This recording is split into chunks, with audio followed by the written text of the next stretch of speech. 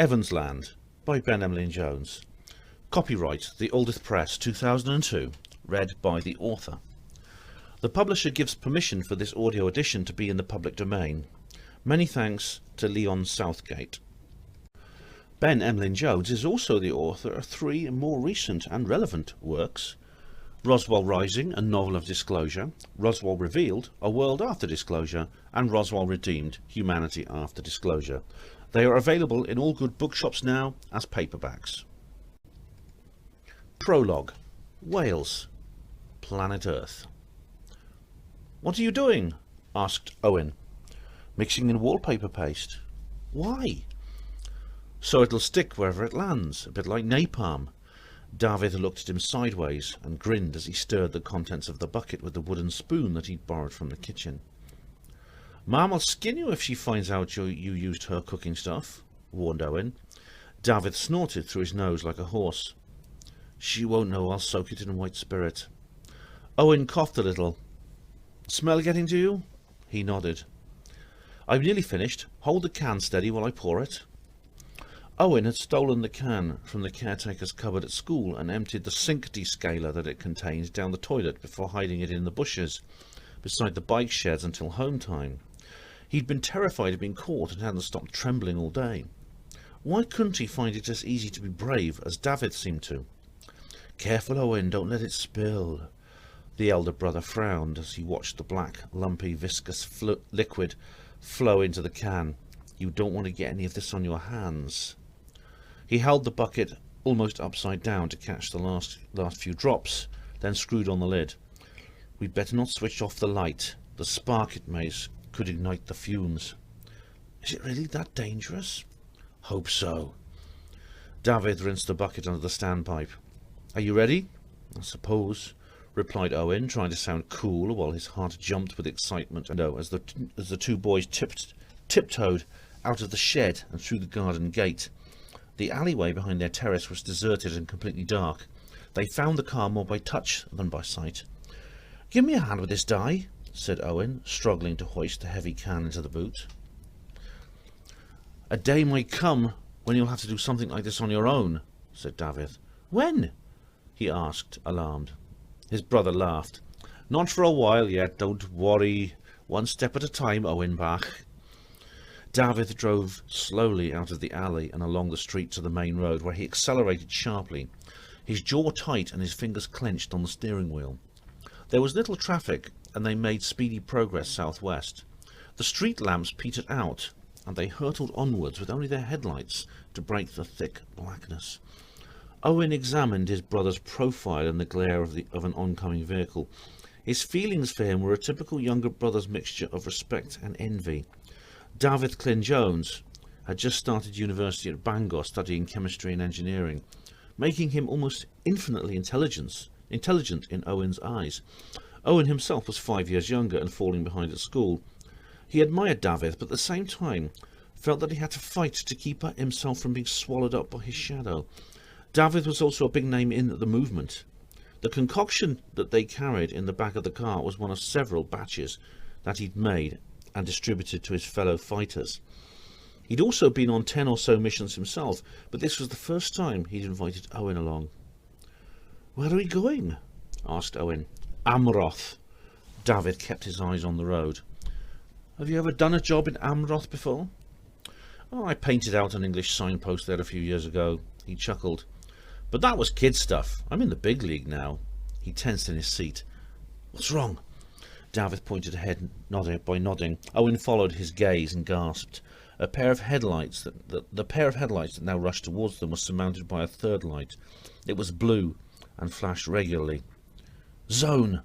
Owen exclaimed. "Turn the car around. Let's get out of here." "Calm down. We're not doing anything wrong at the moment, are we?" "But Di, what if he stops us?" "Will you stop panicking? He's got no reason to stop us."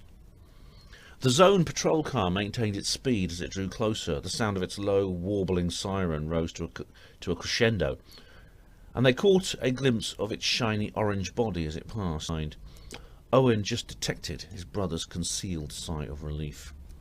As they emerged from the forest, David switched off the headlights and reduced their speed to a crawl. The lane continued on along the coastal road, but instead of following it, he turned off onto a farm track and parked beside a gate. When he switched off the engine, the silence was penetrating. Owen glanced at the glowing dashboard clock. 1:05. "Come on, let's get on with it," said David, his voice already a whisper. Owen carried the can as they walked along the lane towards their objective, the two boys repeatedly looking over their shoulders every few paces.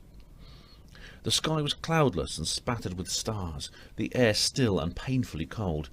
The hedges that lined the road stopped to reveal naked fences, fields on the right, dunes on the left, and then the sea. The half-moon hung a few degrees above the southern horizon. Its reflection was a path of butter yellow across the tacky water. "That's it," said David.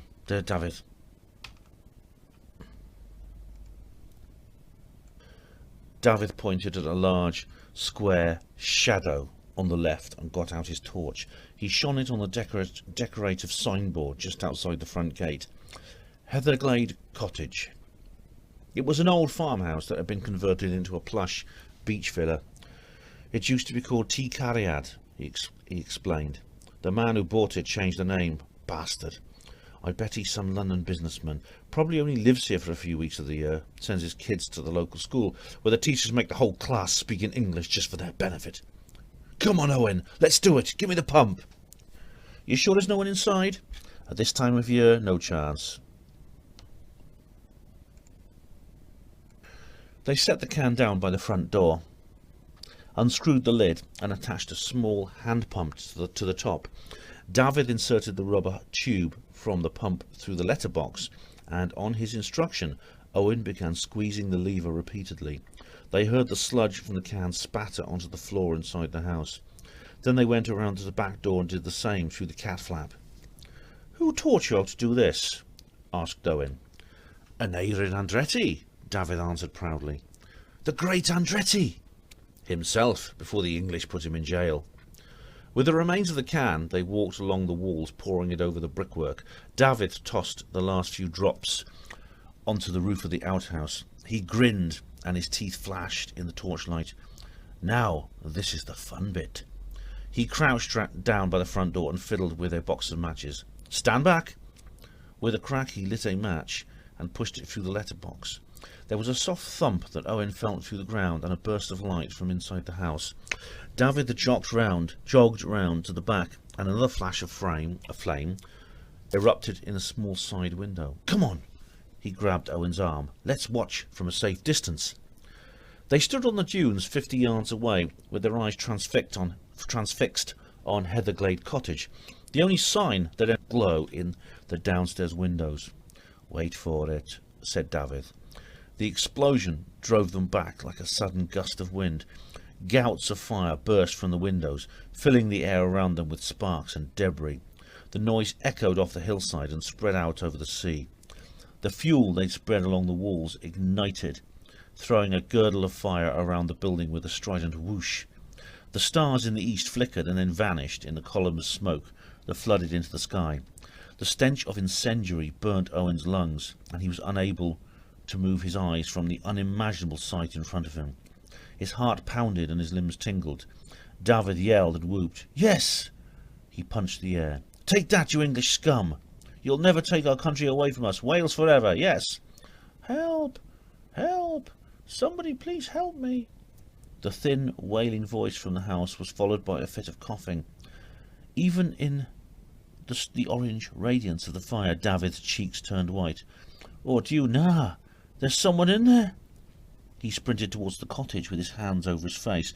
When he got closer, he dropped to his knees and crawled, but the heat drove him back. "Help me, please!" The pale face and the arms of a man appeared at an upstairs window. David bolted backwards and forwards in a frenzy. "What are we going to do?" Owen felt inexplicably calm as he watched the scene, as if he wasn't really there and it was just a dream. "There was a phone box up the road. We could call the fire brigade." David was running in the direction he'd pointed before he'd even finished speaking. He threw up a curving rooster tail of sand as he pounded across the dunes. He flung the door of the phone box wide and stabbed manically at the dial, whimpering as he waited for an answer. Owen caught up with him just as he began to speak. "Fire brigade, yes. There's a big fire at Heatherglade Cottage on the B2276 near Amroth. There's a man trapped inside. What? Never mind who I am. Just get someone there now. Just get some help there now. David slammed the receiver down and ran a trembling hand through his hair. He was sweating profusely despite the cold. What have I done, Owen? This wasn't supposed to happen. What if he dies, eh? I don't know, Di. I mean, what the hell was he doing in there? It's the middle of fucking January, for God's sake. Owen took his arm. Come on, Di, let's go home. His brother shook his head. No, not yet. But the zone will probably be here in a minute. I must know if he's all right. David stormed off down the road. Owen followed at a slower pace. He was thinking. The fire had spread. Flames were now leaping as high as the gutter and breaking off into space. Sparks rose into the sky, swirling and eddying like thistledown in a stream. The unfortunate man inside made no sound. Hey! David shouted when he got as near to the house as the heat would allow. Are you still up there? Maybe he's overcome by the smoke. Either that or... They heard a two-tone siren approaching from the opposite way they'd come. David turned and looked as a blue flickering lights illuminated the landscape. Firemen, thank God! He was about to walk out into the road to meet them when his younger brother seized him by the jacket and propelled him away. Owen, what are you doing? Let me go. No, Di, we have to hide. But, do you want to join your mate Andretti? Come on. They crouched behind the briar up the road, watching as the fire engine skidded to a halt and the helmeted fireman hastily got to work, moving with the grace of a well-rehearsed dance troupe. Two of them began spraying the cottage with water while the others broke down the door with axes and entered the building with a second hosepipe. A few minutes later they emerged carrying the inert figure of a man. An ambulance had arrived by then and a pair of paramedics crowded round him where he lay, blocking off Owen's view. After about 10 minutes, one of them fetched a stretcher from the ambulance, allowing him to see their supine victim. He was clearly sick, but he was moving weakly, turning his head and speaking to his rescuers. Thank you, God, thank you, David sniffled. Shh, Owen jogged him. They'll hear you. Before the ambulance men got round to loading the man into their vehicle for his journey to the hospital, two zone vans arrived. They disgorged a squad of troopers in full combat gear. The commander conferred with one of the firemen, then barked a string of orders. The zone men fanned out, scanning the dunes and bushes with torches. Are you satisfied now, Di? Let's get out of here. Owen had been staring for so long at the fire that he could see nothing as they ran back along the lane. He tripped and stumbled over the verge, drains, and his brother's feet until he blundered into the car. David's hand shook so much that he could hardly get the key into the ignition. The tyres ground dirt as he reversed sharply out of the gateway, and the gearbox grated as he switched directions. He punched the accelerator and they raced back into the forest from which they'd arrived. As soon as he was sure they weren't being followed, he slowed to a cruising speed. Neither of them spoke for a few minutes, then David giggled. Owen felt an irresistible smile break out on his face, and soon both boys were laughing. Oh shit, said the elder. I've never been so scared in all my life. I shouldn't laugh, I know. If he'd burnt to death, I'd never have forgiven myself. Thank God he's safe. Yeah. We'll know to be more careful next time. Well, never mind, we've done it. Do you hear me, Owen? We've bloody done it. He thumped the steering wheel. We've shown that sice what happens to his kind, those who think they can trample all over Wales. We're not going to sit down and just take it. Doesn't it make you feel good to think we're fighting back against English rule? It's all right, yeah, said his brother flatly. What's the matter, Owen? You don't look very happy. I was just thinking. What about? Well, what have we actually achieved tonight? David frowned. What have we achieved? We burnt down that English bastard's house. What difference will that make? Owen blurted. He'll get better. He'll get out of hospital. He'll claim his insurance and then rebuild his house. In a year or two, everything will be back as it was before we lit those matches. Besides which, English rule won't be weakened just because a couple of blokes set fire to a house. Of course it will. It will make them see that the Welsh people are not passive slaves. We have the drive and ability to organise an armed struggle. David, all we've done is made an empty gesture. Well, what do you suggest then, seeing as you're the expert? Owen paused, uncertain whether he should speak his mind. What if we'd never phoned the fire brigade? What if we'd left him to die in that house? David's jaw dropped. What did you say? Di, don't you see? You talk about armed struggles, but back there, as soon as you realised you were about to really kill somebody, you bottled. A fine soldier you'd make. That's enough, you watch your tongue. But it's true, Di. If the Syce were dead now, he wouldn't be able to rebuild his house, would he? Supposing all of those cottages you burnt down had their owners inside. No, for God's sake. It's counterproductive to take life. It'll turn the people against us. The zone takes life, Di. If they'd spotted us back there, they'd have shot us without a second thought.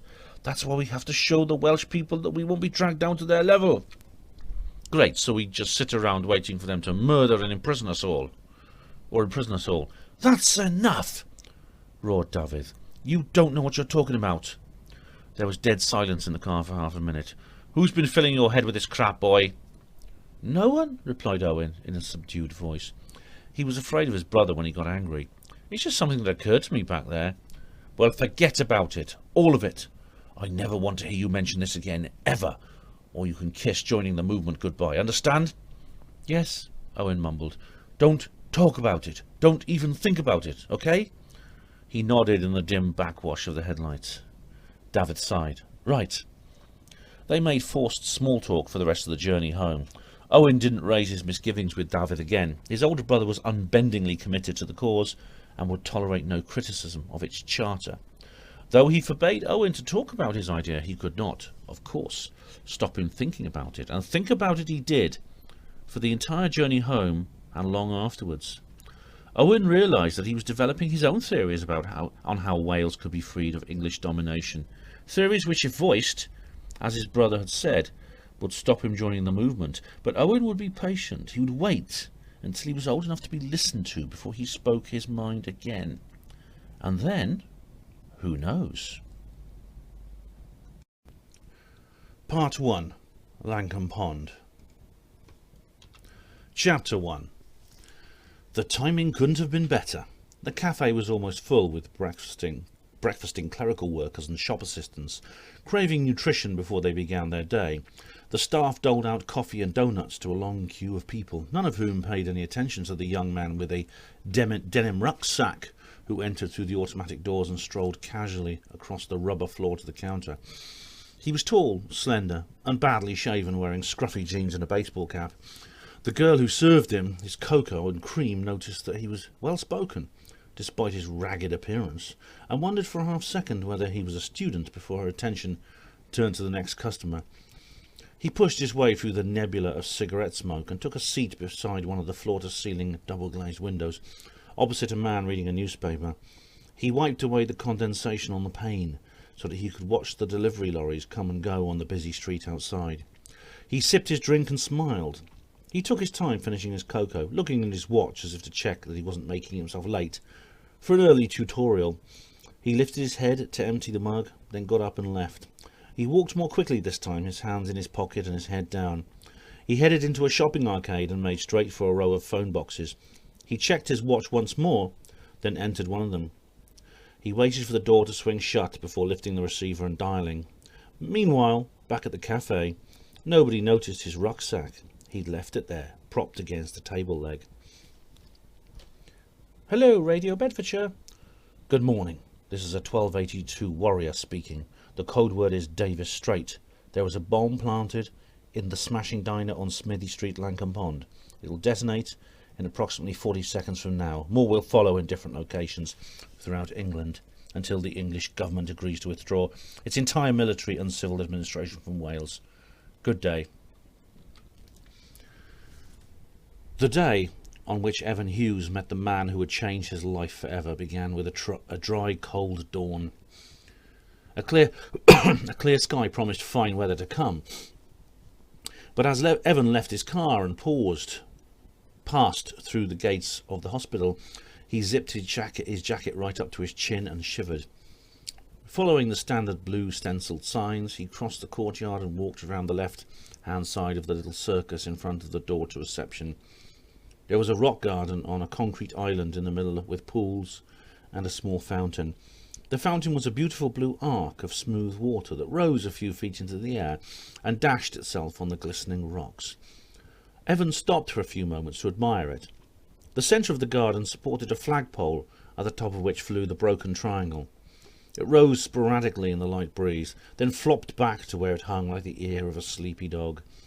It was often considered disrespectful to allow the flag of Roland Cooper to droop in this way.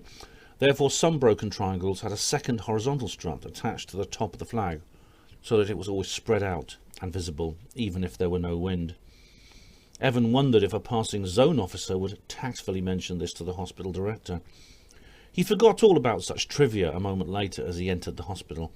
This was a new start for him, and fear of the unknown caused his imagination to burst into life, spreading a folio of worst-case scenarios across his mind. He nibbled his nails and gulped. The reception area bore little fundamental difference to the one at Soames. The silky blue carpet, plastic plants and tubular frame chairs could well have been standard furniture for any hospital. The Formica reception desk was a little way up the main street, and the elderly Asian sitting there wore the uniform of a full senior porter. He smiled as Evan approached and clasped his hands together on the desk in front of him. "Hello, may I help you?" "Hello, senior. I'm starting work here today." "Ah, you must be Evan. I'm Ishtiak. How do you do?"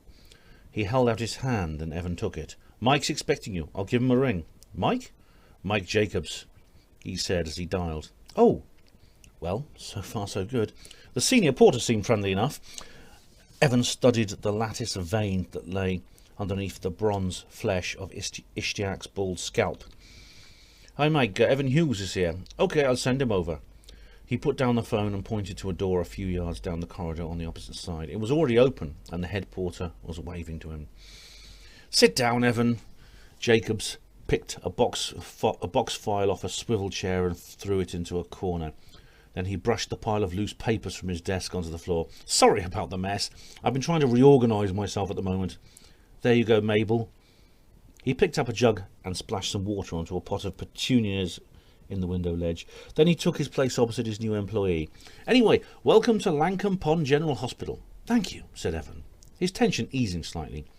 "When we spoke on the phone yesterday, you told me you had a reference from Charlie Holland." "Yes, boss, here it is." Evan handed him a form. Jacobs fumbled a pair of bifocals onto his pointed nose and examined it. Yes, this seems to be in order. How is old Charlie these days?" "Not bad. The Soames crew have given him no end of sleepless nights." Jacobs laughed. "I'm sure you'll understand how that feels, boss." "Mike, please. Also, the seniors here would prefer it if you addressed them by their first names." "Okay, Mike." "Apart from that, there's very little difference between us and the Soames porters. Now then." He reached behind his desk and began rummaging through the metal drawers of a battleship grey filing cabinet. He shook his mop of untidy hair. "I appear to have mislaid your application form. Damn." After a few minutes he gave up and turned round. "Never mind. We'll just have to enter your details directly." He activated his console and began tapping on the keyboard, sweeping aside more loose papers as he did it.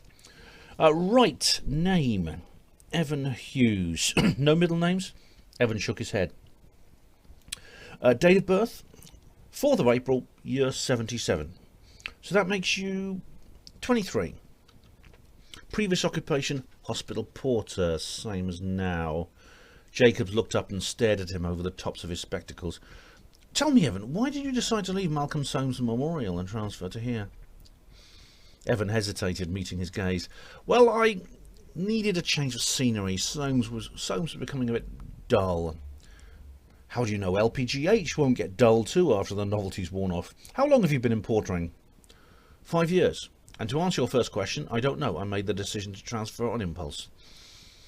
"I was just wondering whether you're beginning to find portering itself dull and—" "No, definitely not, boss, Mike. I love being a porter. I wouldn't want to do anything else."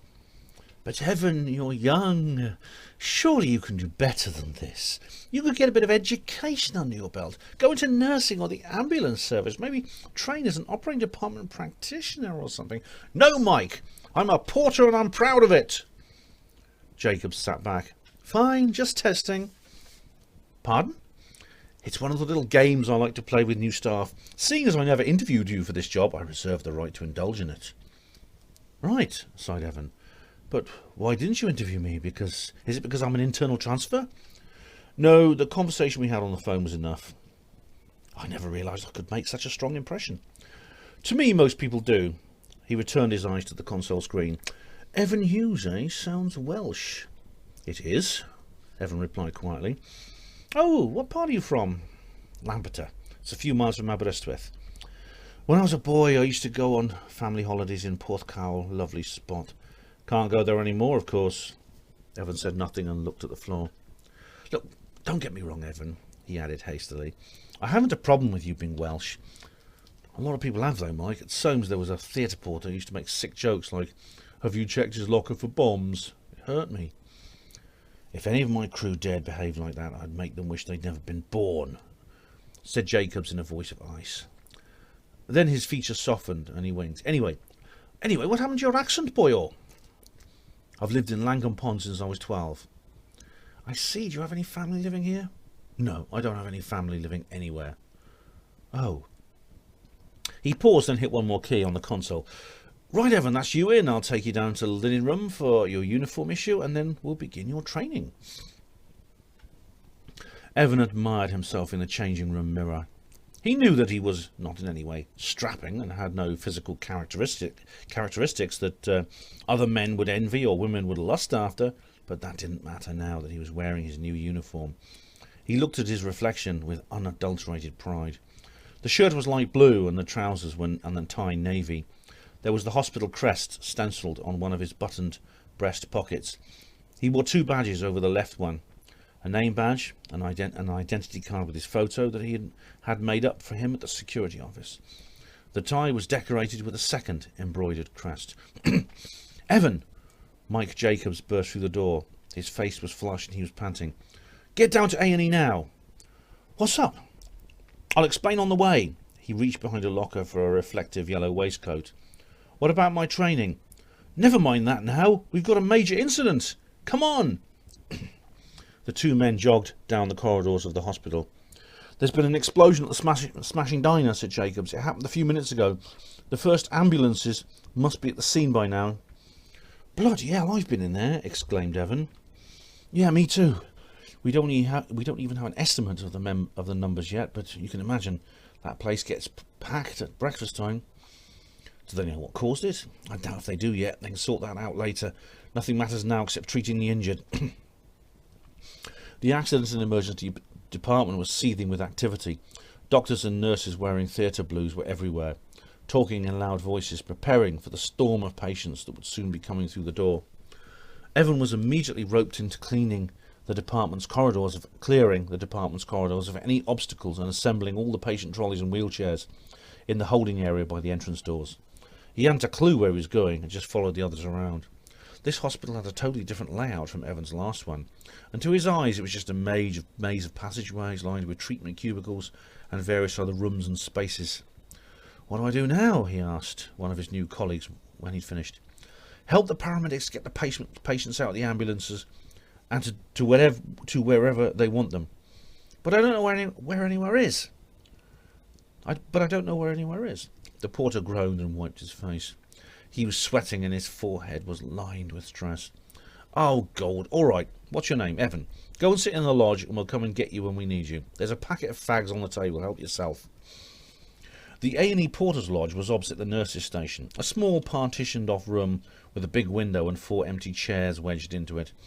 The carpet was brand new and filled the room with a rubbery smell. He took one of the communal cigarettes and lit up, then let his eyes wander along the walls, painted in a standard British Health Organisation blue, until they found a notice board of crumbling cork with loud union posters and postcards showing topless women on a beach. On one, someone had scrawled the word Janice, and an arrow pointing towards one of the lovelies. A sticky board hung next to the wall-mounted TV screen. There were some photographs arranged haphazardly on it like a child's collage. He leaned forward to examine them. Out of the window he saw a pair of ambulances pull up and their back doors swing wide. A posse of staff clustered around the paramedics as they wheeled their loads into the building. They were bringing the worst cases first. Cardiac arrest, resus D. Shit! Shit! The cigarette flew from his mouth. He hadn't spotted the intercom on the wall. They didn't have them at his last hospital, and this one had actuated right by his ear. The cigarette lay on the floor, surrounded by smouldering ash. He splashed some water onto it from the sink. Oh, bloody heck. The fresh new carpet had burned. As he washed the ash away, it revealed a speck of vitrified nylon. On a dirty, threadbare carpet, it wouldn't have stood out, but in the midst of such perfection, the damage seemed grievous. Evan instinctively looked over his shoulder, even though he knew that he was alone. He hid the cigarette butt in the bin under the crowded under a crushed drink can, and sat down by the window, trying to look as if nothing had happened. More victims were being brought in. The 20th ambulance had just arrived when the lodge door opened and Ishtiaq stuck his head in. "Evan, you're needed in theatres." "Theatres? Yes, have you done theatres before?" "Yeah, in Solms, but..." "Come on, then, you've got to report to Warren." Ishtiaq showed Evan to the operating theatre's locker room, where he changed into a set of grey V-neck scrubs. Then a nurse tackled him and directed him to Theatre 7. Evan cantered along the corridor, reading off the numbers on the big double doors. When he reached number 7, he ducked into the service corridor, grabbing a hat and mask without stopping, through the scrub room and emerged into the theatre workroom. The patient lay, still as a corpse, on a stainless steel operating table, covered up to the neck in a plain sheet. A tube emerged from his mouth and pieces of tape covered his eyes. The fluorescent light was eye-straining, and the air dry and coppery. Almost all the colours in Evan's vision were various shades of grey, and white, framed by the chrome of the trolleys and fittings. The exceptions were patches of bright green, indicating sterile areas. The surgeons, all clad in gowns and rubber gloves, stood around the wall like priests at an altar. A nurse turned to Evan. "Could you rig out the lithotomy poles, please?" Evan crouched by the side of the table and reached underneath. He found nothing but smooth metal. "Damn, where's the release knob?" "Dunno," replied the nurse. "I always expect the porters to know about that." "Well, I've never worked on this kind of table before." A surgeon coughed. "Excuse me, chaps. Could you get a move on, please?" Evan felt himself go red. "Sorry, I'll handle it," said a new voice. It suddenly went dark as an enormous theatre porter blocked out the light. Evan was pushed aside. He stood back and watched. "Oh, Warren, thank goodness you're here," exclaimed the nurse. The newcomer bent down and did something that made 2 steel poles appear under the tabletop. With his muscular, tattooed arm, he raised them up and locked them into place, and slung on the stirrups. The surgeons stepped forward to begin their work. "Thanks, Warren," the nurse grinned from behind her mask. "That's all right." He turned and looked down at Evan, his expression neutral. "The lad's new, but he'll learn soon enough."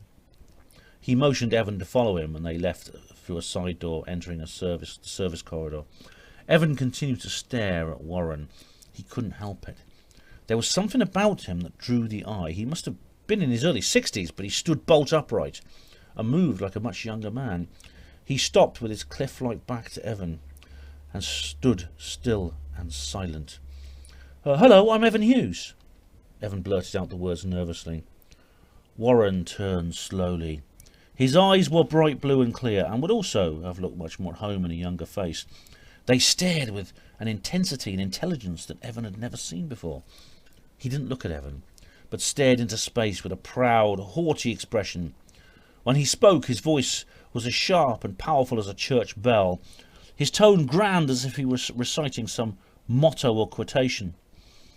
"If you removed all the managers from a hospital, it could continue to function reasonably effectively for several months. If you took away the porters, it would grind to a halt in quarter of an hour." He spoke the last 4 words slowly for added emphasis. He had a deep voice to match his stature, and spoke with a Scottish accent. He looked down at Evan, as if he just noticed him. "Hello there, I'm Warren. How are you?" "Okay, thanks, and you?" "Not bad. Not bad. Thank you, not bad." "Busy day, what with the major incident?" Warren chuckled. "I've seen worse than this, son. Believe me." Evan noticed that his accent was not pure Scots, but Scots mixed with something else, Australian or South African. So you've worked here a while then, said Evan. Here 9 years, in portering most of my life. So you're Evan Hughes? Yes, Evan Hughes. Warren repeated slowly, trying the name on his tongue as if it were a strange scientific term. Yes. Mike Jacobs said you'd be joining us today. He told me you'd been in portering before. Whereabouts? Malcolm Soames Memorial, 6 years, A&E, theatres, refuse and lodge. What about trauma theatres? I'm trained up, but only in Soames General Theatres. I've covered, but I've never been full-time. I saw you had a few problems back there. Never mind, it's just a case of getting used to the strange equipment. We'll sort that out soon. I'll be instructing you personally. I'm privileged, Evan chuckled. In all modesty, lad, you are. When you came in, did you meet the old fellow at the desk? You mean Ishtiak? Yeah, I know his son Rakesh. He's an X-ray porter at Soames. Ishtiak and I go back a long way. He and I are what you might call guardians of the portering tradition here at the LPGH. Anyway, pleased to meet you, Evan. They shook hands. Evan was surprised how gentle the big senior's grip was, even though his hand would have split a size 8 glove. Shall we go and get an ITU bed for this gentleman? Are you sure he's going to intensive care? Aye, laddie, you'll see. How the hell can he know that? Thought Evan. All right. Warren took off his hat and mask. He ran a hand through his hair to tidy it up. It was straight and white and hung down over his temples. He had a moustache and his chin was covered with hard white stubble. He smiled. Let's go. Evan was called out of theatres at midday. He didn't bother to change back and just returned to A&E in his scrubs, which were by then crumpled. Ishtiak was standing outside a resuscitation cubicle as if guarding it. He furtively beckoned him over. What do you want me to do now, Ishtiak? Shh. The Asian put a finger over his lips. We've got a rose cottage in there. The problem is, it needs wrapping up. The nurses didn't have time to do it themselves. Are you happy with that? Yeah, sure. Evan had plenty of experience with Rose Cottage or post-mortem duty and was no way squeamish. He pulled aside the curtain and entered the cubicle. The small space was littered with debris from the frantic but futile effort to save a life. Syringes, swabs, blood-stained rubber gloves, broken drip lines, a used mini-surgical kit, a stethoscope hanging from a drip stand, and everywhere there was blood. Dried marks on the floor, a spattering all over the wall and spotlight, the deep maroon of arterial blood and the pink froth of sputum. A massive footprints covered the tile floor. Clots hung like slimy raindrops from the frame of the trolley in the middle of the room, and a huge lubricated mass was sprawled out on the floor like a dead jellyfish. On top of the trolley lay the white waxwork that had once been a young woman. Her eyes and mouth were half open, and a few specks of dried blood encrusted her front teeth. One of her platform-heeled shoes was missing. She wore a white dress and a green tabard that were torn and cardboard stiff with congealed gore. The motif on the breast of her tabard could still be made out. Smashing Dinah.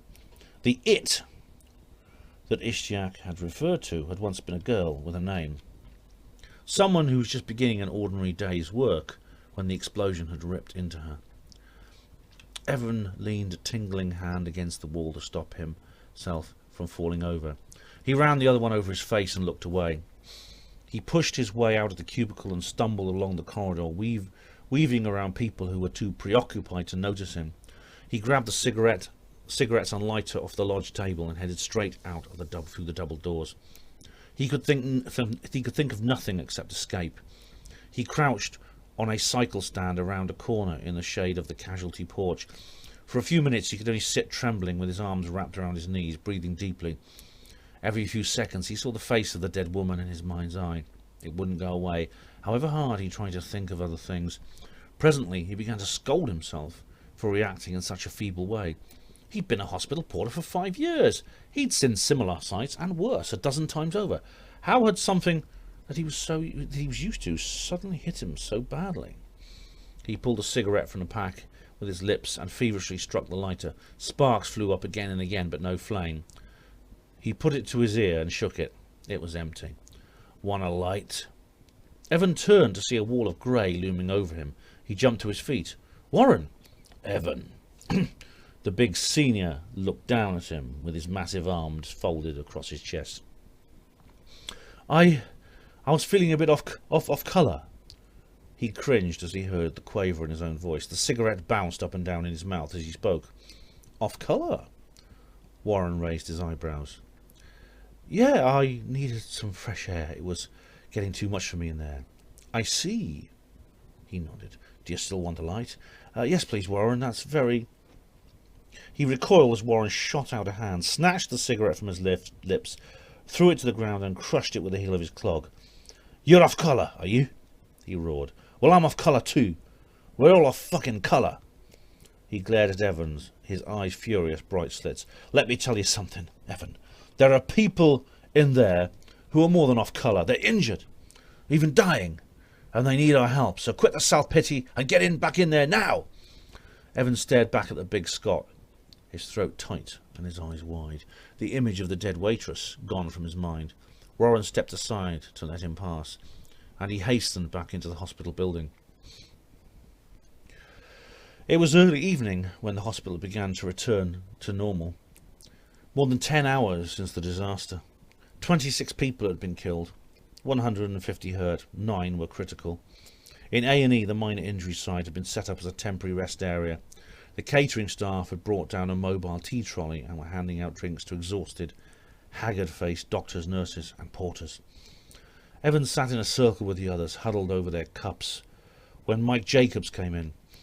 Well done, lads, he said, standing over them. This has been a tough day, and we've all worked ourselves into the ground. What happened down there, Mike? asked someone. Now that the pace had slowed, the realisation of the tragedy that had befallen their hometown was sinking in. Jacobs shook his head. They never stood a chance. The phone call came in just seconds before. What? A bomb? Angry mutterings ran through the group. Yes, it was a bomb planted by 1282. It's been all over the news. Bastards! Spat someone. It had been a lot worse if it hadn't been for us, said Mike. Remember that. Now, everyone except the 2 to 10 shift can go off duty. Evan? He came closer and drew him aside. You couldn't have asked for a busier induction day, could you? Tomorrow should be easier. I'd like to put you on Warren's shift. He'll be training you. He's a good porter. He'll show you what to do. You start tomorrow at 2. It's getting late, so you can check out now if you want. Evan got up and trudged back to the main lodge, rubbing his sore legs. His head was still clouded with the humiliation of Warren's reprimand, and now he was going to have to work permanently with that ogre. I shouldn't have transferred. I should have stayed at Soames, he muttered to himself. He put his punched clock card on the board and headed out to the car park, where he left his battered old Vauxhall Samantha. There was a beautiful rose-coloured sunset to the west, silhouetting the 80-foot concrete chimney of the industrial block. Small gold and blue-coloured clouds framed the magenta eye of the sun. Its lower limb just touched the ventilator on top of the IV fluid store. Evan leaned on the roof of his car, still warm from a day in the sunshine, and rested his chin on his hands. He soon put the incident with Warren to the back of his mind and let his eyes follow a flashing light wandering over the face of a cloud. A small aeroplane, he guessed, twinkling like a star. There was a real star over the maternity unit, a hot white point of light. He wondered if it were the planet Venus. It was a bit hypnotising to Evan's tired mind, and it took some effort to unfocus his eyes and break away from the sight. He unlocked the car and lowered himself into the driver's seat. He rubbed his eyes. Fatigue filled him, and he just wanted to go to sleep. But the thought of the night ahead made him tingle with a strange mixture of feelings. Excitement and dread rolled into one. He examined his face in the rearview mirror. His looks never changed. The freckles gave him the complexion of a schoolboy, an auxiliary to the image of his small stature. He prayed that they'd vanished, but birthday after birthday passed, and they were still there, all 612 of them. He counted them on the day he left school. He had quite a big, sharp nose, and his head seemed narrower at the front than the back. A good Welsh head, Uncle Lewis had said proudly. Evan thought that made him look like a woodpecker. He put the key in the ignition, started the engine, and put the car into gear. Just before pulling away, he checked the mirror. As he did so, he caught his own gaze, and his eyes stared back at him, as if they belonged to someone else. He watched his reflection for several seconds, as if waiting for it to say something. It didn't. There was a quicker way home, but Evan didn't take it. He drove at a leisurely pace along the link road, his window open on such a warm evening, feeling no cause to rush, even though he had an appointment to keep and hated being late for anything. He got one or two horn lashings from late-night commuters who always took a shortcut home through the town. He pitied the stressed-out businessmen hunched forwards in their seats, gripping their steering wheels with white knuckles. He hit a jam on Hominster Road, and he shut the handbrake, lay back in his seat and watched people going in and out of the neon-lit Uncle Ali's Kebab Emporium. The road ran diagonally through the town. Evan knew all the sights, and from memory he smiled to himself as he took them in. Jerry's discount store with its mops and buckets hanging in the window, skinny old men in tweed jackets and cloth caps, standing in pub doorways, drinking dark ale and conversing with serious expressions on their face. A group of laughing students locking up their bikes outside a brown brick supermarket. Old women in cardigans entering the bingo hall in knots and teams. Hominster Road Gardens was more lively at this time of year than any other. During the day, the grass would be covered with sunbathers, all of it except the cricket ground, where there was usually a match in progress. Evan's junior school used to hold a sports day there, and he could still clearly remember leaping across the grass up to his waist in a sack. Evan reached the roundabout by the steelworks and turned left onto the dual carriageway. From there, it was flat out along the bypass until a row of grey tower blocks emerged in his view like a formation of colossal petrified gods. He flicked his indicator as he reached another roundabout, turned off the main road and descended a hill to his home on the Helborough estate. He parked the car and mounted the breeze-block steps to the front door. Biggles was hanging around waiting for someone to let him in. He mewed plaintively when he saw Evans and rubbed his ankle with the side of his head. The cat had lived in the house for longer than any of the current tenants. Everyone took turns feeding him and split his vet bills between them. But no one, not even the landlord, could remember where he came from, nor who originally owned him. There was some post for Evan on the doormat, but not the letter from his Uncle Lewis that he still hoped for, even though his reason told him it would never arrive.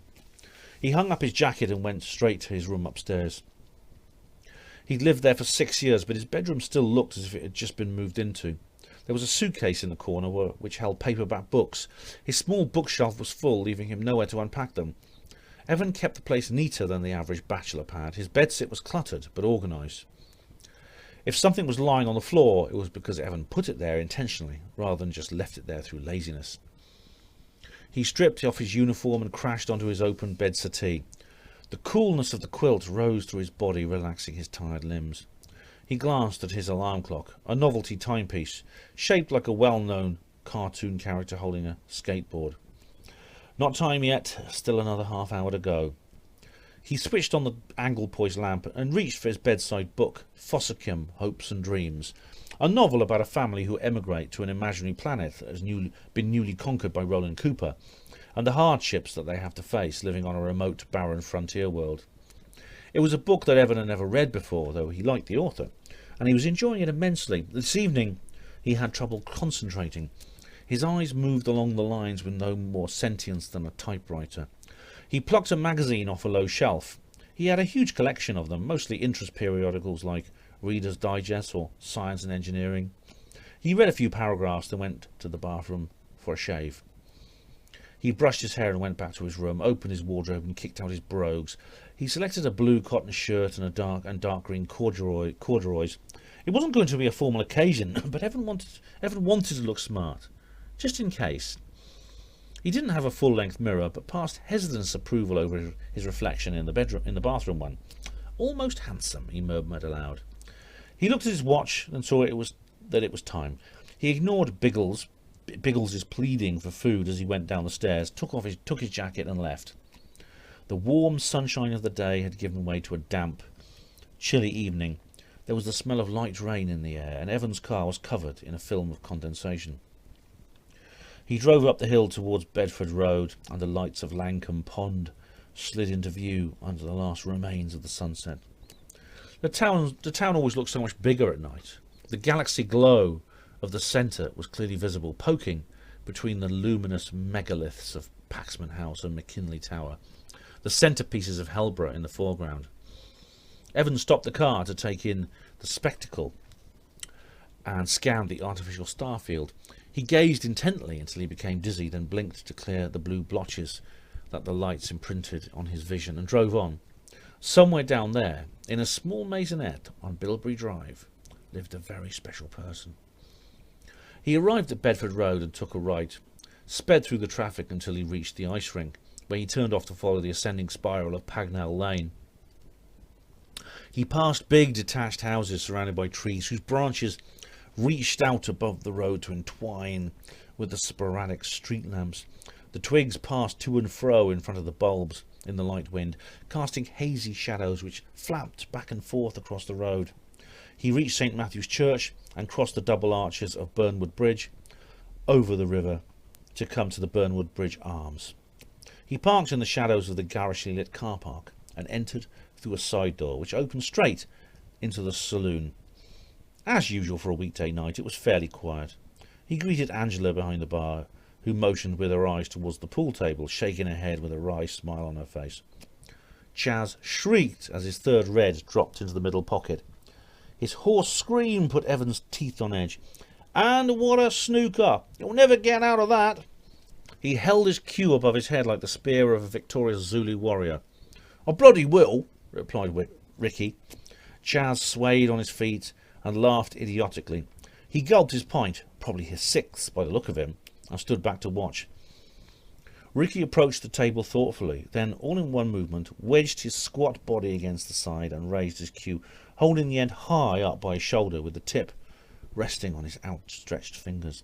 There was a clatter of balls and a yellow crawled diagonally across the table, hesitated, and then fell into the corner pocket. "Yes!" Ricky punched the air. Chaz's jaw dropped. "You jammy little bastard." "I meant to do that." "You never, that was a fluke." He wiped some dribble away from the corner of his mouth. "It weren't." Ricky put his hands on his hips. "I can't play with you if you're going to be so tight. What do you mean? Look, I've given you that red there. That's practically a plant. I ain't taking it." "Shut up and play your shot, Chaz," said Evans suddenly from behind, where he'd been watching with amusement. They both turned round. Chaz pirouetted on one foot, nearly falling against the shove halfpenny table, and stared at Evan until he came into focus. "Evan," he roared, "how are you, you dirty little Welsh cunt?" "That's enough," shouted Angela. "We've been putting up with your foul mouth all night, Chaz. One more from you and you're out, my lad, out. Evan, your usual?" "Please, Ange." He jumped up onto a bar stool. "Evan, get the drinks in," said Ricky offhandedly. "Me and Chaz will have a pint of red and Alan's is a pills when he gets back from the bog." "OK," he repeated the order to Angela. "So how are you two? "I'm all right, boy." Ricky characterised some sort of Midlands drawl crossed with Geordie, the nearest he could get to a Welsh accent. "How's Uncle Lewis?" His pudding face was slashed with a cheeky grin. "Here, Evan," said Chaz, lumbered over to his shoulder, lowered his voice to a mock conspiratorial tone. "Have you shagged any sheep lately?" "Shut up," Evan forced himself to laugh. "I just thought you might want to celebrate after this morning." Evan was momentarily speechless. "You! Hey, no offence, mate, no offence." Chaz patted his shoulder. "Each to his own, I say. I mean, if you taffs have this urge to blow people up, it's not for me to interfere in your culture, is it?" A dozen things Evan could shout came to him at once, but instead he took a deep breath and said, "For your information, Chaz, very few Welsh people have anything to do with 1282, myself included, and my Uncle Lewis." Evan hoped that this was true. "I wish I'd never told you I was Welsh." "There you go, love." Angela placed the drinks on the bar. 2 and 5, please." "You what, Ange? This round's normally 2 and 3. Yeah, sorry about that, Evan. Sorrel's Red's gone up to 6 points. Oh, heck, so much for bargain beer. Well, is Ulster cider still 7? Yeah, Ulster's still the same. Well, thank God for small mercies. Chaz picked up his fresh pint. Tell Evan, yeah, why do taffies shag sheep on the edge of cliffs?" Alan walked past on his way back from the toilets, slapped Chaz on the back and said, "You told that one last week, you stupid prick." Alan was the eldest of Evan's little posse and was accepted as their unofficial leader. He was a wily man who knew the streets better than his friends. There were many times when he'd waded into a tricky situation which Chaz or Ricky had created and bailed them out. "Evening, Evan. Is this bottle mine?" "Cheers, mate. That's very good of you." "Red's gone up a point," says Chaz. "God, bloody robbers. I'll stick to the pills." There was a minute's silence as they downed a few mouthfuls. Evan's mind returned to the subject that he'd been milling over on his drive home from work, as well as the last few days. He sat back as nonchalantly as possible and asked in his most indifferent tone, "So, is Michaela coming tonight?" "Should be," replied Alan. "She told me she'd be around 9:30. Alan's tone alerted Evan. He looked around him. Angela and all the others were wearing the same knowing smile. His cheeks burned. He gulped his drink and looked down at the floor. Surely they didn't know. How could they? The centre of conversation returned to the pool match. Then they visited the bar and got more drinks. Evan stared at his empty glass as they ordered, then brought himself another pint and sat quietly, content to watch his sidekicks trade verbal manure while alcohol spread through his system, relaxing his body and mind. The pub was getting busier. The buzz of chatter increased as new people arrived every minute, and Angela was kept busy behind the bar. Someone started the jukebox, and the smoky air began to vibrate to the rhythm of a dance track from several years before. Some of the customers were couples, and others were groups of single men and women. The BB Arms was a very mixed place, which was one of the things Evan liked about it. Then suddenly, she was there. He hadn't seen her arrive and didn't know how long she'd been there, only that she was, and all at once, everything was different. A light-headed tension built up inside him. She was over by the pool table, chatting to the others with her back turned to him. Her silky black hair shone like gloss paint in the lights. It just touched the collar of her dark blue jacket.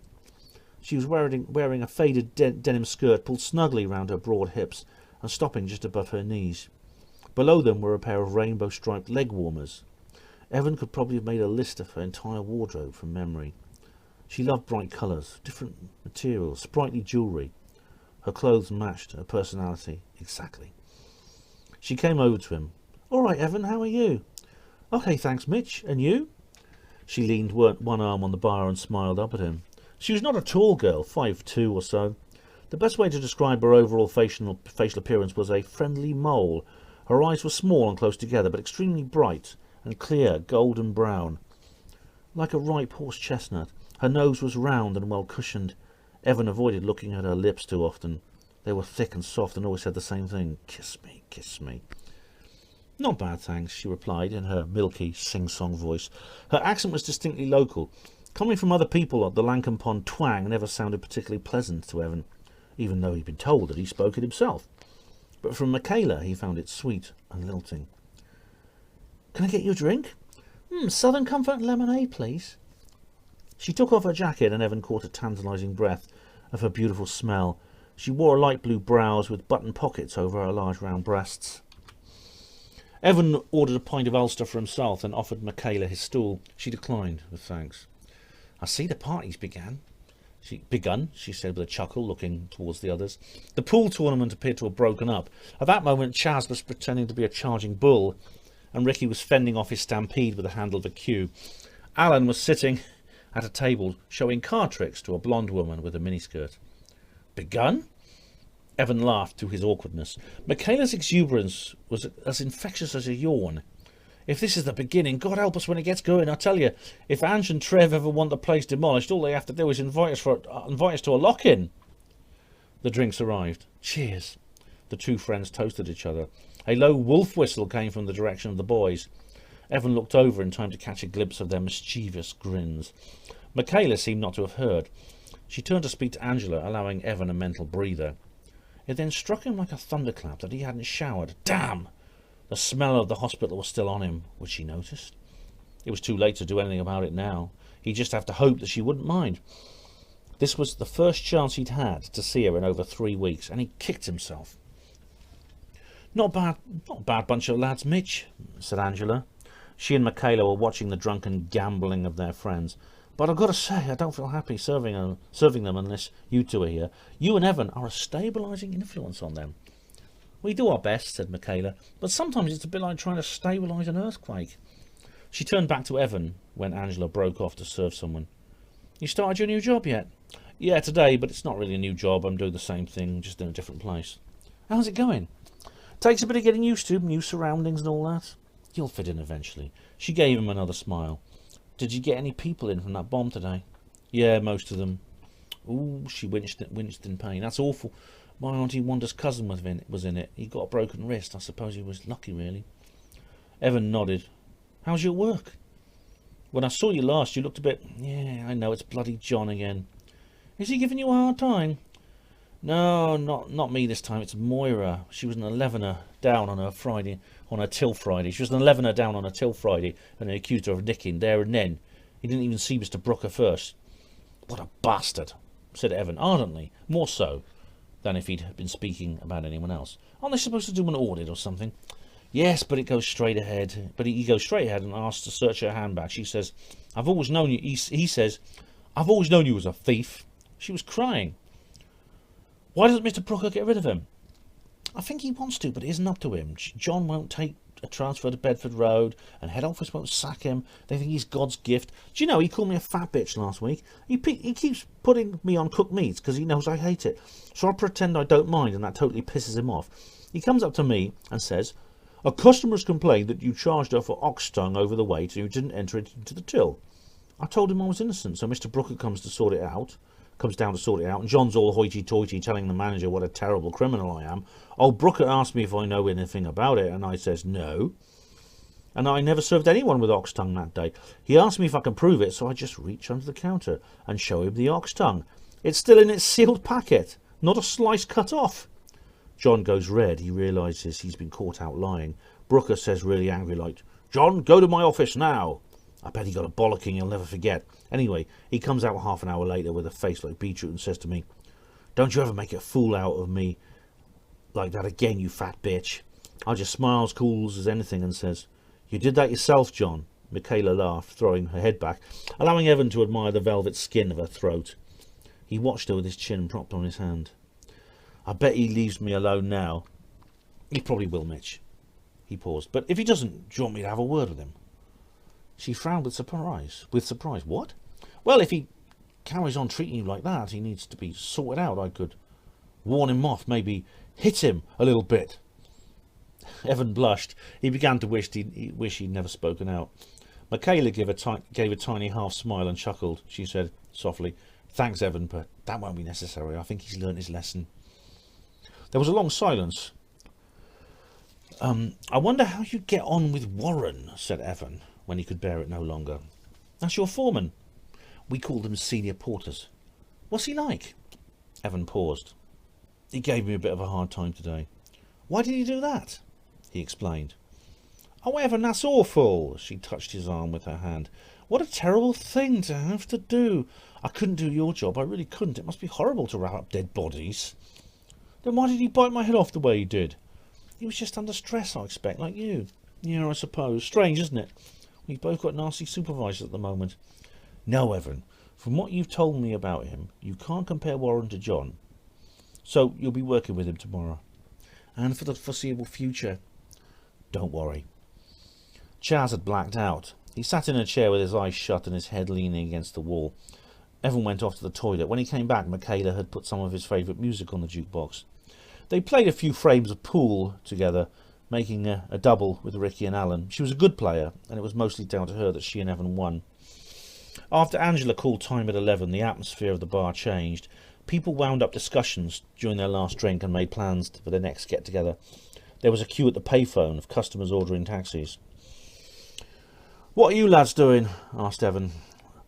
Me and Ricky's got to take Chaz home, replied Alan darkly, looking down in disgust at the stupefied form who covered the table with his arms and head, snoring. I'd better get myself a taxi, said Michaela. Do you want a lift, Mitch? Offered Evan, careful not to sound too eager. Oh, thanks, I'd really appreciate it. That's all right, shall we go? Lead on, driver. Ricky and Alan were too preoccupied with slapping their drunken friend's face to make any smart remarks. The night had turned even colder. and their breath condensed in front of their faces, making eerie luminous clouds in the car park floodlights. Some of the more intoxicated of the BB Arms' clientele were laughing and singing. Others just hurried away, anxious to get home to their bed before the rigours of the next day began. Evan and Michaela threaded their way around the bumpers of taxis that sat outside with their engines running. The exhaust fumes were like a warm breath on their calves. Over where Evan had parked, a bulb had gone, and that part of the forecourt was in total silence. "Where is it?" Michaela asked. "Over there, I think. It's as black as the inside of an 8-ball out here. Ah, this is it." His old Vauxhall's orange paintwork was just another shade of grey in the gloom. They groped along the side for the door handles. "Thanks a bunch, Evan," she repeated as she faced him and crossed the roof of the car. Her face was invisible in the night. "You're very good to me." The interior of the car was noisy after the open air. The rustling of their clothes and the sound of their breathing were conspicuously loud. Evan fumbled the key into the ignition and started the engine. The headlights flashed on, illuminating the ancient stone wall in front of them, the ivy casting weird shadows. "You're not going to drive, are you?" she inquired, "after what you've had to drink." "It's all right, I'll put her on auto." He slid back the cover of the keypad and typed her address into the auto-cruise system. "You've got a good memory," she noted. "Eh? It's months since I told you my address, but you remembered it right." "Yeah, I've got a good head for things like that." He hastened to cover up his slip. He could hardly tell her that 3H Bilberry Drive, Helborough Estate, Langham Pond, Bedfordshire, LP39SS was engraved on his memory like his times tables. Evan released the handbrake and the auto-cruise program came to life. The car reversed out of its space and drove steadily out into the lane, leading to Burnwood Bridge. Evan's car was not an expensive drive-by-wire model, and it always amused him to watch the steering wheel move as if by invisible hands and the pedals close and open like the keys of a pianola. They drove over the bridge and down Pagnally Lane, past all the old houses to Bedford Road. The main street was quiet. They passed several taxis and zone cars, all looking busy and purposeful. The pedestrians were the same, walking hunched with speedy strides, their chins thrust into their collars. Evan turned to Michaela. She was gazing dreamily out of the side window. The streetlight gave her skin an amber hue, and her nose and brow cast shadows on her face, which coursed across her cheeks as they rushed towards each lamppost and away from it. He realised that he was watching her and whipped his eyes away before she noticed. He had given a lot to know what she was thinking, whether she knew. Everyone else seemed to. He was baffled as to how. He hadn't told anyone. He couldn't tell anyone. They'd only make fun of him, and then they'd go and tell her. It had been a year now, 12 months, and that he'd been living with this secret. There was no way in the world that he could say it to her. It was beyond him. Even if you could think of the right words, he wouldn't be able to get them out. "Are you all right?" she asked. "Yeah, fine. You look like you were deep in thought." "I was just thinking about the shift tomorrow." "I'm on the late shift tomorrow, thank God. I can lie in till 12 because I don't start till 1. Like in the merry old land of Oz. I'm starting at 2, but next week I'm on earlies. They begin at 6 a.m. Shit, you'll be knackered. Nah, I'll survive. I feel guilty now. Don't worry about it. The car slowed down to negotiate the labyrinthine streets of Helborough. The tarmac road became a concrete track, which bumped the tyres as they drove over the expansion gaps between the separate blocks. The headlights shone on the sign ahead. Bardaisy Street. They turned up Bilberry Drive and the Samantha pulled up on the left by Michaela's block. The handbrake engaged and the engine switched off. The auto cruise beeped, its program completed. There was a sudden silence. "There you go, Mitch." "Thanks." Michaela opened the door and stepped out. Evan followed her. He always walked her with her to her front door. "My mum and dad are still up," she noted, seeing the lit window in her flat. They strolled across the grass and up the external staircase at one end of the block. Hers was one of the newer generation of council homes. The bare concrete had been painted and covered with alternate stripes of pebble dash and scoring. It was adorned with window boxes and a red Spanish-style roof. "Do you ever think about your family?" she asked. "Yes, a lot," Evan answered. He could speak like this with her. He could speak like this with no one else but her. Even though there's nothing really left to think about. Because of your mum. I miss her even after all these years. She was all I had. "You ever thought about trying to trace your father?" she said. "It might help." Why, he couldn't give a toss about me. He wasn't interested in me back then, so he wouldn't be now, whoever he was. I can't imagine life without my mum and dad, said Michaela quietly. Well, you've still got your Uncle Lewis. Evan chuckled ruefully. Have I? You still haven't heard from him? He shook his head. Every day I think I'll get a letter or a phone call, but why does he treat you like that? I don't know, he's always been very distant, aloof, know what I mean? Michaela nodded and walked a little closer so that her arm brushed lightly against his. Even when I was a little kid, I couldn't get through to him. He got worse when we moved to Bridgend, and in the last couple of years he shut himself off from me altogether. In Llanacevin, he seemed at least a bit happy. If he'd stayed there, things might have been different.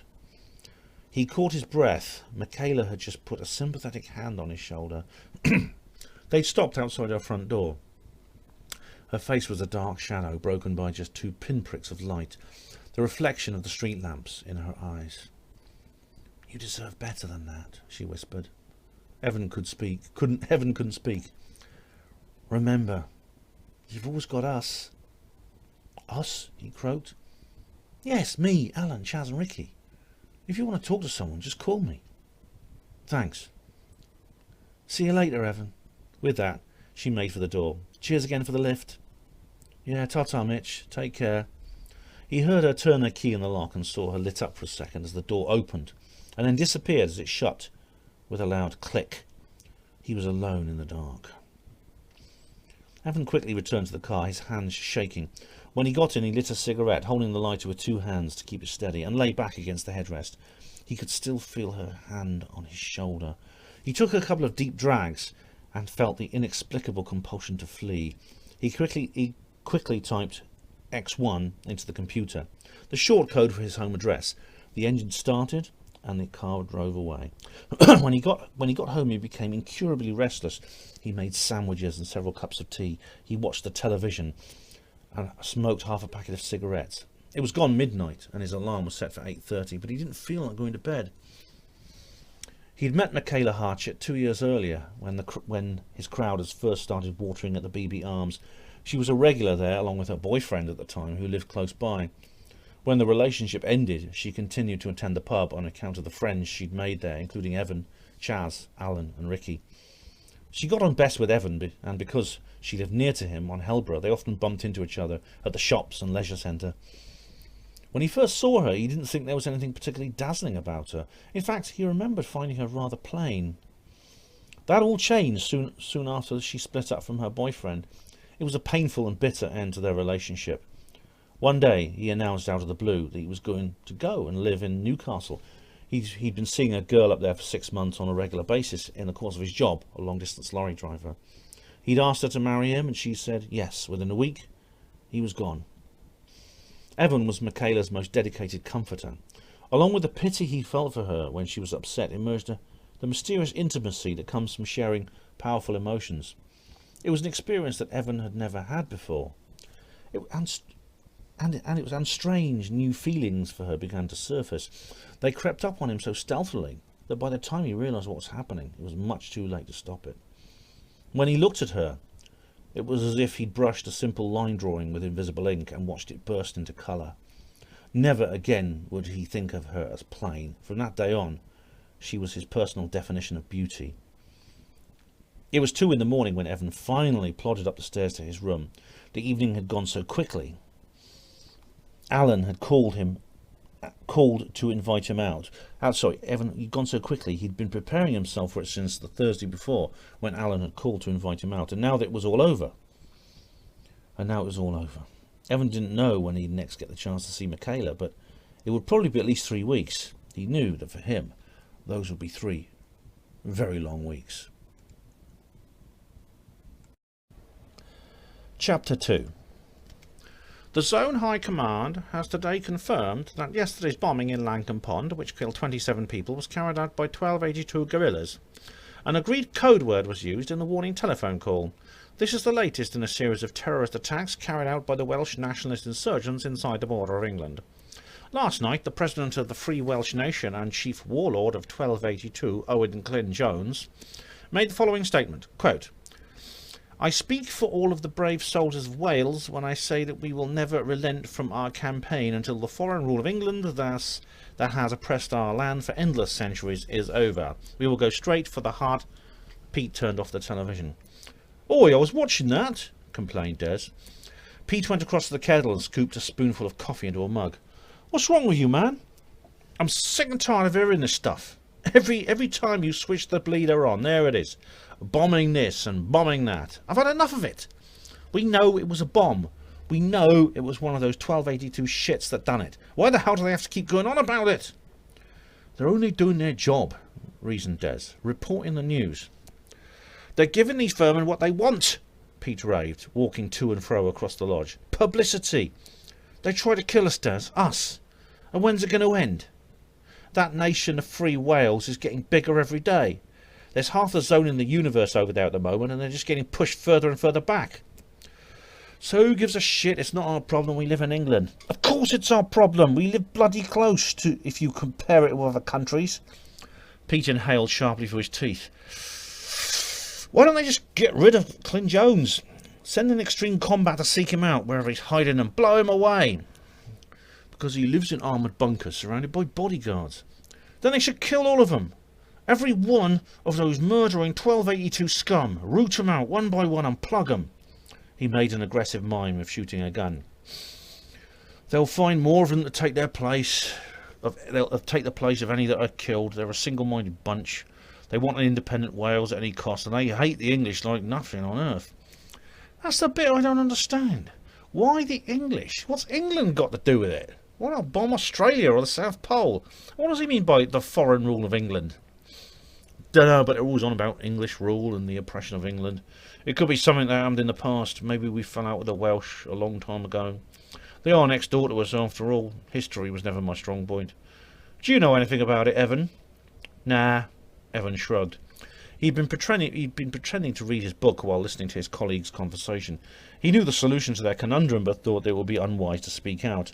The massacre in the centre of Langham Pond was bound to generate a certain amount of Canberra-phobia among the town's residents. He didn't want anyone taking out their anger on him for being Welsh. The imposing figure of Warren appeared at the door leading to the reception desk. Today he was wearing his senior porter's uniform, a white shirt with a black tie and epaulettes. You can switch the news back on now, Pete, he said. I'm sure that story's over. Evan, can you go to A&E, please? They've got a drug box that needs to go back to theatres. OK, Warren. Warren was one of the great hospital enigmas. He didn't mind a chat, but kept himself to himself. From the way Des and Pete spoke about him, it was clear that he commanded some respect from the crew. Evan asked a few casual questions, but the others were strangely reluctant to talk about him. Did he have a reputation for being headed-handed with his staff? Perhaps those piercing blue eyes could read men's thoughts, and would know if Des or Pete had been gossiping about him. The one thing that Evan did learn about Warren's background was from Ishtiaq. Warren had joined the LPGH Porters after retiring from the zone in the year 92. Evan wasn't surprised that Warren used to be a zoneman. He had probably been a sergeant major at training camp, kicking the backsides of the new recruits who didn't make their beds properly. When Evan got down to accident and emergency, he quickly found the drug box he came for, but before he could take it away, someone shouted, "Oi, you!" He turned to see an angry-looking porter walking towards him. Evan recognised him as one of the casualty porters whom he'd worked with the day before, a pot-bellied man with a sour face. "You, come here!" "What, me? Why?" "It is you. You were down here yesterday, weren't you? Come with me." He beckoned him. He led Evan to the casualty lodge and marched him in, marched him in and pointed to the cigarette burn on the shiny new carpet. Well? Well what? You were the only one who came in here yesterday. Did you do that? Yes, sorry, it was an accident, you see. Do you know how much that new piling cost? The porter raised his voice. 38-star raise. We had to buy it out of our own wages. It's only a little mark. Oh, well, it may only be a little mark to you pansy main lodge boys, but down here we have to work for a living, and things like this are essential for our morale. He picked up the phone and dialed. Warren, it's Stan. Could you come down here for a few minutes? One of your lads here needs talking to. Thanks. He put the phone down. Well, your senior's on his way to sort this out because it's an abomination. Evan's blood froze. What? Warren's coming? He certainly is. But... No buts. If you're going to work here, you have to learn to respect our property. Otherwise, you get out. But please, there's no need to get Warren involved, is there? Yes, there is. Someone has to lick you youngsters into shape. The lodge door burst open and Warren entered, filling the little room with his bulk. His eyes shuttled between Evan and Stan, taking in the situation. All right, what's going on here? He boomed. Warren, said Stan, thanks for coming. I'm sorry to drag you down here, but what this boy has done is beyond a joke. Uh-huh. While he was down here yesterday, he dropped a cigarette and burnt our carpet. Look, it's gone right through to the underlay. The whole thing's going to have to be pulled up and replaced. Warren slowly bent over to examine the damage and then turned his gaze upon Evan. Well, Evan, what have you got to say for yourself? Evan gave himself up for lost and braced himself for another ear-bashing. I'm sorry, Warren, I really am. The intercom on the wall blared in my ear. I dropped my fag. I'm so sorry. I'll pay for a new carpet. Thank you, son, said Warren in a gentle tone. And it's all right, that won't be necessary. Evan did a double take. Pardon? Just be more careful in future, eh? He winked. Is that it? Stan demanded indignantly. Warren swung round. What? That's not good enough, Warren. He should be given a formal warning for damaging hospital property. The lad has just offered to buy you a new carpet, for fuck's sake, he roared. He spent the whole of yesterday clearing up the mangled mess from that cafe, and you want him taken to task for dropping a pissing little cigarette on your precious bloody carpet? Stan blanched and started to stutter in defence.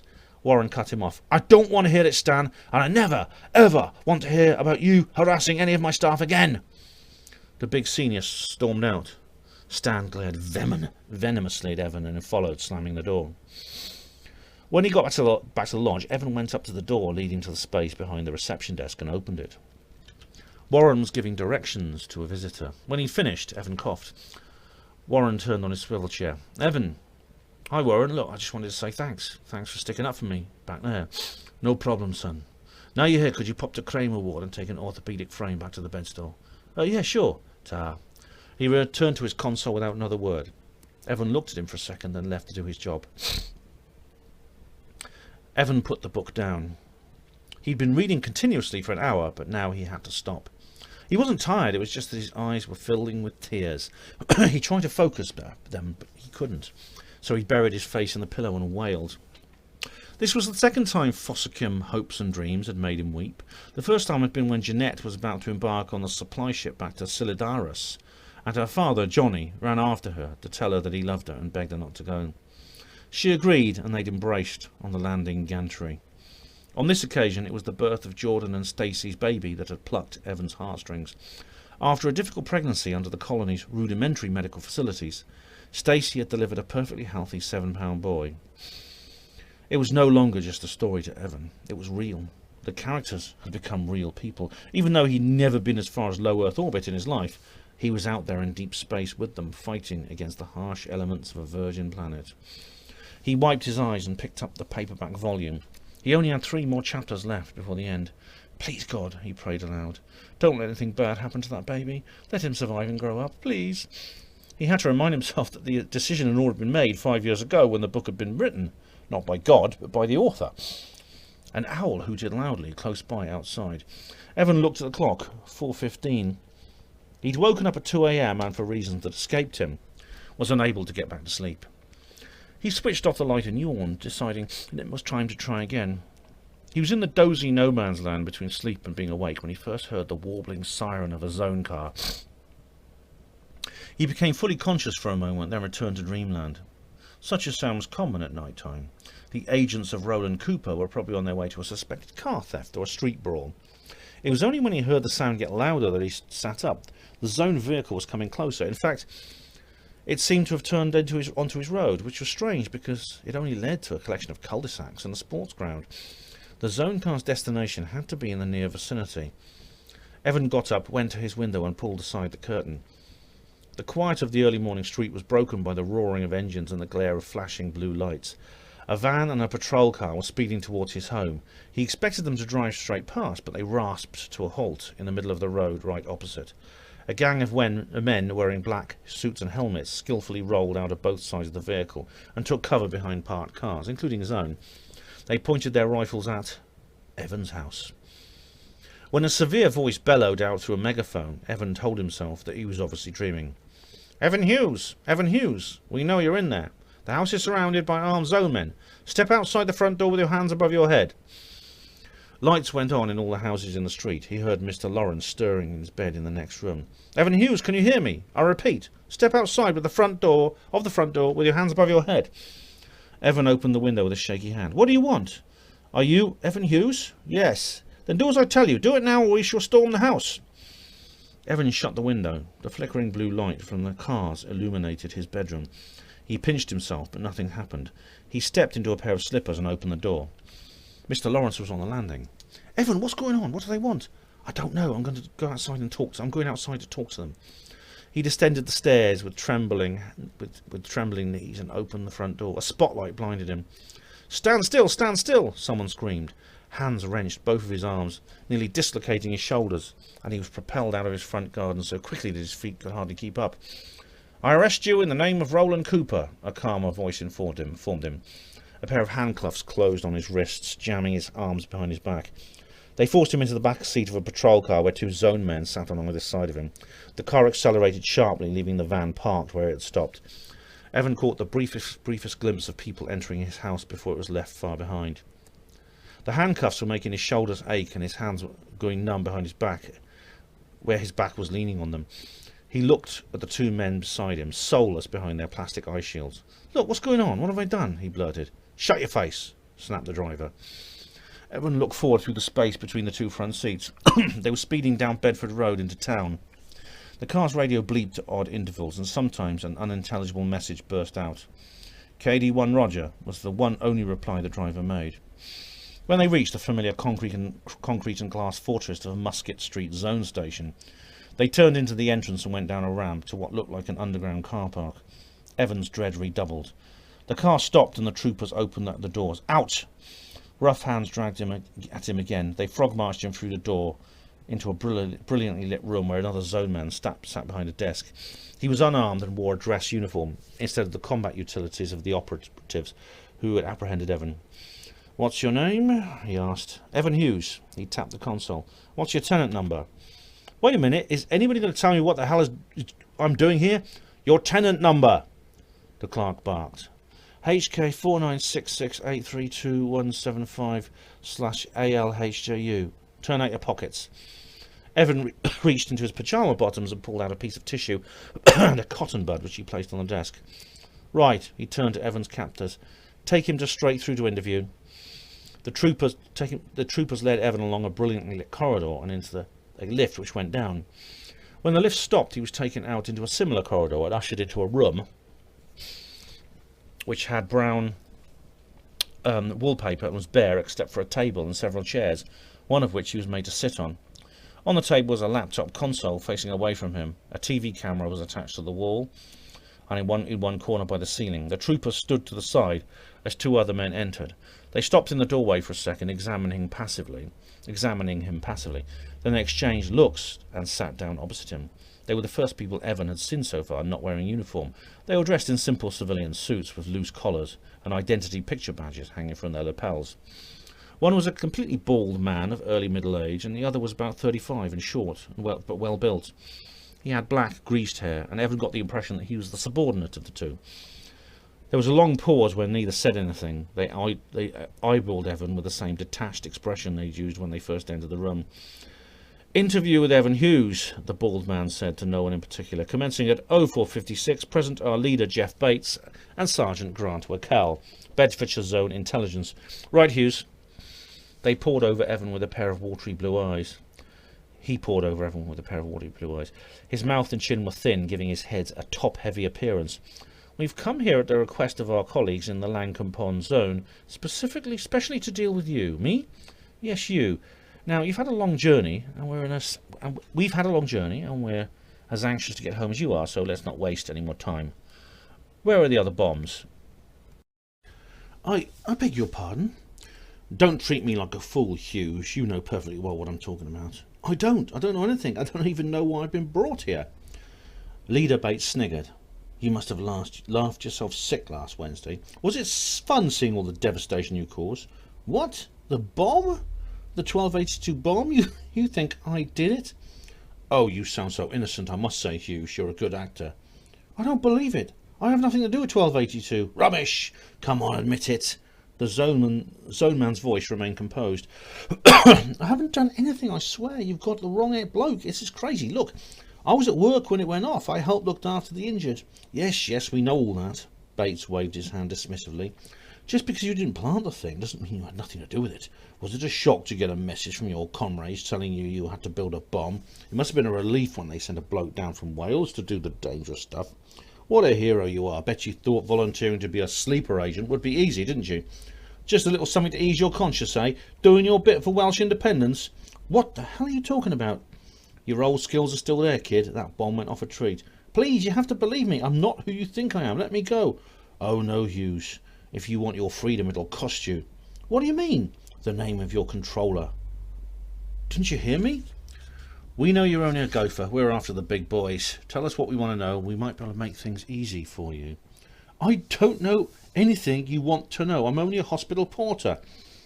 Bates leaned close and lowered his voice to a hiss. You listen to me, Hughes, and you listen carefully. We can keep you here for as long as we like. We don't have to give you any food or water if we don't want to. We have a cell back there that measures 6 feet by 3. It has no lights and no toilet. It could become your home for the next 3 months unless you make an effort to be a bit more cooperative. Evan's body started tingling. He felt the room whirl round his head. This is a nightmare. It has to be a nightmare. Oh, God. Sergeant Michaela? Bates turned to his companion. Would you like to question Mr. Hughes? By all means, sir. It was the first time the younger man had spoken. Stand up, please, Hughes. Evan tried, but couldn't. The 2 helmeted men behind hoisted him to his feet by his armpits. Michaela stood up and came round the table to address him directly. He stopped with his face a few inches from Evan's. With his arms restrained, Evan couldn't react or defend himself as the zone detective's hard fist drove into his stomach. He didn't feel any pain at first, just suffocation as the wind was knocked out of him. Another blow followed and he saw stars. Michaela's knuckles collided with his face. The room turned upside down and Evan was lying on the floor. Hard boots kicked him and he gasped for breath. He wandered in and out of consciousness. The loud voices and moving legs of his inquisitors seemed to fade away, but the pain was there, spreading out from his belly and coursing through his chest. He was lifted to his feet and saw Bates' malevolent face next to his. He saw his lips move, but didn't hear his words until a few moments later, as if he were watching a badly dubbed film. I'm getting a bit old for all this physical stuff, Hughes, which is why I always have friends like Sergeant Michaela handy to help me out. They know how to deal with Welsh scum like you, and it's almost as fun just to sit back and watch them. We'll speak again later. He nodded to the 2 guards. Evan stumbled as they dragged him along the corridor and down a flight of stairs. Another uniformed man held a door open. Beyond it was pitch blackness. No, cried Evan, and kicked out with his legs, bracing them against the door jamb. Let me go, let me go, let me go. Shut up and get in there, boy, growled Michaela. This is where the enemies of Roland Cooper live. I'm not an enemy of... They pummeled his limbs until he gave in. The door slammed and Evan was trapped in a totally dark cell the size of a phone box. He always had trouble remembering what happened after that. He screamed and yelled for a long time. He beat against the walls with his hands and feet. He might have slept, but he wasn't sure about that. The room had no smell and he could hear no sounds. He wondered if he were dead. He felt as if nothing existed outside this small empty space he occupied, and he was buried at the core of a limitless universe of solid rock. It was therefore a terrible shock when the cell door opened and light flooded in. Evan shielded his face and flattened himself against the far wall. Mr. Hughes, said a voice. Mr. Hughes, are you all right? He slowly opened his eyes. Leader Bates stood in the doorway, his figure a silhouette. Evan straightened himself up. You can come out now. Evan felt a hand grasp his arm, and this time it was supportive, not aggressive. He stood in the corridor opposite Bates, Michaela, and a uniformed trooper. What are you going to do with me? What are you going to do to me? He said hoarsely. His throat was dry and sore, and his pyjamas were drenched in sweat. Nothing, Mr. Hughes. Bates smiled. We've searched your premises and found no trace of anything suspicious. It seems that you were right. We had the wrong man. Sorry about earlier, but we were just doing our job. In zone work, these things sometimes happen. Poor intelligence. He chuckled and shrugged. You can't knock over a coconut every time, what? Well, what's going on? You're free to go, Mr. Hughes, Bates said, and please accept our deepest apologies. Evan was escorted to the custody reception, where he numbly signed a form and was returned his tissue and cotton bud. After that, he was taken up in a lift to the public area and let out of an armoured door to the main reception room. The door was shut and he was on his own. There were some civilians sitting on benches waiting to be seen at the reception desk, and a few of them gave him a sideways glance. He realised he was still wearing his pyjamas. He left the zone station as quickly as he could. He tried to blink in the sunshine as he stepped out onto the street and found he could only see out of one eye. He felt the other in panic and winced as he touched his bruised, swollen eyelid. His arms were covered in grazes and black and blue patches. He stood in a daze for a while, looking around at the traffic and the pedestrians. He knew all the landmarks on that street well, but somehow they now seemed alien to him. He stared back at the zone station, unable to grasp what had happened. A few passers-by asked Evan if he were all right. Others recoiled away from him after curious looks. He noticed that it was not just his outlandish dress that was the cause, it was his smell. He went to the public toilets in the Marsden Centre and cleaned himself up as best as he could. He drank deeply from a water fountain, then went outside to look at the clock at the window of a bank. It was 9:30 on Friday the 1st of August. Surely it couldn't be just 5 hours since he'd been arrested. It hit him that he was supposed to be at work. The shift would be a man short and they'd be wondering where he was. He started towards a bus stop, then remembered that he had no money. He'd have to walk.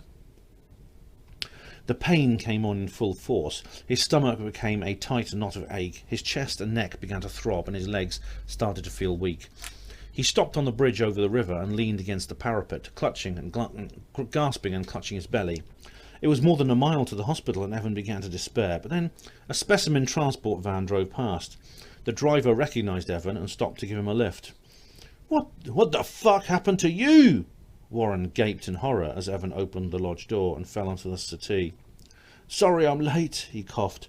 Warren ran over and supported his sagging shoulders. Evan, who did this? Who did this to you? Tell me. Please, Warren, I don't want to talk about it. I just want to get on with my job. Get on with your job? You're going straight down to A&E. Warren, now! The painkillers made Evan feel drowsy as he lay on the trolley in a curtained cubicle in Casualty, so it made him jump a little when Dr. Redfern pulled the curtain aside and came in. Right, Evan, you've got a cracked rib, see? He held up an X-ray plate in front of Evan's face. The radiologist says it's nothing too serious, but I'm signing you off for a week. Can't I stay at work, Doc? Evan mumbled. Absolutely not. It's a minor fracture, but it must be allowed time to heal. You're in shock, too. You take it easy, you hear me? All right, he sighed. Redfern flicked through his notes. Right. The shiner will go down in a couple of days. Don't worry about it. But until it does, don't drive manually. You need both eyes to judge distance while driving, okay? Okay, Doc. He put down his notes and looked at his patient. What happened to you, Evan? I haven't known you long, but I still reckon you're not the type to get involved in a punch-up. I'm not. I got pulled in by the zone this morning. They thought I had something to do with that bomb last week. They got a bit rough with me. And then they let you go? Yeah. Oh, well, you got off lightly compared to some. He put on his glasses and began scribbling on a prescription pad. When something like that occurs, they suspect everyone. Bloody blackies. But never mind, Evan. At least you know they won't be bothering you again. He handed Evan a slip of paper. Well, yeah, I suppose. Now, this is for the pain. Take 2 every morning and night, and no alcohol, eh? He winked at Evan and chuckled. It took Evan 2 hours to tidy up his room. The zone men had totally ransacked it. According to Mr. Lawrence, they'd only been there half an hour, but in that shorter space of time, they'd emptied every drawer, bag, and cupboard onto the floor, overturned his bed, and even ripped the carpet, and pulled up a couple of floorboards. It was probably the only when they failed to find what they expected that they released Evan from custody. Fossachem hopes and dreams had been trodden on and torn. A big zone boot print was stamped on the cover. Fortunately, it was still legible, and when he finished clearing up the mess, Evan lay wearily down on his bed, settee, to have a relaxing read. He'd just begun when the doorbell rang. He cursed and heaved himself to his feet with his bruised arms. He went downstairs to the front door, trying to come up with something to say that would get rid of whoever it was as quickly as possible, but forgot all about it when it opened to Warren. Hey, Evan, how are you? Warren, what can I do for you? I'm sorry to turn up like this. I just wondered if you've got time for a chat. What about? Well, I've got a taxi waiting outside. Why don't we go discuss it at the social club? I don't know. It's got dirt cheap beer, and I'll buy you a cab home. Okay. The Langham Pond General Hospital Sports and Social Club occupied the ground floor of one of the blocks of the nurses' home. It consisted of a small unrefined bar and a games room with 2 pool tables and a dartboard. When Evan and Warren entered it, it was fairly quiet. A few porters were there in a loose bunch around the bar, and the senior immediately introduced Evan to those he didn't already know, and to the taciturn steward who wordlessly handed Evan a blank membership form. Warren bought the first round, and Evan chose tonic. You sure you won't have anything stronger? I can't, I'm on pills. Oh, Warren nodded. They took a seat near a refuse porter in a green boiler suit playing a fruit machine with a pair of brown rubber gloves sticking out of his back pocket. 3-star years a raise. Oh, sorry. 3-star raise a year. That's pretty cheap, observed Evan, studying the membership form. I can see what you get for it. All the sports facilities are free. We've got a football team, top of the Health Authority League. Got cricket, tennis, badminton, whatever you like. Do you play rugby? He gazed at him curiously as he took a sip of Guinness. No, I watch football, but I wouldn't want to play any game. He paused. So you don't like rugby?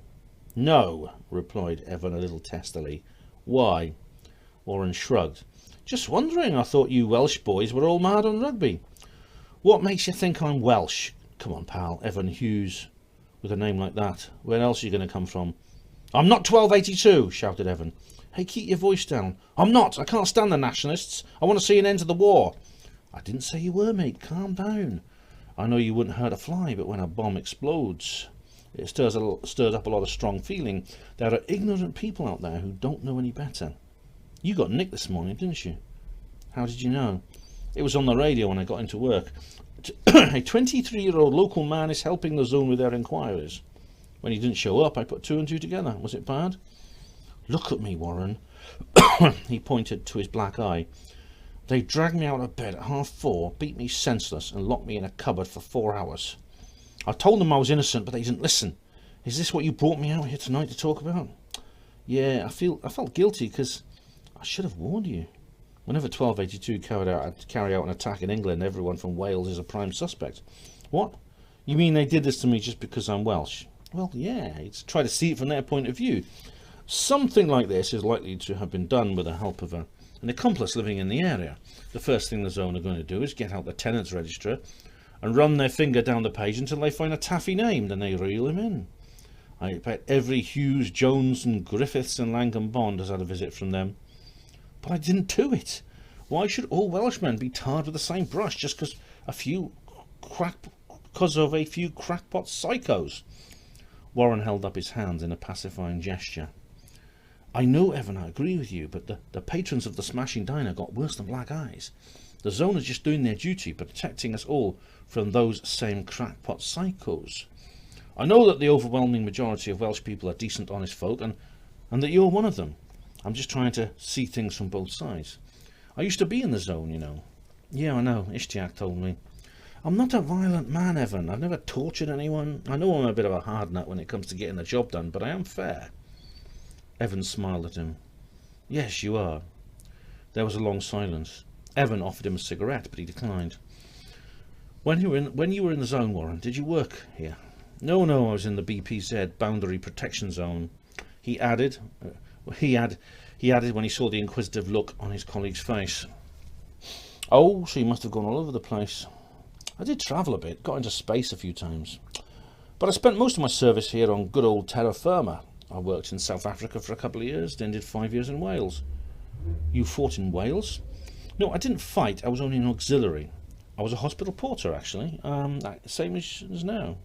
I worked in service hospitals and a few mobile field medical depots. I made service sergeant before I retired in '91. Warren rubbed his nose with a calloused finger, then took a long pull on his Guinness. He licked the creamy head from his top lip and continued. Early retirement, of course. I'd had enough. Was it bad? Yes, it was bad. Things are getting worse now from the civilian point of view. I mean, there was the Free Wales. I was there. When I was there, Free Wales was just a name for a few dozen square miles of land with the local village blackies. had been sent on their way by a few kids with baseball bats, but we all saw that the crisis had the potential to escalate in what it is now, a major war, Evan, major. He thumped the arm of his chair emphatically. In year 83, Roland Cooper denied that a handful of backward Celts, his quote, I assure you, could possibly pose a threat to his glorious empire.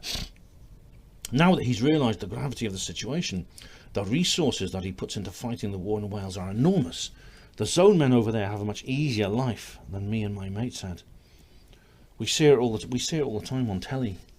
It's been going on, said Evan. It's been going on so long that I can't remember when it started. In 81, you must have been a nipper. When did you leave Wales? I was 11, year 88. What do you remember about 1282? They shot a teacher at my school and burned his house. Was he English? Yep, said Evan, shaking his head. He was English, so for that they killed him. It bothers you, doesn't it? Warren looked at him hard. Of course it does. Remember that coach they'd gunned down in Prestatyn? There were school kids among the dead. I will have that fag if you're still offering. Evan held out his cigarette packet so that Warren could take one, and then did the same with his lighter. Thanks, Evan. Where'd you come from in Wales? Lampeter. Blimey, I was stationed at Lampeter in 83. It must have been when you were living there. Warren waved to someone who'd just come in through the door. What's the Welsh name for that place? It's really long. Llanbeda Pont Steffan. That's it. Can you speak Welsh? I can, but I don't anymore. Evan looked down at his glass, which was empty. He pointed at Warren's. Do you want another one? Please. Evan went to the bar to order more drinks. He turned his head when he heard a spitting sound from the fruit machine. Yeah, 30-star raise, cheered the refuse porter. When Evan brought the drinks back to the table, Warren looked far away and deep in contemplation. Evan thought that he was daydreaming, but he thanked Evan for the pint without flinching his expression. He retrieved the original subject. Do you still see a family over there? No, I don't really have a family. My mum died when I was 6. Oh, I'm sorry. Then I went to live with my Uncle Lewis in Llanacefn and near Narberth. What about your father? Evan sipped his fresh drink. I never met my father. My mum told me she only knew him for a year. He left her 5 months before I was born. She never heard from him again, and neither did I.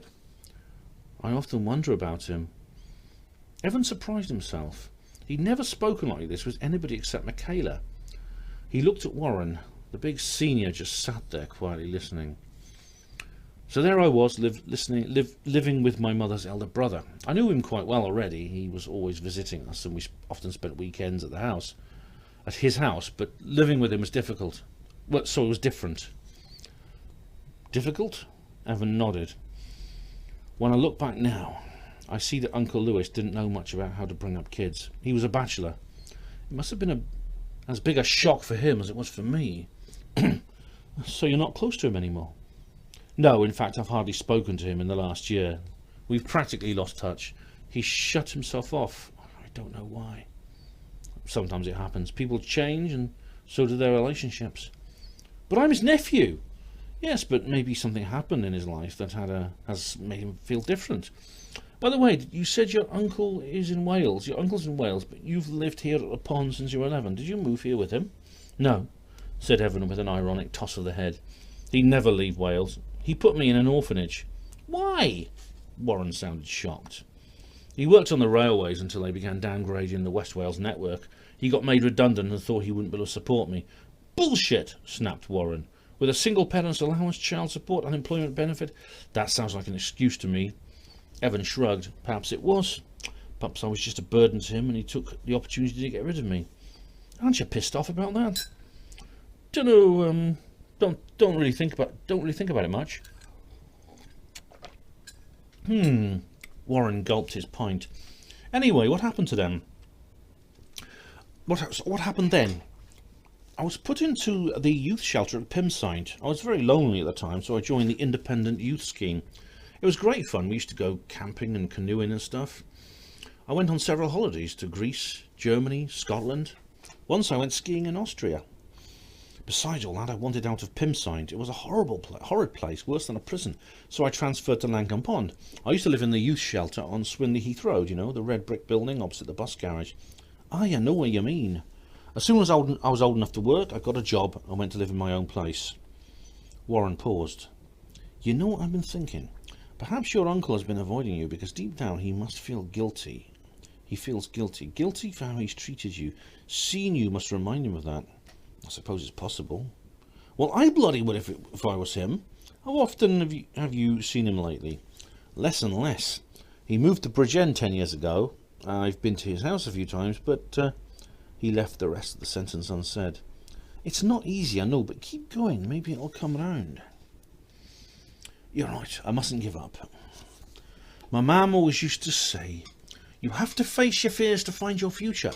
I should follow her advice. Warren paused, then he sat up and stared at him intently. You know something, Evan? Your mum was a very wise lady. I wish I'd met her.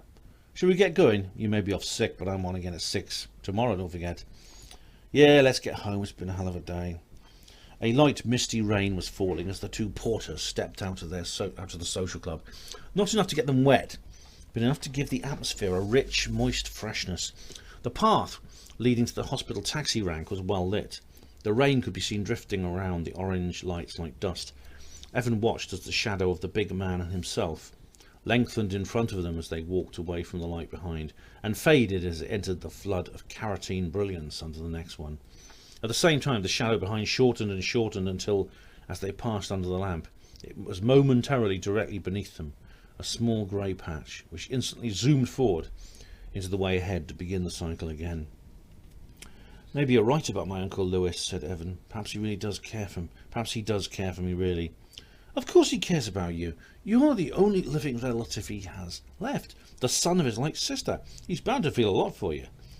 He may just have trouble showing it. Some folks are like that. Look, Evan, you don't blame me for this morning, do you? I wish I'd warned you. It's not your fault, Warren. Like I said, it comes with being Welsh. Besides, this isn't much worse than some of the pastings I used to get from the biggest kids at school. Thanks for the drink, and for showing me the social club. You're welcome, lad. It's a pally little place. If you come up here next month, you can join in with our Porter's Night. Porter's Night? Aye, we have it once a year. Didn't you have a Porter's Night at Sol's? No. Strange. Anyway, it's a kind of celebration just for porters. We like to have one night where we can get together and give ourselves a pat on the back for all the hard work in the year that's just passed, and drink to the year ahead, that kind of thing. Is Charlie Holland still head porter at Soames? Yes. Oh, well, I'm surprised he never went for the idea. Never mind, it'll be a new experience for you. I'll look forward to it. They stopped by a waiting taxi, and Evan gave the driver his address. Are you coming too? He asked. No, mate, I only live around the corner. I'll see you in the morning. Oh, and Evan, he lowered his voice, could you do us a favour and not tell the others what we were chatting about? They know a bit about me, but I don't usually talk about my past. Sure, Warren, and neither do I. Thanks. Well, don't forget, get in touch with your Uncle Lewis. Write to him or phone him up. You might have a nice surprise. I'll do that. He smiled at his senior porter. Thanks for tonight. I've had a good time. Warren returned his grin. Me too, Evan. Sleep well. When the taxi dropped him off at home, Evan didn't go straight in. He stood still on the pavement for a few minutes, just listening to the sounds of the night. He breathed deeply, feeling himself becoming one with his surroundings. He walked up the garden path, slick with rain, and studied the breeze-blocked doorsteps, observing how their rough surface absorbed the greasy water. The house was peaceful, the other residents either out or in bed. Biggles was sleeping on the settee in the lounge, his fat belly rising and falling as he breathed. In the kitchen, Evan threw a frozen lasagna into the microwave and poured himself a Coke from the fridge. As he had his dinner, he contemplated the evening's turn of events. He ate his meal slowly, blowing on every forkful. After a while, he felt his eyelids getting heavy and knew that he wouldn't be long out of bed, but when he remembered Warren's advice, he felt that he wouldn't be able to sleep until he at least started writing a letter to Uncle Lewis. He hastily washed up and went to his room. He folded up his bed settee so that he had somewhere to sit, and then whipped a piece of A4 paper, lined paper, out of a drawer and took a pen from a jar on his window ledge. He used an old New Scientist as a surface and began. Anwyl Lewis. That was the easy bit over with. What should he say next? He always wrote in Welsh to Uncle Lewis.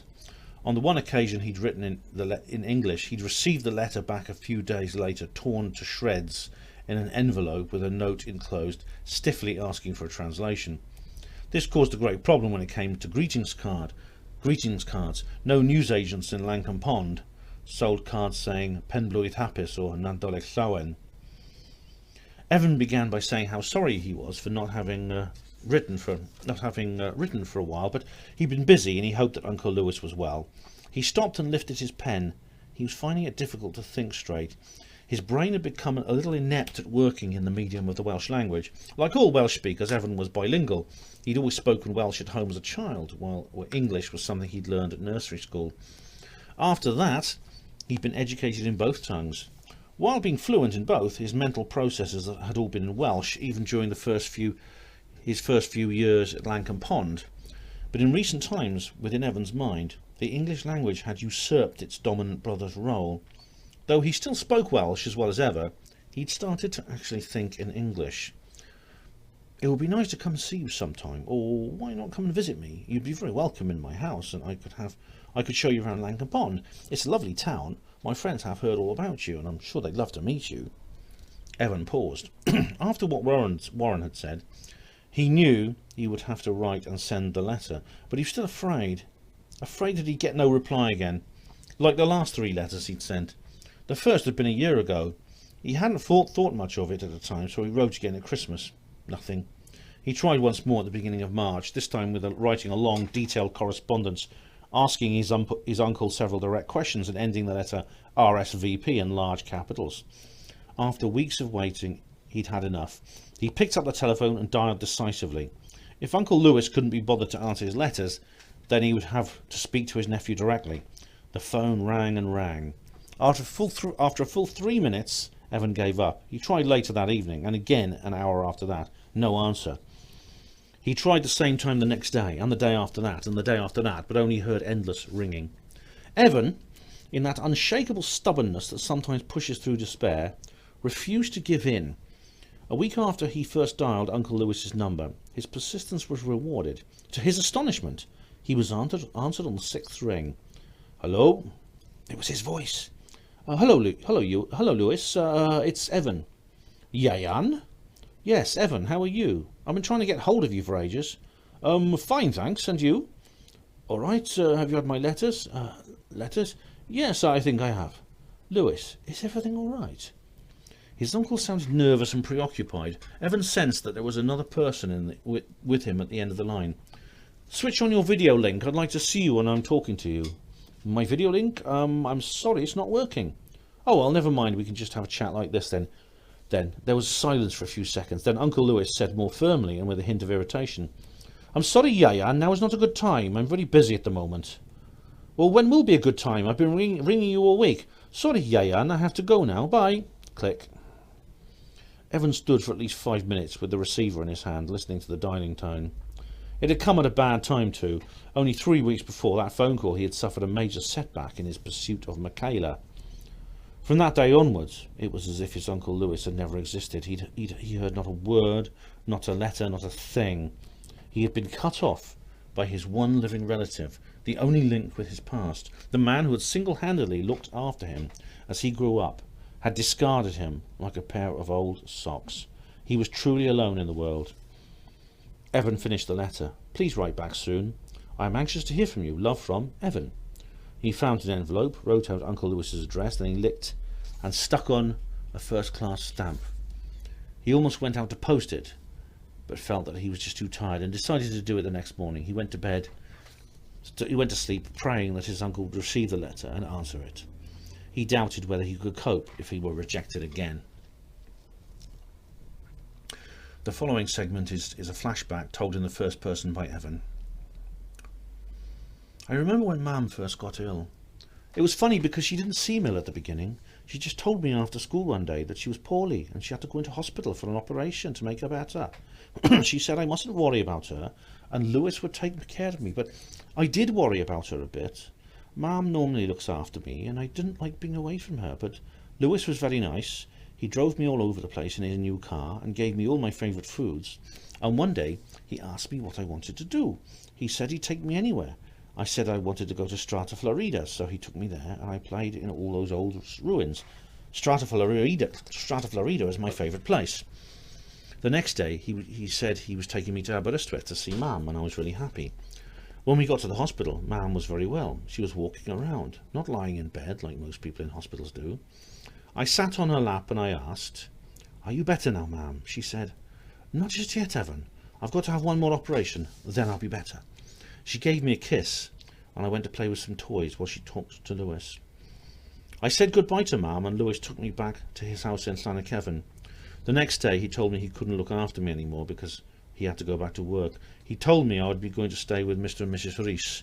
Mrs. Rees is one of Mam's friends. I cried a bit and said I didn't want to go, but Lewis said I had to. Actually, I was quite happy when I got there because Mr. and Mrs. Rees live in Aberystwyth, so I'd be near Mam all the time I stayed there. The day after that, Lewis came to take me to see Mam again. This time Mam looked really poorly. I was a bit sad and frightened when I saw her. She was lying in bed with a thing like a plastic bag on her mouth and a long green pipe stuck into it. She didn't have any clothes on, but she had bandages on her chest. Even with all the bandages, I could see that one of her bumps had gone. This really scared me, and I cried and cried. Mam held my hand and looked up at me, but she couldn't sit up. She said that the doctors had to cut off one of her bumps to make her better. If they hadn't, she wouldn't get well again. She smiled and patted my head and said she was still the same. She could still be my balm and all the things she normally did with just one bump. That made me feel better. The next day, Mrs. Rees said I had to go back to school. I said I couldn't because my school is in Lampeter, and Lampeter is a long, long way from Aberystwyth. She said I could go with Gwilym to his school. Gwilym is my friend, and Mr. and Mrs. Rees are his mama and dada. So I went with Gwilym to his school, and it was very nice, but I had to go back to Mr. and Mrs. Rees's house at the playtime because I was crying from worrying about Mam. The next day after that, Mam came out of hospital. Lewis took me to meet her in his new car. When we got there, Mam was all dressed as normal and was walking around like normal. Before I went to play with the toys again while Lewis and Mam had a talk.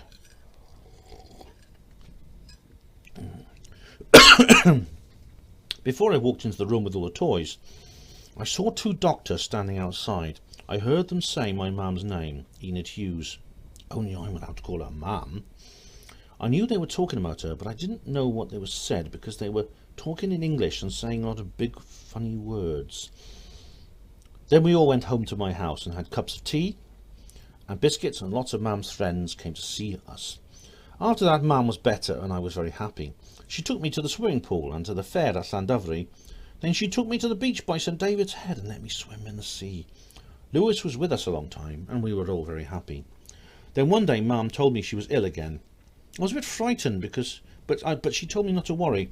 I felt better then because even though she said she was ill, she looked well and said she didn't need any more operations.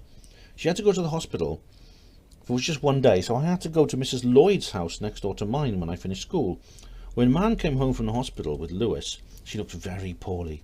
Her face was white like a sheep and she was sick in the toilet. I was frightened, but Mam told me the doctors had given her a special medicine. A medicine that made her very sick, but that was because it made all the germs inside her sick too. And the germs are what was making her ill. When the germs were so sick that they got fed up, they would leave her alone and she would be better. Mam went to hospital a few times after that, but she didn't seem to get better. She came home every time really, really sick, and she'd go to bed without dinner, and she went to bed without dinner. Then one day she had to go back to the hospital to stay, and I had to go back to Mr. and Mrs. Rees's house in Aberystwyth. Lewis was there a lot of the time, and he took me to see Mam almost every day. Sometimes Mam was very well and could sit in the little room in the hospital where there was a telly and chairs, and sometimes she was sick and just used to lie in bed.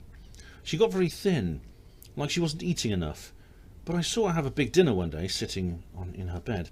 One day I went to see her and her hair was falling out. After a lot of days, all her hair had gone. I said she looked like Mr. Morgan, my headmaster, and she laughed and said it was the special medicine again. It made her hair fall off because it was really getting to work. When she was better, it would grow back. I said I hoped it would be soon because she looked weird with no hair. Mr. and Mrs. Rees were very, very nice to me, and so was Gwilym. He let me play with all his toys and sleep in his bedroom on a camp bed, and I told them all about Mam, and they seemed very interested. But they didn't want me to talk about Mam as much as I wanted to. When my birthday came, I had a big party in Mr. and Mrs. Reese's house. I was 6 and I had a big chocolate cake with 6 candles on it, and all my friends came along. But I was still so sad because Mum wasn't there. Then Lewis came into the house and said, "Evan, look out of the window." I looked and saw a big white ambulance parked there. 2 ambulance men got out and brought someone in a wheelchair up the garden path. When I saw the person they were pushing, she said, "Hello, Evan, happy birthday." It was Mum! I was so happy. Mum said the doctors had let her out of hospital just for 1 day to come to my birthday party. She brought me a present. It was a toy typewriter with paper and ink and everything. It was the best present I've ever had. Mum couldn't walk very well. She needed a walking stick because she was weak from her illness, but she played all the party games like Pass the Parcel and musical chairs. She sang very loudly when Mr. Rees played some songs on his guitar. She was laughing and singing and smiling. She looked so happy that I thought, at last she must be getting better, really better. When the party was over, the ambulance men came to take her back to hospital. All my friends had gone home, so I got to talk to Mum on her own. She said, "I'm very proud of you, Evan. You're a big boy now you're 6 years old." I said, "I'm happy you came to my party, Mum." Mum said, "This has been the best day of my life. I wouldn't miss it for anything." She said, "Happy birthday, Evan." Then the ambulance men took her away. A few days later, Lewis picked me up in his new car. He said we were going to the zoo. We drove thousands and thousands of miles, further than Carmarthen, even further than Swansea. We crossed a huge, enormous bridge over the sea, then got to a big city called Bristol. He showed me this ginormous bridge, not as big as the one over the sea, but still very, very big and very high. It crossed from one cliff to another, and I got scared looking down and seeing a river miles underneath us. Then he showed me this ship, this old ship. It had been taken out of the water, and you could walk around it and underneath it and see its propeller and everything. Then we went on board and saw its sails and things. Then he took me to the zoo, and I saw elephants and giraffes 10 times as tall as me. There were some lions and polar bears too, but I was scared of them. Lewis didn't seem as excited as me, though. I don't know why, but he seemed sad. I was so tired I went to sleep in Lewis's new car when we went home. I dreamed of everything I'd done that day, but in my dream, Mum was with us too. When we got back to Mr. and Mrs. Reese's house, Lewis said, "I'm afraid you won't be able to see your Mum for a while. She's too ill to have visitors." I said, "But Lewis, I think if I visited her, it would make her feel better." Lewis said, "I'm sorry, Evan, it's doctor's orders." I said, "When can I see her then?" He said, "Probably next week." Next week took a long time to get there. I was very sad. At last, one day, Lewis turned up and said he was going to take me to see Mum. I was so happy, but when I got to the hospital, I got very scared. Mum was very, very poorly. She was lying flat in bed, white like a sheet again. She had lots of plastic bags of water hung up on hat stands with pipes on them, stuck to her arm. She was so tired that she could only just open her eyes. She held my hand and said very quietly, "Evan, you're such a good boy. You've made me so happy and so proud.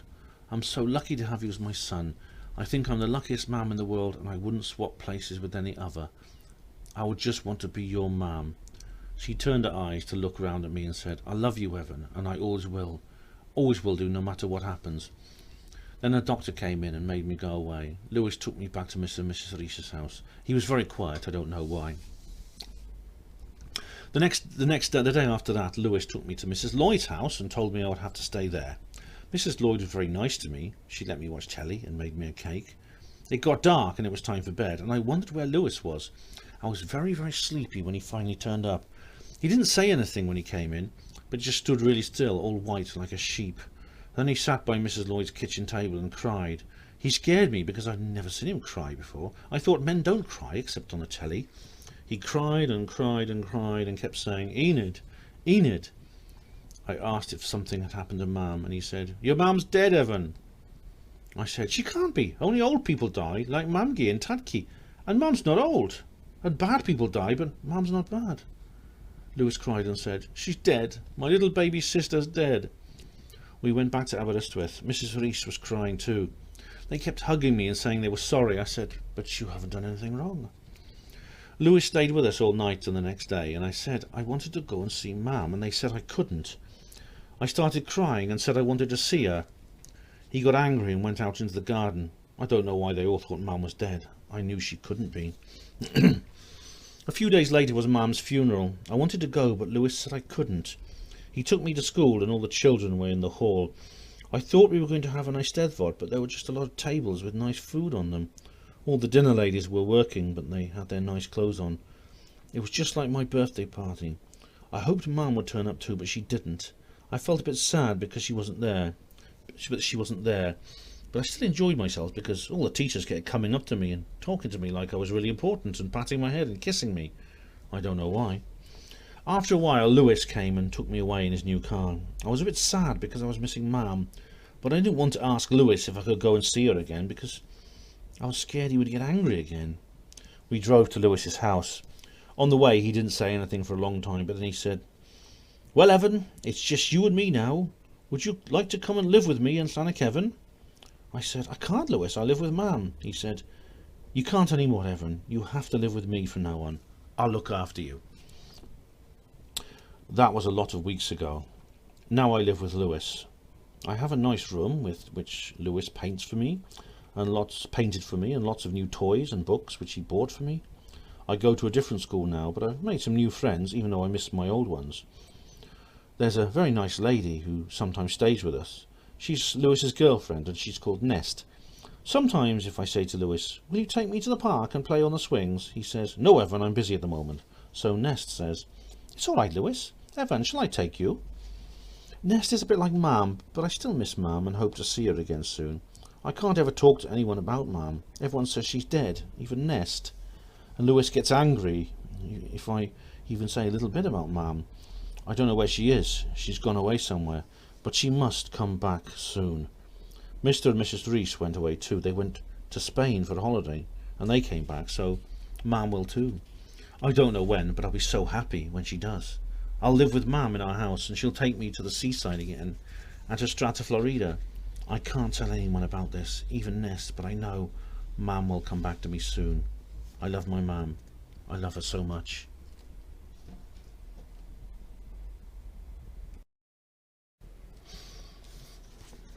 Chapter 3. "My mother died when I was 19, said Warren as he pressed the lift button. It was all very sudden. A car mounted the pavement and slammed right into her. It wasn't the driver's fault. His brakes were shot.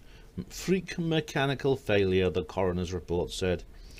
"I'm really sorry," said Evan, leaning on the headboard of the trolley and listening. The senior stared at the floor indicator. "She only popped out to buy a bag of sugar. I couldn't believe a thing like that could happen from a quick trip to the corner shop to get my dad something to put on his cornflakes." "You never know when it's going to get us," said Evan. "Anytime, anywhere, anyhow." "Aye, that's true." "Was it quick?" "Oh yeah, the car hit her from behind at over 40 miles an hour. She was killed instantly. Probably knew very little about it." "That can be a blessing," said Evan. The lift doors opened and they wheeled the empty trolley out into the corridor. "Oh aye, I wouldn't have wanted her to go through what your mum did. She was only 45, but she was healthy and happy right up to the end." He paused. "I was away when she died." "Oh, that's awful. Where were you?" "In Russia, taking part in a big exercise, multi-force, all divisions. We were in the heart of Siberia, only a couple of 100 miles from Roland Cooper City. It was the middle of winter and absolutely bloody freezing. You had to wrap up warm just to step outside the medical depot huts. My CEO calls me into his office one day and says, "I'm sorry to have to tell you this, Cottrell, but your mother's been involved in an accident." I says, "Was she hurt bad, sir?" He paused and says, "I'm afraid she's been killed." Warren stopped for a moment, his hand resting on the trolley drip stand. "It must have been terrible," said Evan quietly. "It was a real shock," he said, and pushed the trolley against the wall. "So I packed my kit, got on an endopter that took me to Krasnoyarsk, where I caught a plane direct to Glasgow. From there I got another which flew me straight home to Perth. I was at the family side just 12 hours after I heard the bad news. I got 6 weeks compassionate leave." "I'm really sorry," said Evan again.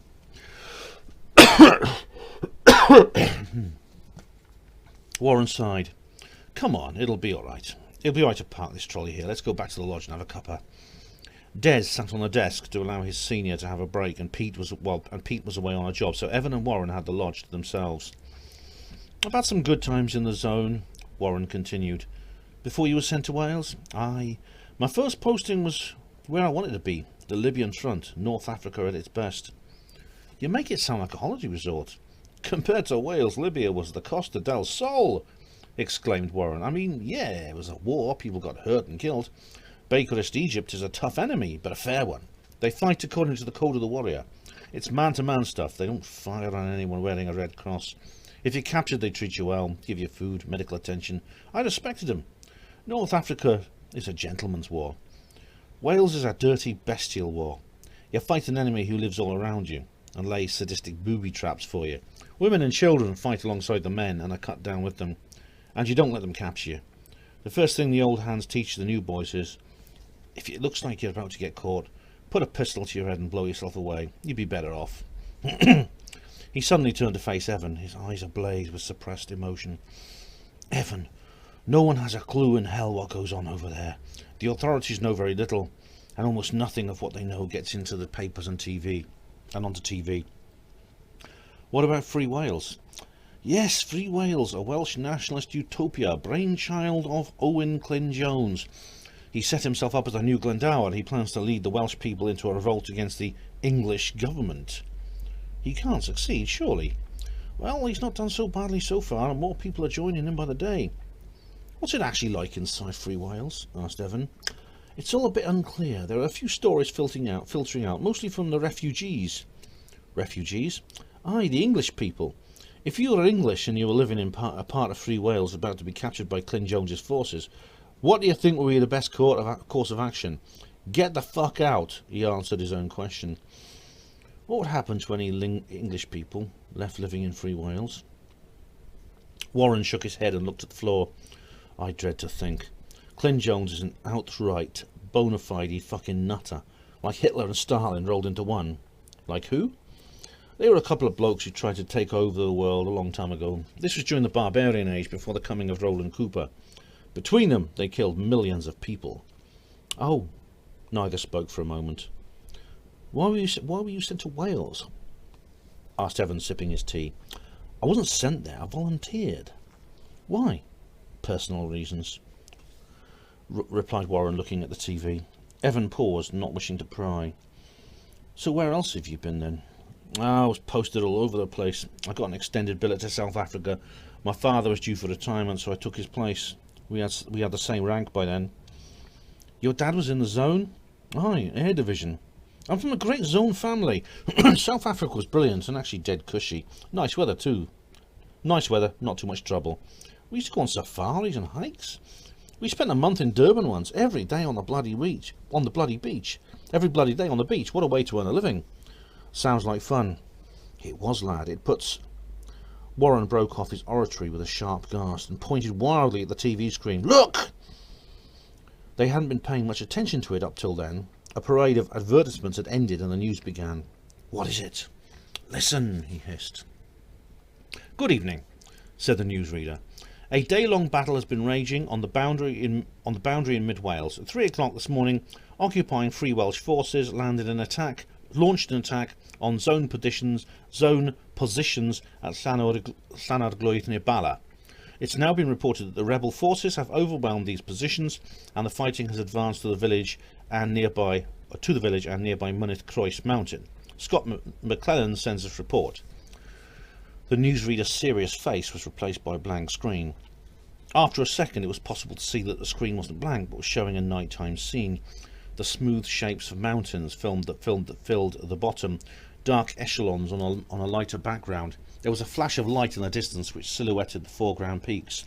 A cluster of glowing globes like Roman candles sailed through the air.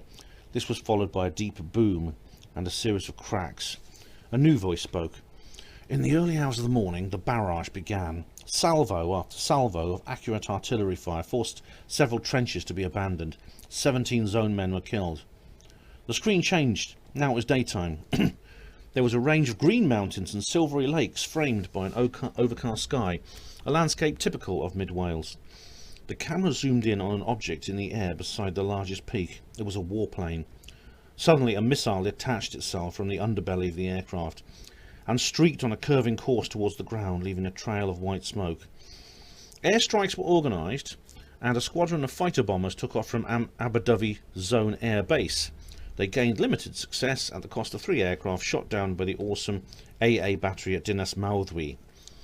The picture changed again. This time it was from a handheld camera at ground level. It showed a stretch of mist-coloured moorland or bog. Flashes of small arms fire illuminated the greyness. Figures dashed around, clad in dark green camouflage and helmets. From the way the blades of grass kept crossing the foreground, it appeared that the cameraman was standing or sitting in a trench and was holding the lens just over the lip. The artillery attack continued until mid-morning. By lunchtime, hand-to-hand combat had started between Zone and Free Welsh infantry advancing from the southern borders of the Gwynedd enclave. Villagers have been evacuated from Llanarglwydd as rebel soldiers marched against both flags to cut the defending zone off from reinforcements. These have been brought in by Endopter and Parachute, but they have been hampered by Free Welsh AA fire. A new and shocking development was the arrival this afternoon from the east of 1282 guerrillas coming to aid their comrades. They have been fiercely attacking from the rear and causing the defenders to dilute their firepower. They've also mined the roads leading to the area in an attempt to isolate Llanarglwydd. The picture changed to a twilight interview at the bottom of a trench with an exhausted zone officer. The caption under the picture said Major Tim Conley. His face was barely visible in the semi-darkness under his helmet, which was dull DPM camouflage like his battle dress. Our boys have done a brilliant job under the circumstances, Major Conley summoned up the energy to say. We've held these lines for over 2 years and defeated numerous attacks. He shook his head and screwed up his dirty face. This time we've been beaten by sheer weight of numbers. The Free Welsh firepower is overwhelming and now we've been surrounded. 1282 have closed up on us from behind. We're taking heavy casualties and supplies of ammunition are running short. Our replenishment drops have failed. He bowed his head in despair and wiped his face with mud-caked hands. The reporter's voice took over. This is Scott McCulland for Britain at 9, Mynydd Croes Mountain, mid-Wales. The picture returned to the studio. The newsreader coughed. Excuse me, during that report we've received words that the Zone High Command in Wales has given the order to abandon Mynydd Croes Mountain and Llanarglwydd. The evacuation by Endopter of the defending zone has already begun. The front has been withdrawn to Bryn Sarn. This is a major victory for Free Wales, who now only have to capture Bryn Sarn, and they will be able to join their 2 enclaves of Gwynedd and Ceredigion into one. Bryn Sarn lies at the narrowest point of the isthmus of Roland Cooper's Nathion, between the 2 parts of Free Wales. If this outpost falls, there will be almost no way to defend the remaining Tywyn Peninsula. Warren? Evan laid a hand on his friend's shoulder. Are you okay? The big senior didn't reply. He was hunched forward in his seat, his hands clenched into fists, supporting his chin with his elbows on his knees. His cheeks were flushed, beetroot red. Warren! Evan wondered if he was having some sort of epileptic fit. Warren spoke so quietly that Evan could hardly catch the words. We're going to lose. What do you mean? Warren turned slowly to face him, his eyes trembling. I'm a worthless, cowardly bastard. Oh, Warren, what are you talking about? I don't deserve to be alive. Of course you do, Warren. Please, what's wrong? You can always talk to me about it. I'm your friend. I want to help. The big Scot made an attempt at a smile. You're a good lad, Evan. You're a good lad, Evan. But you're still young. Will you always be so nice when you're old like me? I've seen the evils of this world face to face, and they've poisoned me. He chuckled bitterly. It's ironic, you know. Those who see themselves as fighters for what is right are the ones most vulnerable to the influence of what is wrong. He turned in his chair to face Evan. He took his arms with his hands and stared into his eyes. Be careful, Evan, he whispered. Don't lose your gentleness when you lose your innocence. It was an image that Evan would recall many times during the next few years. The picture was jerky, obviously produced by a portable camera. The cinematographer was ahead of the bunch of people that he was filming, and must have been walking backwards, keeping pace with their swift strides. There were about 20 of them in the main group, with dozens more spread out down the rain-washed road in the background. The debris of the fighting was visible within the frame of the shot. Broken bricks and slates on the road, patches of tarmac rent like pastry, great pools of water from burst pipes. All the houses behind them had bullet scars and broken windows. The men were all laughing and singing in their triumph. Then they spotted the camera. They raised their rifles above their heads and cheered. There were 1 or 2 civilians with them, local supporters of the cause. The soldiers were dirty. Their combat jackets were dark with wet and had huge mud stains on the elbows. They wore simple steel helmets and leather webbing, with none of the technology available to the zone man in the field. Some just wore cloth caps.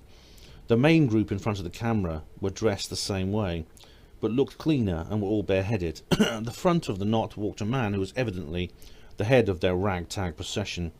A young soldier strode along beside him, holding an umbrella over his head, and on his left walked a civilian carrying a 5-foot flag on a long pole. As the flag fluttered in the breeze, the green and white patches flickered almost strobe-like.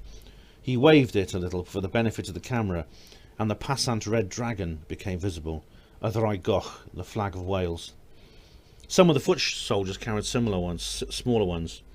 Owen Glyn-Jones, Welsh warlord and self-styled president of Free Wales, made a triumphant entry into Llanarglwydd this morning to pay a visit to his victorious forces, who yesterday seized a huge area of South Gwynedd from the resident zone garrison.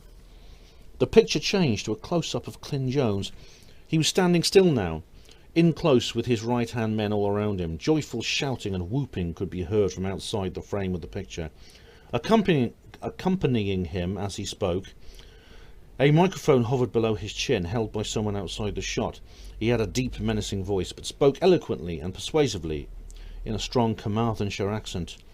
Today we have shown the English government and the whole world the determination of the Welsh people to assert our rights as a historic nation.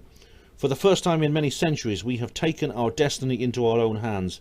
As I speak these words, 20% of Wales is free, existing for itself, totally separated from English rule. We will not rest until that figure is 100%. Evan concentrated hard, but failed to see any sign of Glyn-Jones's eyes. They were hidden behind opaque sunglasses with a black plastic frame. He could have been almost any age between 30 and 60, with a large fleshy nose and bushy hair, black as raven's feathers. His moustache and goatee were of the same colour. His lips were full and blood red, and he had buck teeth, which protruded slightly as he spoke. In most faces they would have made the owner look homely and clownish. In Glyn-Jones's they only added to his formidable physiognomy. The picture changed to a scene on a grassy mountainside with outcrops of rock every 10 feet or so. There was a strong wind and the sky was steel grey. The long grass whipped around the ankles of the crowd and of several hundred soldiers stretching out around the shot. On the right was a pile of boxes and crates, and in the centre someone had erected a flagpole about 20 feet high. The reporter was narrating again, but Evan wasn't listening. His eyes were fixed on a group of soldiers in the foreground. His flesh crawled at the sight of them. They were clad exactly like the members of the Free Welsh Army who made up most of the gathering. Combat jacket and trousers, leather bandolier, kit belt and ankle boots. But they wore one additional piece of clothing that changed them from men into monsters. A black woolen balaclava with holes for the eyes and mouth. Evan knew straight away that these were 1282 guerrillas, probably some of the ones who had helped out during the battle the day before. They hid their features because they were not citizens of Free Wales. They lived in the outside world, moving like spectres within the population, dealing death like vampires, preying on the weak and defenceless.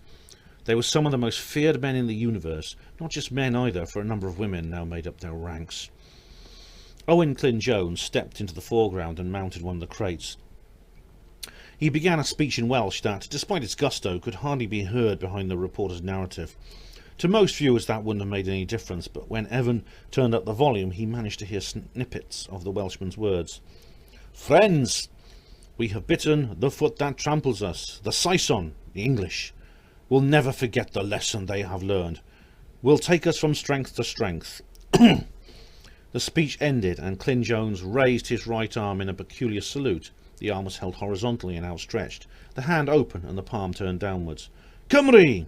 Wales! He shouted. Cymru! Echoed the crowd, copying his gesture. Cymru am byth! Wales forever. Someone attached a flag to the rope, and with solemn silence a Ddraig Goch rose into the air. It caught the wind with a snap, writhed valiantly in its gusts. Then the entire crowd began singing Land of My Fathers. the Welsh national anthem. Mae heilad fy nhadau anwyli mi, gradbeidd a chentorion enwogion o fri. The next scene took place a little later. The formal ceremony was over, and Evan now saw what must have been in those boxes. Everyone now held a bottle of beer in their hands. The men laughed, and as tops flew, Clint Jones walked among them as they drank, smiling, chatting jovially, and clapping them on the backs. The camera panned across the mountaintop celebration, then returned to Clint Jones. One of the shrouded ghouls of 1282 came over to him. They embraced as they met, Clint Jones apparently overjoyed to meet one who was obviously a good friend. The reportage finished with a wide-angle shot of all the festivities taking place under the flying Ddraig Goch. This is Scott McClellan for Britain at 9, Mynydd Croes Mountain, Mid Wales. The programme returned to the studio. The High Governor of Britain addressed the Provincial Assembly today, condemning the acts of Clint Jones as pure villainy. He reassured members that Roland Cooper is winning this war. Zone achievements in Wales far outshine those of the armed forces of Free Wales. Roland Cooper will take back every acre of land stolen from him by these disobedient subversives. It will not be long before total victory for Roland Cooper is... Evans switched off the TV. He got up off the armchair and went into the kitchen to make a cup of tea. He looked around at all the comfortable, familiar things that surrounded him and leaned his head against the kitchen window to let his eyes wander over the back garden. It hardly seemed possible that everything he'd just seen on the news was happening a little more than 200 miles from where he was standing. Wales had changed since he was a child. Evan took his tea upstairs to his room and sat on the bed settee to think. Warren's moods worried him. When they'd finished work the day before, the big senior had been distraught. I'm missing something, Evan thought. This amiable, trustworthy man baffled him. But baffled or not, a friend was a friend.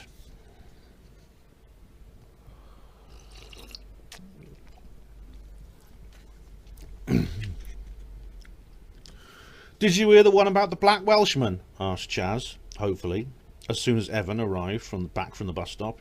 Yes, said Alan, we all have. The others took his cue and nodded. Chaz looked sceptical. How's it go then?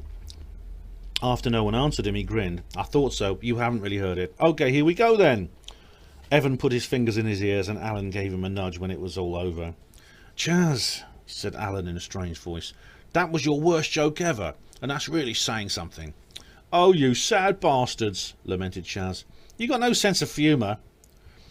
When's his fucking queue going to move? Grizzled Ricky. It can't be full up already. How was Michaela? Alan asked Evan. All right. Evan and his friends were outside the Starlight City nightclub on Hominster Road. It had been a toss-up between that and the Forum, and they were beginning to wonder if they'd made the wrong choice. They'd met at 7 in the BB Arms and caught a bus downtown after a couple of pints, where they made their way around their favourite urban watering holes, had some food in a burger bar, and then walked, or stumbled in Chaz's case, to where they were now. Michaela had gone home at 11 when they left the Grand Canyon Saloon. She was not a lover of nightclubs and, being on the early shift the next day, wanted to get to bed. Evan had walked her to the bus stop and they'd had a good chat about work, the weather and football. She was an avid follower of Langham Pond Rovers. Despite the prosaic nature of their conversation, Evan was always flustered, as always, after he'd waved to her when the bus pulled away. It was a warm, dry night, and the mood of the queue was cheerful. People nattered and munched the snacks served to them by an old Turkish man who made his way up and down the line with his food trolley. There was a slight delay when an argument broke out at the front between the bouncers and a man wearing jeans, but Evan found it amusing rather than irritating. The doormen sorted it out and then stepped aside to allow another handful of revellers through the door.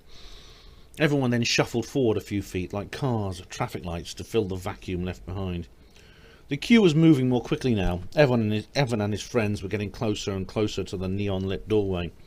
Every time the inner door opened, he caught snatches of infrasonic thumping, which was all he could hear of the music being played within. Evening, lads, one of the bouncers greeted them as they stopped at the threshold of Starlight City. All right, Mongo, said Ricky. Busy tonight? Glory of the Gorgons in, he replied. Oh, hear that, Evan? You'll be all right, mate. He nudged Evan, and the others all sniggered. Evan lowered his head and kept quiet. Yeah, Evan, Chaz giggled like a schoolboy. We all heard how you gave her a bit of your old man. Good ride, was she? Oh, shut up, hissed Evan. But they'd all gone in ahead of him, and he didn't hear him. They passed through the door, paid at the desk, and hung up their jackets in the cloakroom. Right then, lads, said Chaz, rubbing his hands together. All ahead, crumpet factor 10. Are you boys on the pull again? Asked Evan. Ain't we always? Grinned Ricky. They descended some steps and opened an inner door.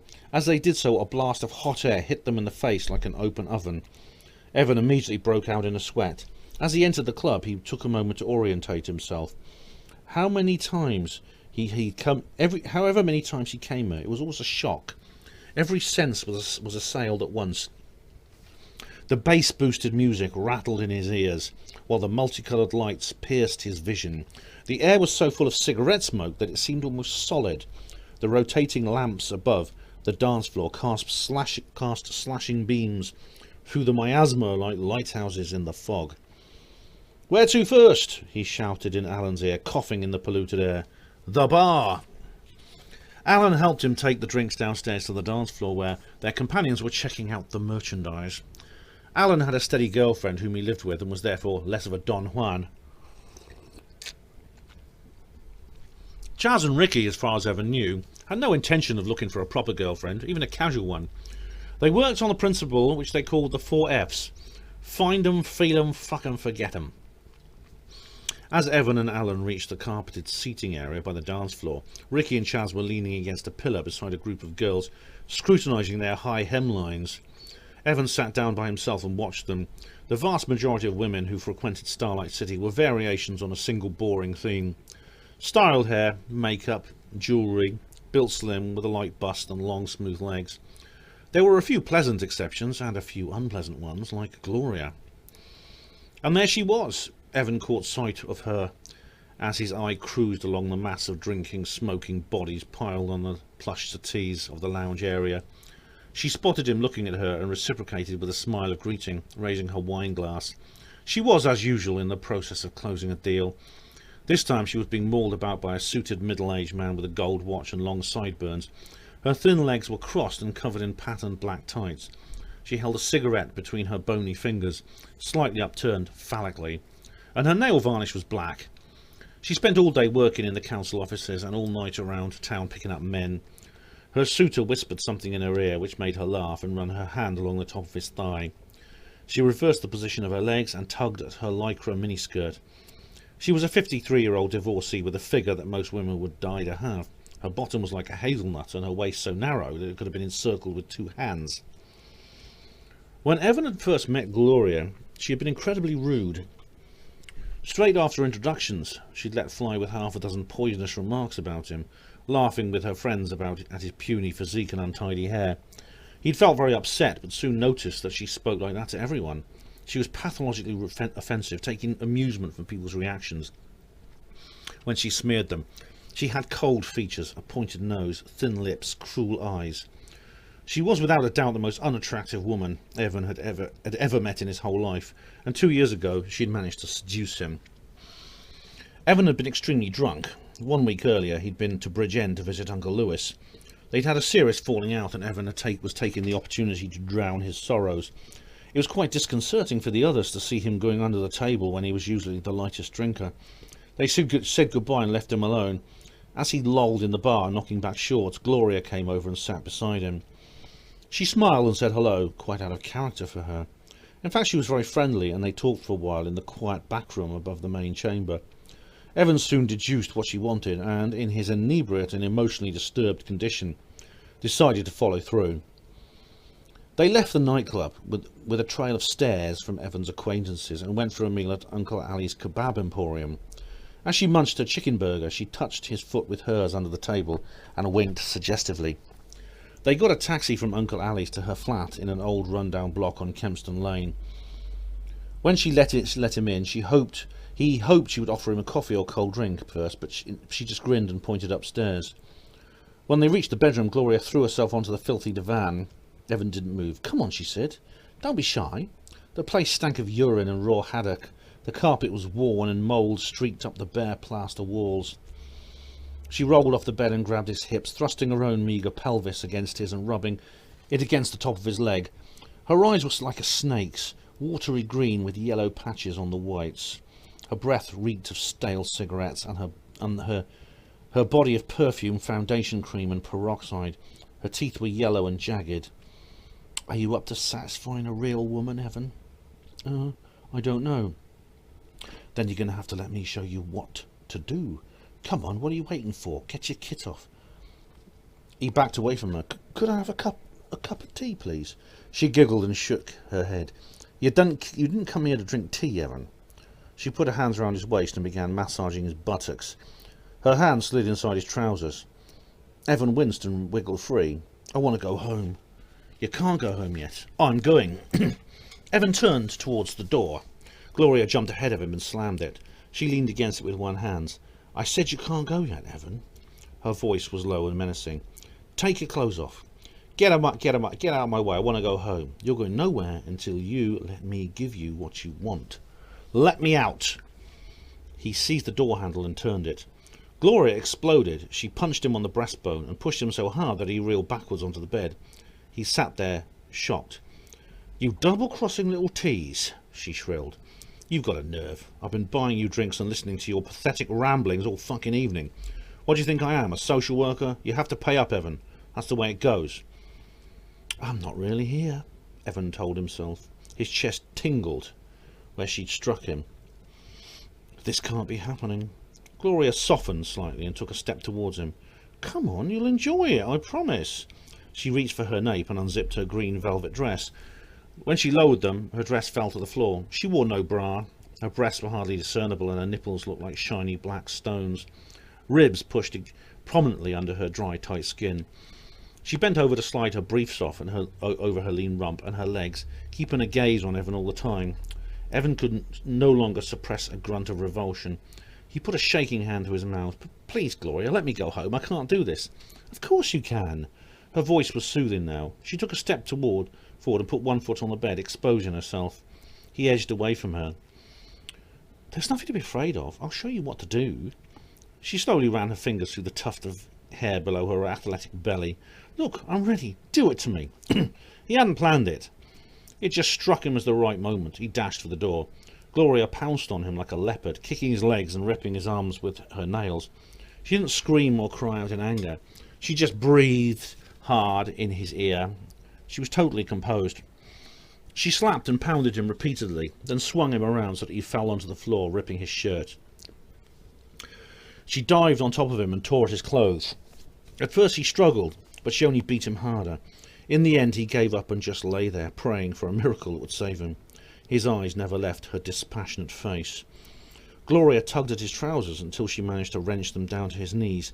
Then she began to rub him methodically. Evan almost vomited with horror as he realised what she was doing. He was becoming aroused. He couldn't stop it. That part of his body was no longer under his control. When he was fully erect, she lifted herself up and brought herself down onto him with a moan of satisfaction. She grunted and sighed as she rocked back and forth. She broke wind noisily, and a warm blast flowed around his bare testicles. Her weight and the heat of her body was suffocating. Suddenly she cursed and rolled off onto the carpet beside him. "You stupid little prick! Can't you do anything except lie there like a dummy?"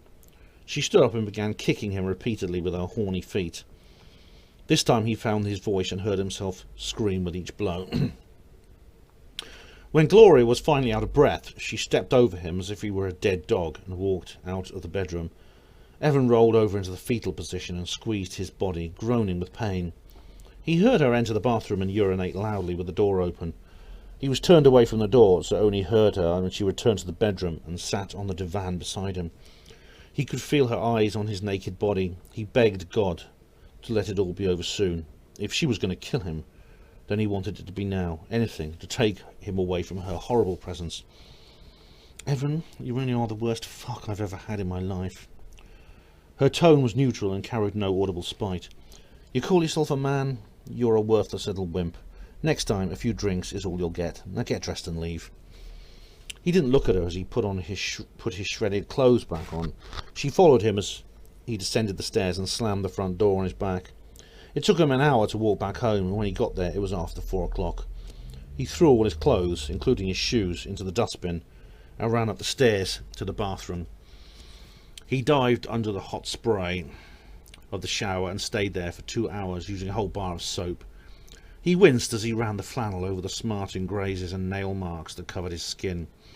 For many months afterwards he relived the incident in nightmares, and sometimes broke out in a fearful sweat when a woman so much as passed him in the street. He hadn't told anyone about his liaison with Gloria, and probably she hadn't either. She never returned again to the friendly manner that she'd adopted that night, and Evan recognised that it had all just been an act, a lure that she'd fashioned for this one particular victim. She was an intelligent woman who had learned enough about him to know what kind of trap he'd best fall into, and then she simply laid it for him. I see Gloria the Gorgon's about to make another one for the record. Alan's voice brought Evan back to the present. The suited man was kissing her wrinkled neck. She sipped her drink and giggled. How does she do it? Must be fabulous in bed. Chaz and Ricky came back from the dance floor, each with a girl on his arm. Chaz's date was called Lucy and Ricky's Kim.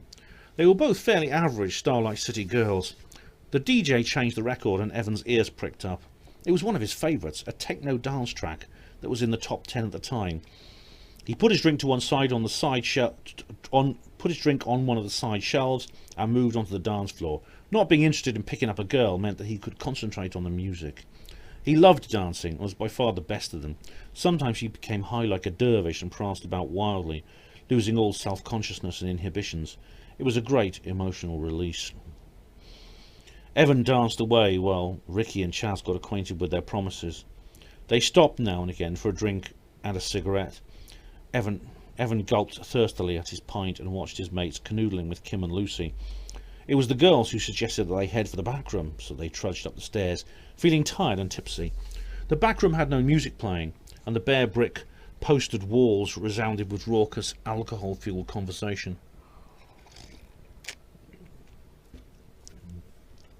After several hours on the noisy dance floor, the sudden lack of sound left Evan's ears crackling and ringing. "Evan, get the drinks in," said Chaz. Lucy was sitting on his lap, looking into his face.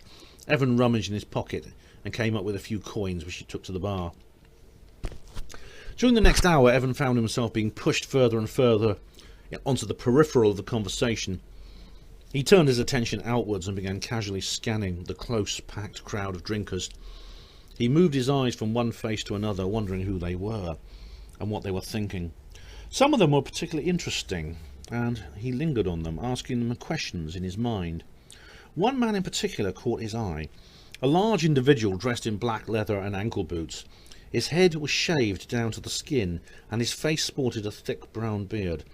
Numerous rings and studs pierced his ears and nose. When he shifted in his seat, Evan snatched a good look at the back of his jacket. It had on it an intricate graphic with the words "Speed and Death" scrawled across his shoulder blades in an aggressive Gothic face.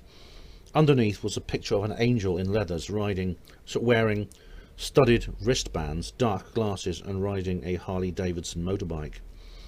The man he was speaking to was quite impressive too. He was tall and very well built, with a shock of thick white hair that was parted neatly. Warren!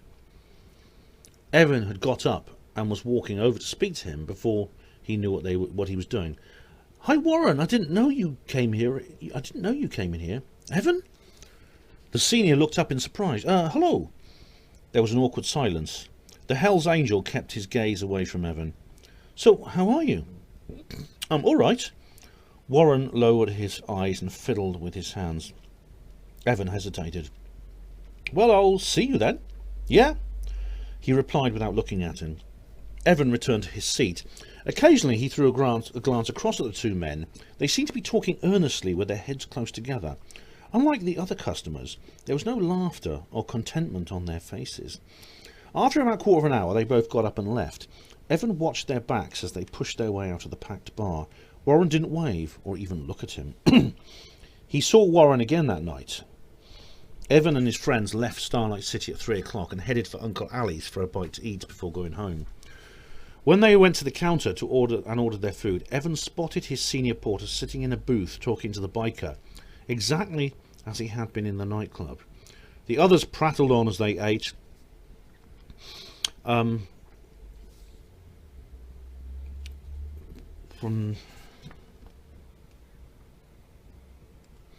But Evan paid them very little attention, keeping one eye on his friend the whole time. The party began to break up. Alan left, first paying his respects and heading out to hail a taxi. Then Chaz left with Lucy, and Evan was left alone with Ricky and Kim, who were more interested in each other than talking to him. He watched as Warren and the stranger finished their meals, got up and left. On impulse, he chased after them, leaving the other two behind. He got outside Uncle Ali's and spotted them walking swiftly down the pavement in the direction of town. "Warren!" he called at their backs. Both men looked back to see Evan running up to them. Before he reached them, the bearded man nodded at Warren and quickly walked on. "Evan, what are you doing here?" Warren sounded annoyed. "I was in Uncle Ali's just now. Who's your mate?" "What do you want, for God's sake?" "Just a chat." Evan artificially matched his friend's irksome tone. "You hardly said a word to me in Starlight. You never even said goodbye." The big Scot softened. I'm sorry about that. I've had a few worries lately." "Yes, I've noticed. This last week you've changed, you know. You're like a bear with a sore head at work. What's happened to you?" I can't really talk about it, he said quickly. "Well, I can't help you if you won't tell me what's wrong. Who says I need your help?" "I'm only asking because I care." Warren sighed and pivoted on his heel. "I know you do, mate. Look, I don't mean to be ratty, but there's nothing you can do, so just don't worry about it." "What do you mean, don't worry about it? Evan, you don't understand." "You're bloody right I don't." Warren sighed and wrung his hands. "Good night, Evan," he said, and walked off in the same direction as his abstruse acquaintance. "Warren, leave me alone!" He broke into a quick march and was soon lost in the shadows of Hominster Road.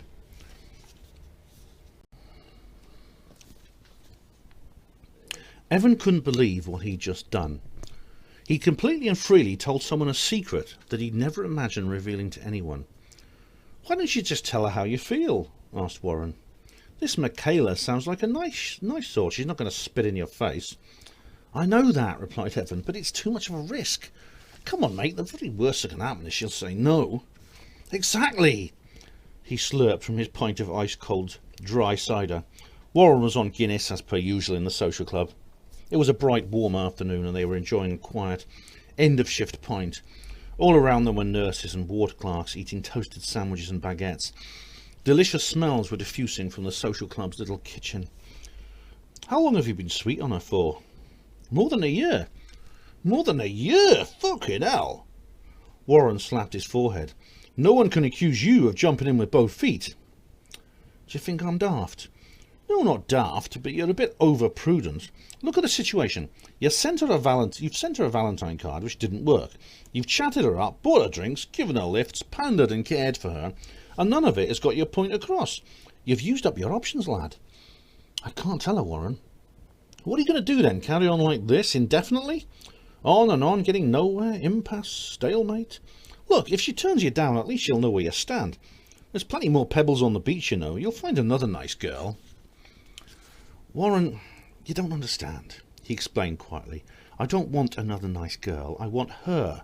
She's wonderful. She's beautiful. She's—" He paused. Warren remained silent, waiting for him to continue. "If she tells me she doesn't want me, it would mean the end. No hope left. I need that hope. The hope that something, anything might happen to make it all right." His hands trembled a bit as he took another pull on his drink. "I've heard it could be like that when you're in love." Warren took a pensive sip of his pint. "Do you remember what your mother said to you? Face your fears if you want to find your future." He nodded. "You can only play safe for so long, Evan. There comes a time in everyone's life when the only way forward is to take a chance. You can't sit behind every obstacle until it dissolves. You have to roll the dice and go for it. I know how scared you are, Evan. There are no guarantees. You could find that all your worst fears come true, but you still have to try. If you don't, you'll just wallow in this purgatory you've made for yourself until she finds another boyfriend anyway. If she's as tasty as you say she is, that won't be long. Then you'll spend the rest of your life regretting the fact that you never took the opportunities that he did. You've got no alternative, mate. Evan sighed. I can't argue with logic like that. And you never know, continued the senior porter in a merrier tone. She might say yes. Just imagine how you'll feel then. And if she says no? Then you'll feel like a lump of shit, probably for quite a while, but not forever. You'll get over it. And if you're lucky, it won't affect your friendship with Michaela, and you can carry on being best mates. Evan felt himself smile timidly. Life's like that, mate, said Warren. Have you ever had a secret crush on anyone, Warren? Of course, everyone does at some point in their life. When I was 14, I was crazy about this girl at my school called Julie. Did you ask her out? When I plucked up the courage. He paused. Well? Warren grinned. She was over the moon. Turns out she'd been longing for me to make the first move for ages. I went out with her for over 2 years. You see, women are like that. Maybe Michaela's the same, just waiting to see if you're going to take the plunge and pop the question, so to speak. My round. He got up and headed for the bar. Evan watched his friend as he stood at the bar collecting the drinks and felt a shiver of affection for him. Just a quick chat with Warren, and somehow all his problems seemed to lose their sting. There was one more thing he wanted to discuss with the big senior, and now he believed was the time to do it. Thanks, mate, he said when Warren brought the fresh drinks over. It makes all the difference, you know, if something's bothering you and you can talk about it to a friend. Well, I'm glad to help, Evan. He leaned forward. And I know I'm not the only bloke in the world with problems, Warren. If there's anything bothering you, you would tell me, wouldn't you? I'm here to help. Warren's face froze. Anything you said to me will go no further, I promise. And there's something on your mind, isn't there? Everybody's noticed it. I mean, last week when I saw you in Starlight City, you... Stop right there, Evan. Stop right there, Evan. He held up his hand. I'm sorry, I don't mean to be nasty, but that's off the agenda. Warren, please, I know you care and you want to help, but there are some things I have to face alone, things I can't explain. Warren, I'm worried about you. Don't be, I'll be fine. Don't be worried? How can you expect me not to be worried? You've hardly said a word to anybody except me for 2 weeks. You sit in the lodge with your head in your hands and you look at the floor. Warren, you're my best friend. I don't want you to be sad. Warren put down his glass and stared hard at Evan, his brow wrinkled.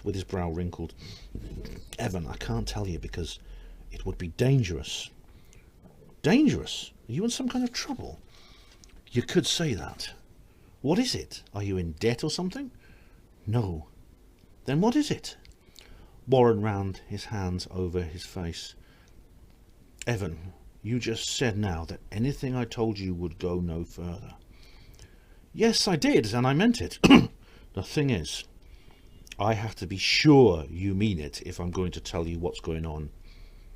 Warren, I swear I will not breathe a word of anything you can tell me anything you tell me to anyone ever. The big Scot paused and looked down.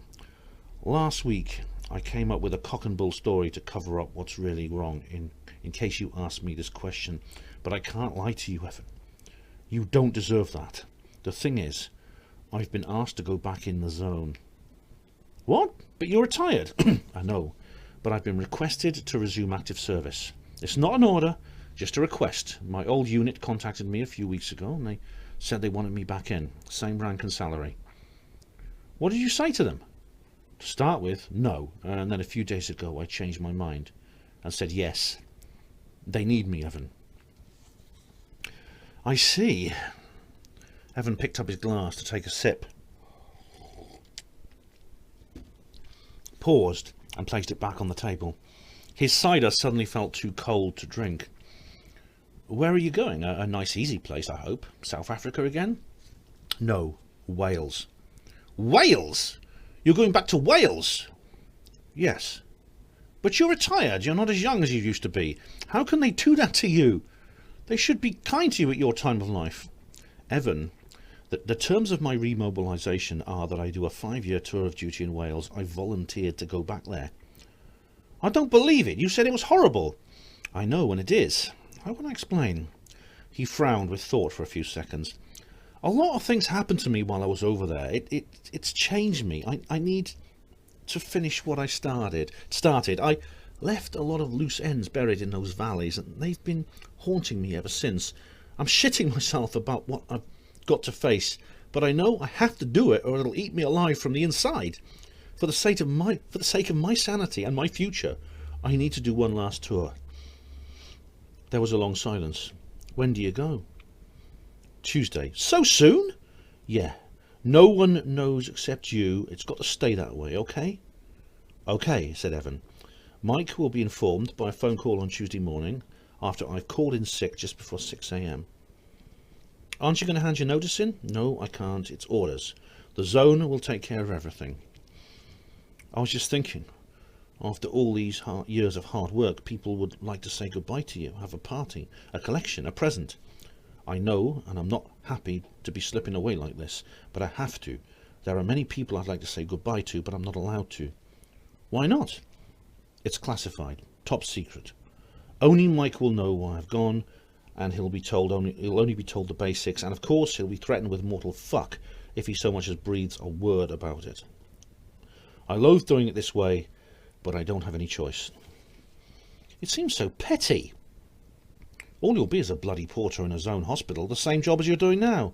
Yes. Warren rubbed his nose with the back of his hand. Yes. Warren, if it's all so secret, why are you telling me? Well, you made me, didn't you? He shrugged.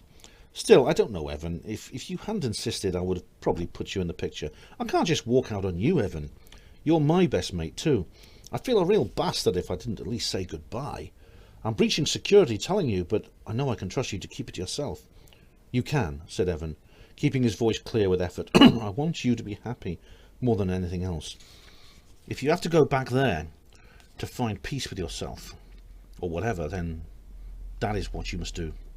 I will miss you, but I'll be pleased to know you're sorting your life out.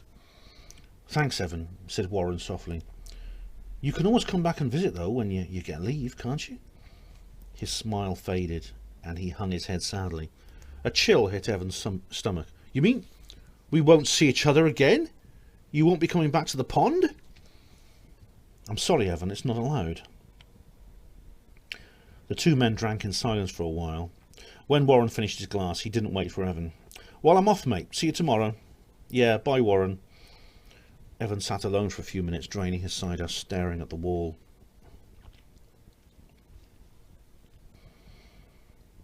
The social club had never been as full as it was on this particular night. Some people even had to stand. At 10 o'clock, when the shift changed, it became even fuller, and a health authority driver acted as doorman. There was a hired DJ running a makeshift disco, and a few chairs and tables had been moved to create space for a dance floor. The social club committee had applied for and been granted a late license. The music was loud, but not deafening. People were sitting, drinking and talking, as well as dancing. All the porters not on duty were there. This was the one event of the year that achieved almost zero absenteeism. Even the Christmas party could not match it. Along with the porters were many staff from other professions within the hospital, consultants to medical students, junior clerks to BHO officials, auxiliaries to nursing officers, domestics, engineers, catering staff, storemen, sterile supplies crew, linen room ladies, telephonists, typists, gardeners. The staff from the hospital shop and bank, the old lady who ran the League of Friends, every single one was happy. What's the matter with you, Shiraz? Asked Des. My bloody collar's too tight, complained the theatre senior. He pulled at it again with his finger. It's choking me. No, it is not, said Ishtiak indignantly.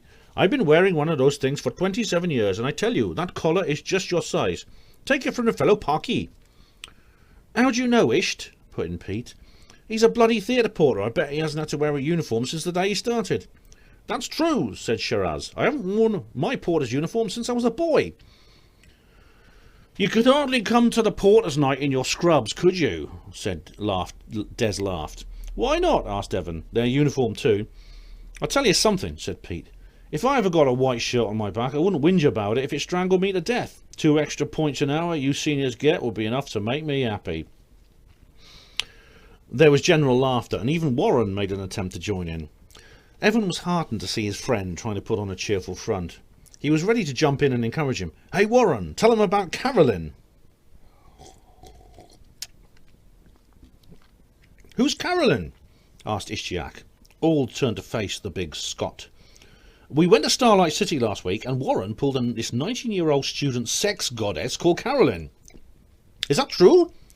Warren nodded, smiling. "Bloody hell, man," cursed Ishtiak. I'm the same age as you, and no young bird so much as looks at me. What's your secret?"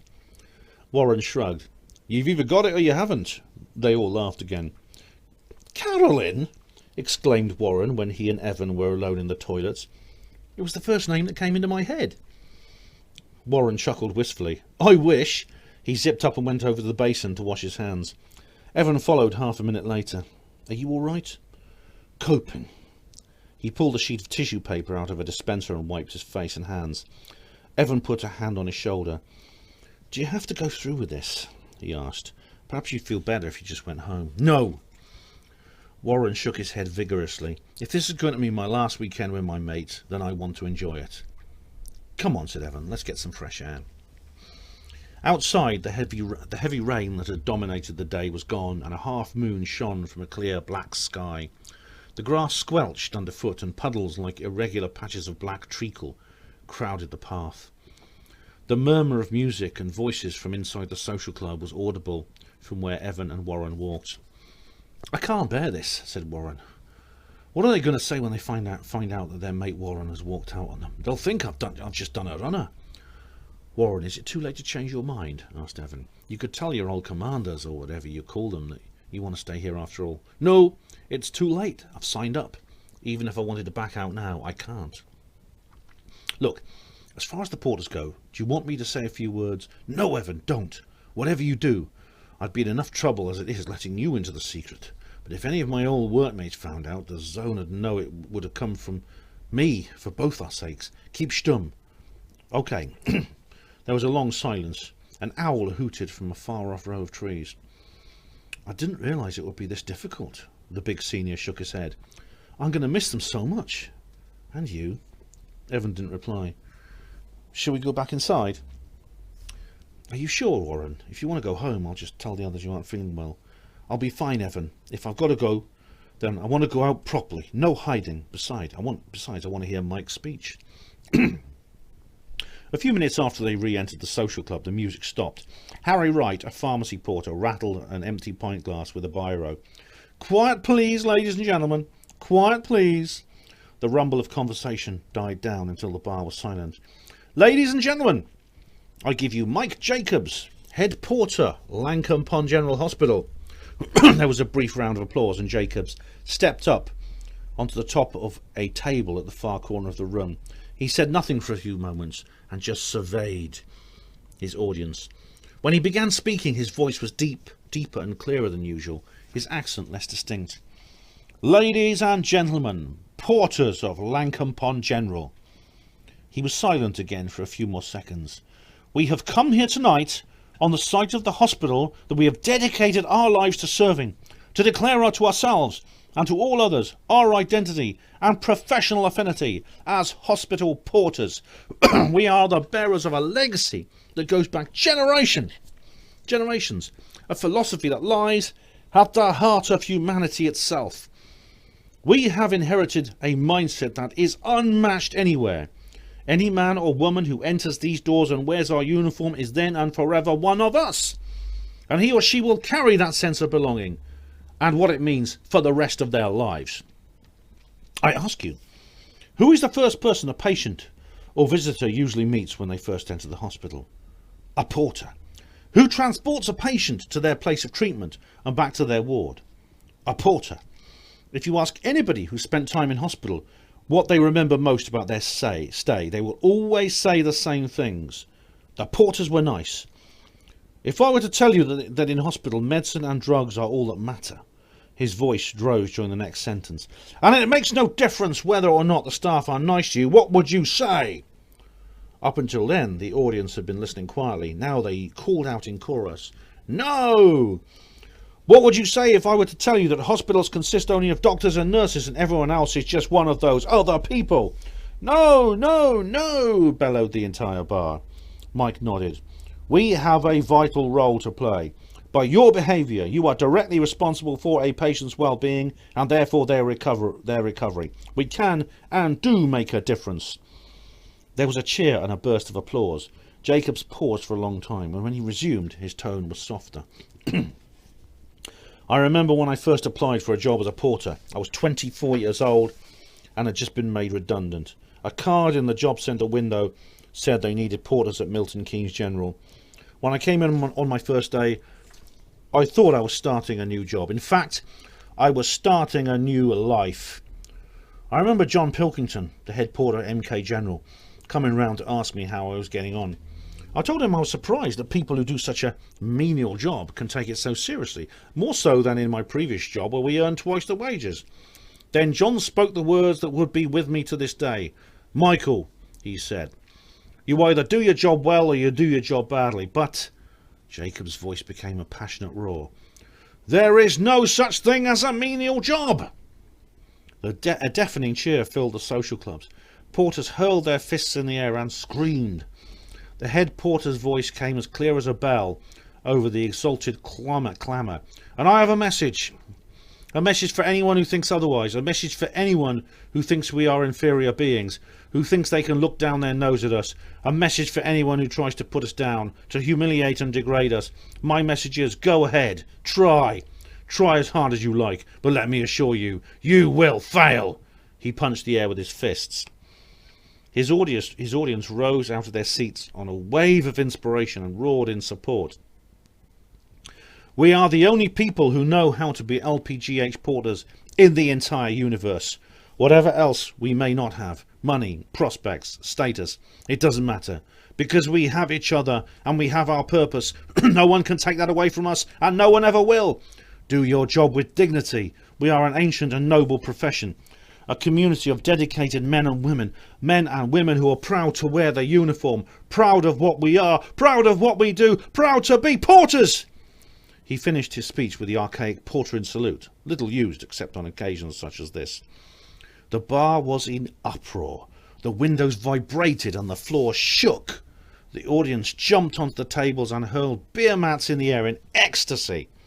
Someone started the traditional portering song, and it spread through the crowd like a brush fire. Within a few seconds, hundreds of voices were all singing, "We are porters, we are porters. If you hate us, we don't care. Just remember, you can't stop us. We are porters, we'll be there." Mike Jacobs was hoisted from the table onto the shoulders of George O'Rourke and another senior. Everyone sung the song over and over as he was paraded around the bar. Someone opened a couple of the social club's multiple French doors and the procession moved outside into the cool night. They marched around the hospital grounds, whooping, yelling and singing the song. Figures appeared at windows of wards to watch the mighty choir pass by. A few of them waved. Evan looked at Warren. His big friend's cheeks were glowing and his eyes sparkled. "How are you feeling now, Warren?" He raised his voice above the din. "Magic." "I've got something to tell you," said Evan. "Uh-huh?" "I'm going to ask Michaela out. I've decided. I'm going to tell her how I feel about her." "Bravo, Evan." "It's not going to be easy, but I'm going to do it." Warren put his arms around Evan's shoulders and smiled. "Everything's going to be all right, Evan. Everything."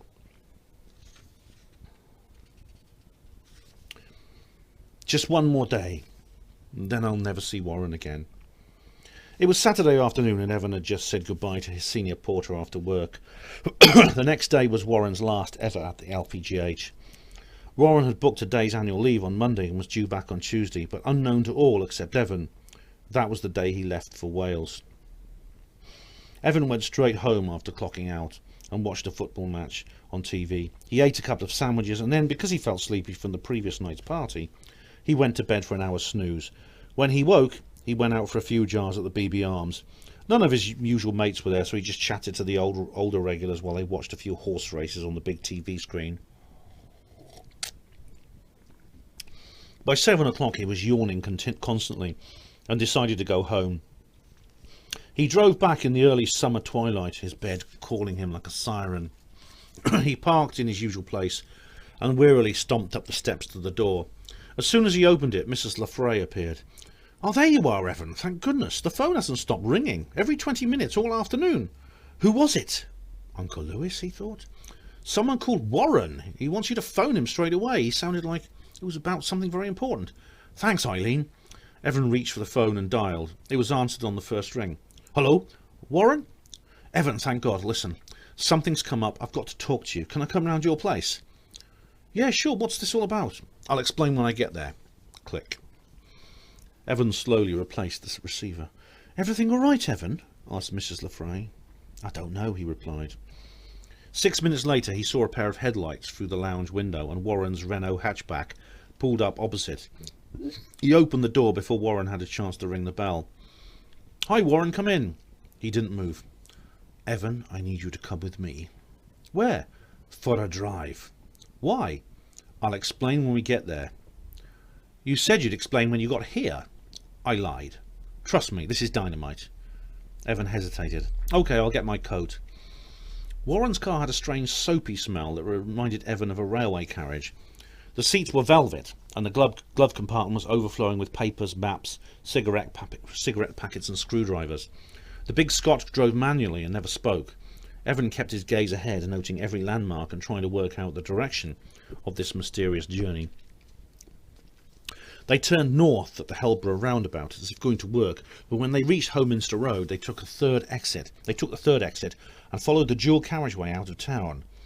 For a while there was nothing to be seen but the cluster of red tail lights from the thick traffic. 20 minutes later they reached the Kempston turnoff. Warren chose a smaller road where they met only the occasional vehicle and a few well-lit houses. The fields and farmland were as black as coal tips in the moonlight.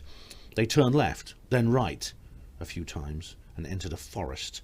For the first time on the journey, Evan felt a trickle of unease. Not much further now, lad, said Warren immediately, as if telepathically sensing his fear. There. He pointed to where there was a T-junction with the main road. A group of lighted windows in the trees caught Evan's eye. A moment later they turned off onto a wooded drive that led to an old two-storey stone house. The Oldie Mill Hotel, said a wooden signboard in medieval writing. Follow me, ordered the big senior as he parked the Renault in the car park in the front of the building. The entrance hall of the hotel was pleasantly rural. A grandfather clock ticked away patiently in a corner, and the walls were adorned with sketches and watercolours of traditional country scenes. The room was filled with the beautiful scent of a wood fire. This was unlit in the far corner, beside a small but well-stocked bar. The smartly dressed young woman, sitting at the reception desk, looked up and smiled. "Hello, Mr. Cottrell. It's good to see you again. How are you?" "I'm fine, thanks, Sir Anne-Marie. You're looking well," replied Warren. "Is Mr. Kester in?" "He's expecting you. Is this Mr. Hughes?" She nodded at Evan. "Yes." Evan tried not to appear too bewildered. "He's in the function room," said the woman. "Claudio will show you through." A young man in a waistcoat and bow tie appeared. He didn't speak, but just beckoned Evan and Warren to follow him. They walked down a narrow, stone-floored passageway to a door at the end. This he held open for them, but did not join them in the room beyond, which was furnished in the same rustic style as the lobby, and a bare grate stood in the fireplace. The drapes were all open, and Evan could see thick rhododendrons pushing against the window. Only one man was in the room, and he stood as Evan and Warren entered. He smiled and held out his hand. Evan took it, hiding his surprise with difficulty, for he'd seen this man before in very different surroundings. He hadn't forgotten the shaven head and the nose rings, the thick beard and aggressive leather vestments of the Hell's Angel from Starlight City, whom Warren had been so keen to talk to. "How do you do, Evan? How do you do? You must be Evan. I'm pleased to meet you." Evan almost felt like laughing. The man spoke with the most upper-class English accent that could be imagined. The incongruity between his speech and appearance was striking to the point of being comical. "I've heard so much about you from Warren. It's good to see you at last." He turned to the big Scot. "I see you can still find the old place, Warren." "I certainly can, sir. It's been a few years, but the roads are the same." The biker gestured towards some chairs. "Well, sit down, please. We've got a lot to get through. I expect, Evan, that you're a little confused, which is to say you're wondering what the fuck's going on." The stranger smiled. "You could say that. Never mind, it'll all become clear when I explain, but first things, drinks. Claudio!" The young man who'd shown them to the room appeared. "Yes, Mr. Kester?" "A Scotch and soda, please. A pint of Guinness." And he winked at Evan. "A pint of cider." "Coming right up, Mr. Kester," said Claudio, and with that he was gone. "You see, Evan," said the biker, "I wasn't exaggerating when I said I'd heard a lot about you. Ulster cider is your favourite, I believe." "You know an awful lot more about me than I do about you," observed Evan. The man raised his head and laughed. "Well said, Evan. Very well said. We'll have to do a little to redress that balance, shan't we?" Claudio brought in the drinks on a silver tray and left immediately afterwards. The Hell's Angel stared after him as if to make sure the door was shut. "Cheers," he said, and they all drank. "Now then, I'll begin by introducing myself. My name is Colonel Roderick Kester, of Roland Cooper's Zone, Boundary Protection Zone to be precise. I'm a close friend of Warren's, although he won't have mentioned me to you. I was his commanding officer during most of his service in Wales, and we go back a long way." He glanced across at the big senior. "You will notice that when I introduced myself, I didn't say which division of the BPZ I was in. I'll come to that in a minute." Evan nodded, wondering where all this would end. "Now, as I said, I've heard a lot about you. I even saw you last week in Starlight City." "Yes, I remember. I just popped in to have a chat with my old mate Warren, and you happened to appear. Now then, as Warren has told you, he will shortly be resuming his service in the zone." Colonel Kester once again looked at Warren. "He's been a bit of a naughty boy doing that, but I'm willing to overlook this on account of the circumstances and because of the suggestion he made to me today." "What's that, Colonel Kester?" Evan asked. He paused. "Do you like your job, Evan?" "Why, yes, I do. Why?" "Well, yes, I do. Why?" "I've heard that you and Warren have become good friends. I was wondering how you'd like to continue working with him." "What, you mean you don't want him in the zone after all?" "No, we do. I meant we'd like you to work with him when he goes back into the zone." "You want me in the zone?" "Yes." Both men looked at him and nodded. He paused. "This was your idea, Warren?" Yes, Evan, it was."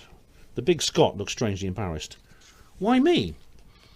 "You have some particular abilities," continued Kester, "that make someone like you useful to us and quite a rare commodity. We're badly in need of such people." Surely not. There must be loads of experienced porters who'd be willing to join up and work in a zone hospital. It can't be all that much different." He stopped. As he'd been speaking, Kester had coughed and started fiddling with one of his earrings. Warren had shifted his feet uncomfortably. "What is it?" Warren and the Colonel exchanged glances. The latter nodded. "Evan," Warren began awkwardly, "I haven't been entirely honest with you."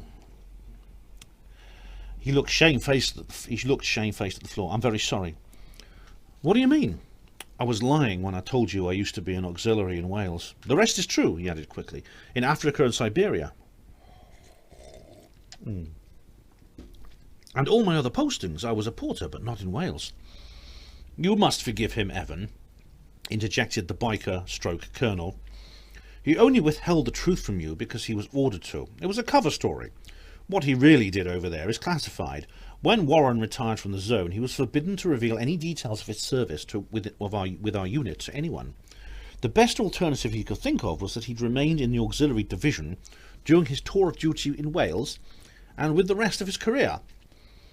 Evan thought back over his previous conversations with Warren. This new revelation made sense. The big senior had never once given him any details of his experiences in Wales, even though he'd regaled him with numerous anecdotes about Siberia and South Africa. "So you and Warren have dragged me out here into the middle of nowhere to offer me a job? Why not just phone me up and come to see me at my home?" Because of the nature of the job you're being offered," replied Kester. "So I become a zoneman? What do you do? Give me a gun and one of those orange cars so I can drive around checking tax discs on windscreens?" The Colonel chuckled. "Not exactly. I imagine a young lad like you would get bored escorting old ladies across the road and other tedious tasks. No, we want you to come and join our unit. As an assistant, you understand." "What unit is that?" "Aha, that's a simple question with a complicated answer because, you see, officially we don't exist. I know that may sound a bit dramatic, but in this case it's true. Kester paused to sip from his glass. Now, before I go any further, I have to caution you that you may at no time, under any circumstances, repeat what you are about to hear to anyone. If you do, you will be in breach of the Secret Information Act of Will, Year 1, Century 1, Millennium 1, and will be subject to zone prosecution. Tell me if you understand the caution, and you're willing to comply with it. If you are not, you must leave the room now. Warren will drive you home. Evan was transfixed by the formidable face of Colonel Kester. The formerly jovial man was now as deadly serious as anyone he'd ever seen. Very well, he answered softly. Good. Kester began grinning again. Now, I've told you that we're not part of any regular zone division. We're not even a special operations agency like Extreme Combat. We're a black organisation, operating independently from the usual zone command structure. We are answerable only to the military union and Roland Cooper himself. Now, I cannot even tell you the name of our organisation unless you agree to be recruited, but basically, we're a special forces stroke intelligence outfit established in secret to deal with the Welsh situation, in a way less specialised agencies can't. I won't tell you much more about our operations, but I will say this. We have done a lot, and we've made a hell of a difference. Most of the things you have done you will not hear about in the news, and what you do here will not be accredited to us. That's what Warren and I do. Look, Mr. Kester, said Evan, it's a very kind offer, but I don't think I'm cut out to be a secret agent. He thought about the time when he'd been arrested and questioned over the cafe bombing, but decided not to mention it. I really can't do all the things that zonemen do. The term zoneman covers a whole range of professions and trades. We have no intention of employing you as a foot soldier. You are far more use to us in another field that involves no combat at all. Ah, yes, you said I had particular abilities. Back then I thought you meant portering experience. What did you actually mean? I was referring to your linguistic capability. Linguistic capability? Oh, I see, you mean because I can speak Welsh. Precisely. We're very short on translators, Evan. We need people like you. Colonel Kester, there are 500,000 or more Welsh speakers. Why me especially? Because you are one of the few who is trustworthy enough to work for us. You know better than I that the language is the cornerstone of Welsh culture and identity. It's even mentioned in the national anthem. How does it go? O bydded i'r heiniaeth barhau. May the old language live on. That's the one. Hardcore Welsh nationalism has always been centred around language rights.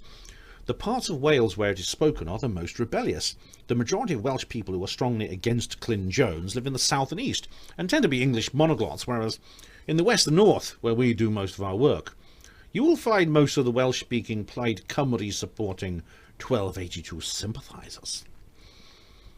How do you know I'm not a Plaid Cymru supporting 1282 sympathiser?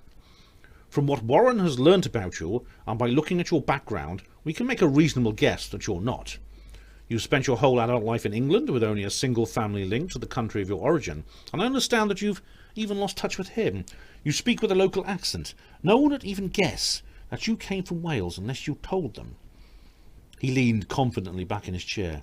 You're hardly a textbook nationalist, Evan. But if you need people who can speak Welsh, why don't you have some of your own people learn it? It's not a difficult language to pick up. You know, it's a lot easier than French, in fact. I'm sure it is, and one of your duties, should you accept my offer, will be to teach it to some of our men. But none of us will ever be able to speak Welsh as well as a native, unless we studied it for years. We simply don't have time. But I'm not a teacher. Speaking a language doesn't mean you're qualified to teach it. Yes, I'm aware of that. Your role will be that of assistant. You will work with a fully trained teacher of Welsh. Evan sensed that Kester was waiting for him to break the silence that follows. I must say, this is the most unusual job offer I've ever had. But one which I do recommend you accept, said Kester. Well, it's all a bit sudden, said Evan. One minute I'm sitting at home after a day at work, and the next, Warren is whisking me away to a secret rendezvous in the sticks to ask if I would like to become Shades MacLean. Kester laughed again. Quite so, dear boy. I don't doubt that you're rather thrown by it all, so let me append a few details that you will definitely comprehend. How much are you earning in your present employment? 38 and 3 a week, replied Evan. That's about 1,900 a year. More or less. If you come and work with us, you'll be starting off at approximately 12,000. Evan's jaw dropped. How much? That will increase by increments of 5% a year, even if you don't get promoted. He winked. I bet your hospital director doesn't get that much. I don't think the BHO chairman gets much more. So what do you say? Kester spread his hands to receive an answer. What exactly do I have to do to earn 12,000 star raise a year? Simple. When Warren leaves on Tuesday, you go with him. When you get to Cardiff, you'll be working in our central office, reading intercepted letters, radio messages and other documents in Welsh and writing out English translations. You'll be assisting in Welsh language classes, as I just mentioned, and if all goes well, we could move you into the role of live interpreter, sitting in on interviews with Welsh speakers who refuse to use English. The only thing you have to do is keep your mouth shut about anything you do in your work, and of course spend all that lovely dosh you'll be earning. Evan thought for a moment. What's the catch? Warren said you were no fool. So there is a catch. Yes. For reasons of security, which are a priority in our agency, you will be incommunicado with all relatives and friends outside the organisation. The fact that you have no immediate family is another reason I consider you a good candidate for recruitment. And my friends? There are certain exceptions to the rule, married couples for example. Unfortunately, none of them would cover your maintaining contact with your pals here in Langham Pond. I'm not going to paint a rosy picture of what kind of commitment I'm asking you to make, Evan. If you decide to join us, the same will apply to you as it does to Warren. You will tell no one of your impending departure. You will not hand your notice in at work. Like your colleague here, you will simply disappear. And when I'm in Wales, no phone calls, no letters, no visits. You will have to forget about your friends. And I'd never see them again? Asked Evan. No, or at least not until your enlistment is up. Kester looked at him sympathetically. I'd like to be able to say go away and think about it for a while, but I can't. I have to have your answer now. After tonight, we cannot ever meet again. And when Warren leaves on Tuesday morning, you two will not be able to see each other again. If you change your mind, you will be unable to contact him or me. Evan, Warren said, look at the other side of the coin. Quite apart from the money, think. You'll be with me. We can carry on working together. I know you'll be leaving everything you know and love behind, but you'll make new friends. You'll find a new home, a new life, and you'll have me. We can still be mates. Think it over, Evan, said Kester. An armada of images sailed across Evan's mind.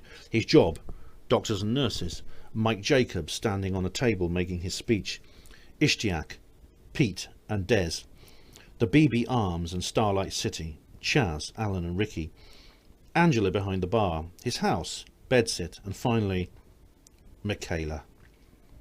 I can't, he shook his head. I'm sorry, Mr. Kester, I'd like to join you and I'd love to stay with you, Warren, but I can't leave Langham Pond. My whole life's here, my friends, everything. Kester stood up and came over to him, holding out his hand. I completely understand, Evan. It's an enormous sacrifice I was demanding of you, and I can't blame you for refusing. We thought it was worth asking just in case. I respect your decision. Evan shook his hand and then turned to his friend. I'm sorry, Warren. That's all right, mate. Come on, I'll drive you home. Kester shook hands with him again. Well, goodbye, Evan. I hope I can trust you to keep this little chat to yourself. Of course, and I hope you find the applicant you're looking for. Oh, we will, I'm sure. All the best for the future. The Hell's Angel stroke Zone Man smiled as Warren led Evan out of the room and shut the door. The roads were quieter going back, and as they reached the outskirts of town, in half the time it took on the way out. Did you do that for me? Asked Evan. Do what? You know, get your boss to offer me a job. Like the Colonel said, we need interpreters. So you didn't do it just so we could carry on being mates? Warren grinned. Oh, I suppose it did cross my mind. I'm sorry, Warren. He stared out of the windscreen. I feel bad letting you down. Evan, I honestly think more of you for saying no. There's loads of blokes who'd have jumped at it like a greyhound out of the trap as soon as they heard about the whopping great salary and fucked the people left behind.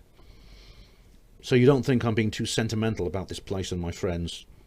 Not at all. I think you've learned what the really important things are in life. Some folks never do. You're the best mate I've ever had, Warren. But I can't cast all the others aside, not even for you. You do understand, don't you? Aye. He glanced at him sideways with a smile. And I know when you talk about your other mates, you're referring to one person in particular. I suppose I am. The lovely Michaela. She is lovely. I can't bear the thought of never seeing her again. When are you going to do it? Tomorrow, replied Evan with resolution. Tomorrow afternoon I'm going to meet her from work. Good man. He flicked the indicator and turned off the bypass onto Hellborough. And whatever happens, it's for the best. Neither spoke for a minute. When did you start all this secret agent stuff? Then, when I finished in South Africa, I applied for a transfer to the intelligence division and went on a training course. It was only after I'd completed a psychological aptitude test that someone approached me. I must have unknowingly ticked the right boxes on the form. I went for some more training and was whisked off to Wales. How long were you there for? 7 years. An extended tour of duty at my own request. I could have quit after 5 years, but I chose to sign up for another 2. He slapped his forehead. I must have been out of my bloody tree. Then you retired? Yep, I was 53, much too young to get a full zone pension, but, well, I was determined to get out. Colonel Kester tried to talk me out of it, but I wouldn't be persuaded. My application for early retirement was approved, and 6 months later, I walked out with 8 grand in my pocket, which I transferred to the British Health Organisation's superannuation scheme. I tried to get back into portering when I got into Civvy Street because it was my old trade and I knew I was good at it. I started at the LPGH in '92 and I've been there ever since. Why did you come and live in Lancan Pond? You could have gone back to Scotland and lived close to your family. I needed some time to myself, replied Warren.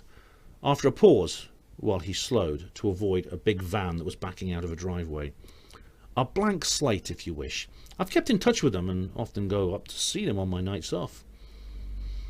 So if you were so hell-bent on leaving the zone, even if it means losing out financially, why are you now going back in? There's been a voluntary recall for all reservists for the last 18 months. It's getting worse over there. You've seen the telly. I hadn't given it a lot of thought until Kester approached me personally. It was a couple of weeks after you started at the hospital, actually. He phoned up and asked me if I wanted to come and see him. He was staying at our local safe house, that hotel. He told me he wanted a wee talk.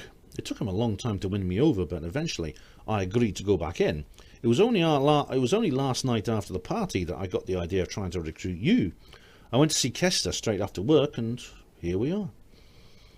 Warren pulled over by the curb outside Evan's house. Evan got out and leaned down, gotten to speak to his senior. Thanks for doing all this, Warren, and I'm sorry if I've disappointed you. He held up his hand. Forget it, Evan. You've done the right thing, I'm sure. I'll see you tomorrow. See you, Warren. Evan was about to close the door, then he stopped. He bent down again. Warren, there's one more thing I'd like to ask you. What's that? Why did you really leave the zone? Warren smiled and then turned his face away. Maybe one day I would have told you. Without another word, he pulled his door shut and drove off into the night.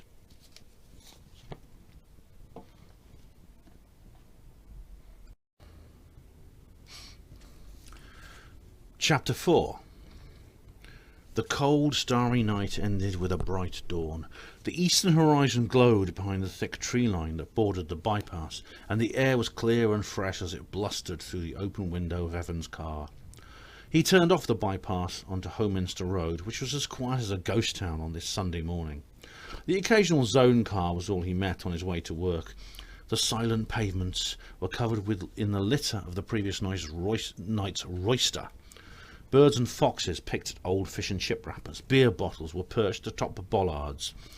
He yawned as a wave of early morning drowsiness passed over him and glanced at the sheen of the still hidden sun, a sun that marked the beginning of a day he'd been dreading. Warren was standing outside the main entrance smoking. He blew out a long plume that swirled around the parapet lights as if drawn by magnetism. Evan was about to approach him, but then changed his mind and left him alone. The senior gazed sadly over the vista of hospital buildings. Is that all right then, Warren? Yeah, Mike, no problem. I wouldn't ask you to do a double shift unless I was desperate. It's just that Kevin's thrown the whole thing arse over apex since he decided not to cover Jimmy's annual leave. Shit happens, Mike, Warren shrugged. Jacobs made a note on his clipboard. So I'll put you down for Thursday 2 to 10 on the lodge. Go ahead. Okay, cheers, Warren. I really appreciate this. See you later. See you, Mike. Evan observed the conversation from the other side of the room and was in awe of Warren's self-control. The big senior had been acting brilliantly all day long. Are you okay, mate? Bearing up, Warren sighed. It had been a very ordinary day, not too busy, not too quiet. There had been no unusual jobs or requests. It had been an average humdrum shift in every way, except that in less than an hour the 2 to 10s would arrive and Warren's working life at the LPGH would be over. At 1:30 he went out for a walk on his own to have one last look around. Evan covered for him on the desk, telling the others that Warren had been called away to help shift some furniture. He was back in time for the arrival of the relieving shift, and they chatted casually together in the lodge. Then Warren said, "Cheerio," and left. As he had done 1,000 times before, the facade didn't come off until he and Evan were outside the building. "Look," said the senior, gesturing towards the walls of the general block. "The finest hospital in the world." He turned his back on Evan and sighed. "I've given everything to this place. I've got to know it so well. It's my home. My shift have been my family." "Warren," said Evan, drawing near to his shoulder, "when you're gone, Pete or Des will be made up in your place, won't they?" "Probably."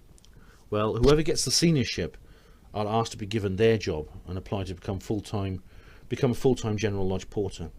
In a few years, when I'm a bit more experienced, I'll go for shift senior." "Really?" "Yes, I'm going to carry on your work. I want you to remember that when you're in Wales. Even though you're not here, there will be someone here who is thinking of you and will be maintaining the shift in your memory." "You do that for me?" "It's what you deserve." Warren walked slowly down the pathway to the social club and Holly Lane. Evan walked with him at his right side. The air was warm and the sun spoke loudly from the sky, and birds dived between the red-bricked oblongs of the nurse's home. "What time do you leave on Tuesday morning?" asked Evan. "I'm getting the 6 o'clock coach to the airport, probably spend all tomorrow packing. I've left a letter to my landlord with a cheque for this month's rent and a blank payment slip for my deposit.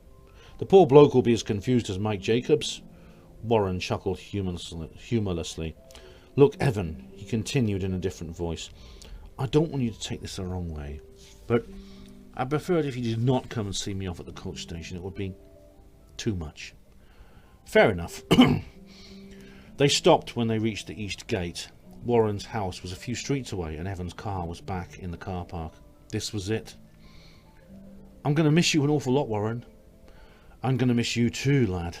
I'm glad to have known you, even though it makes it so much harder to leave." "Don't be sad, mate," Evan comforted.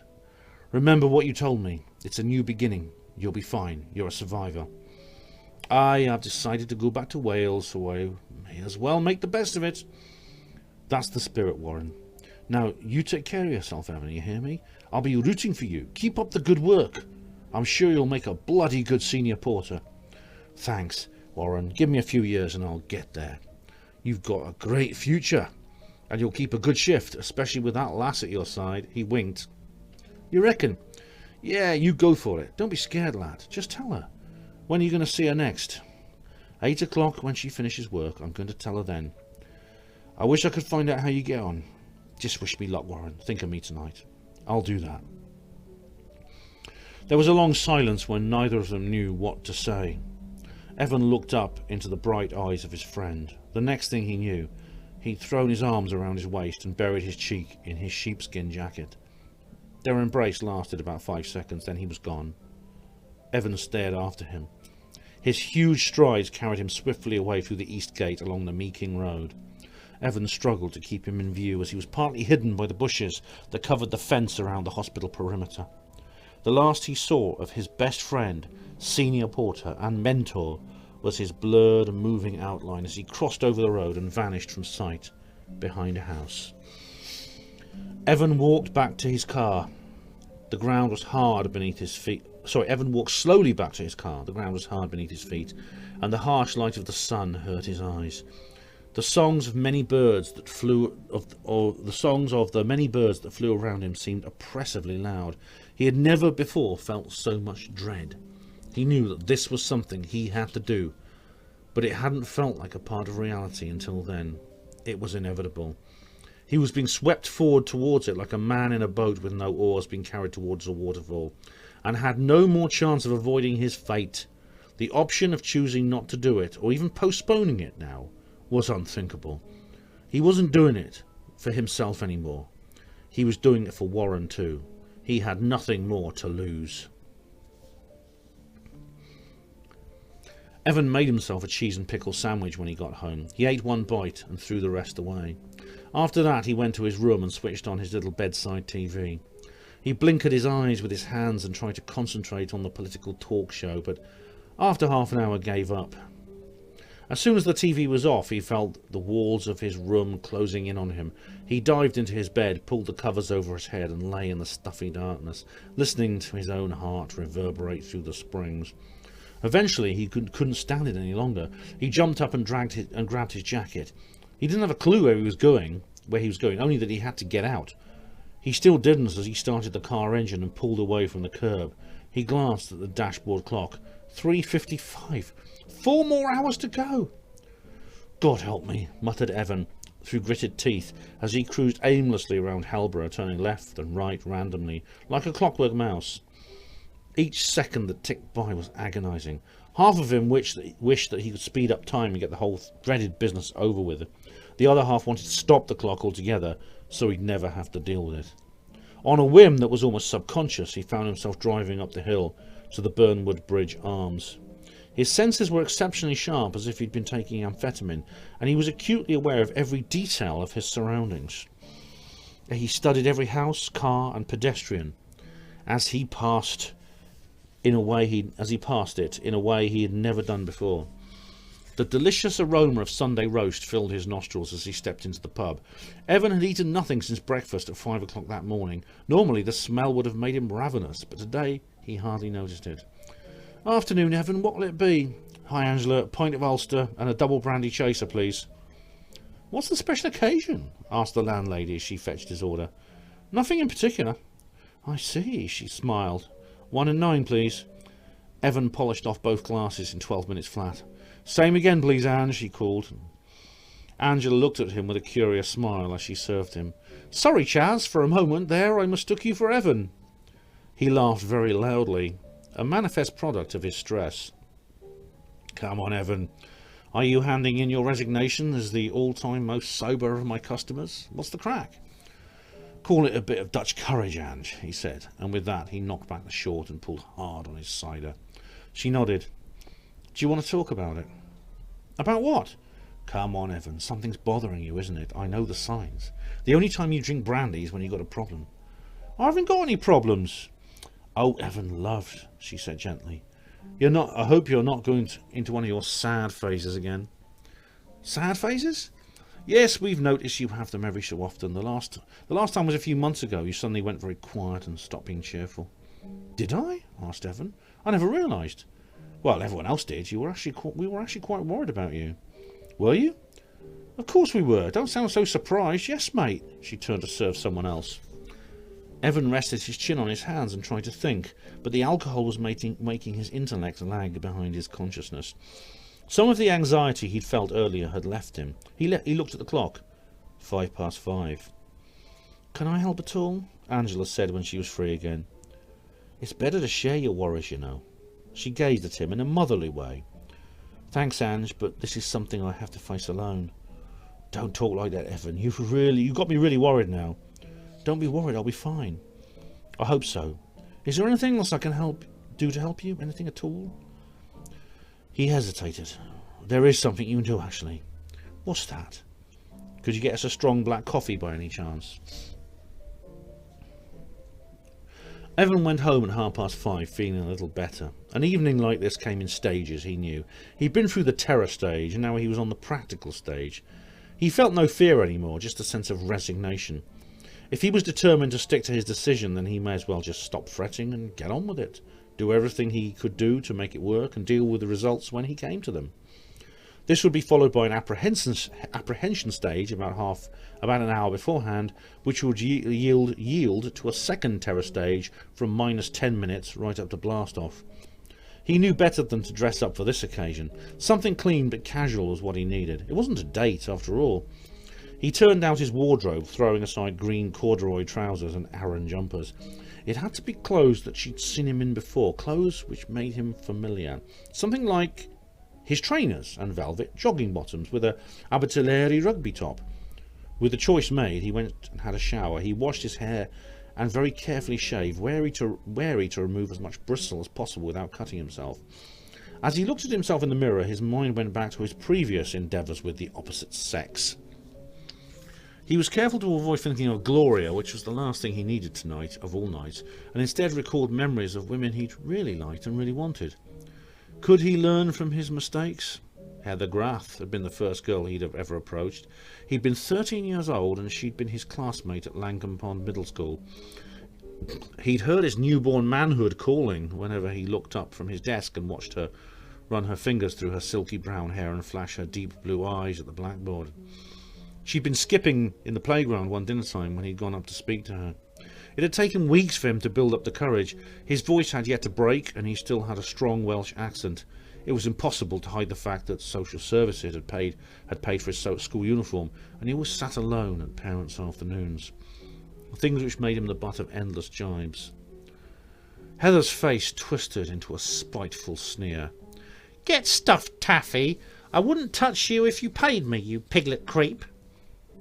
Her companions jeered as he walked away with his head down. "What's the matter, Taffy? Can't find a girlfriend? Try having plastic surgery. Take your mask off, Taffy. Halloween was 4 months ago."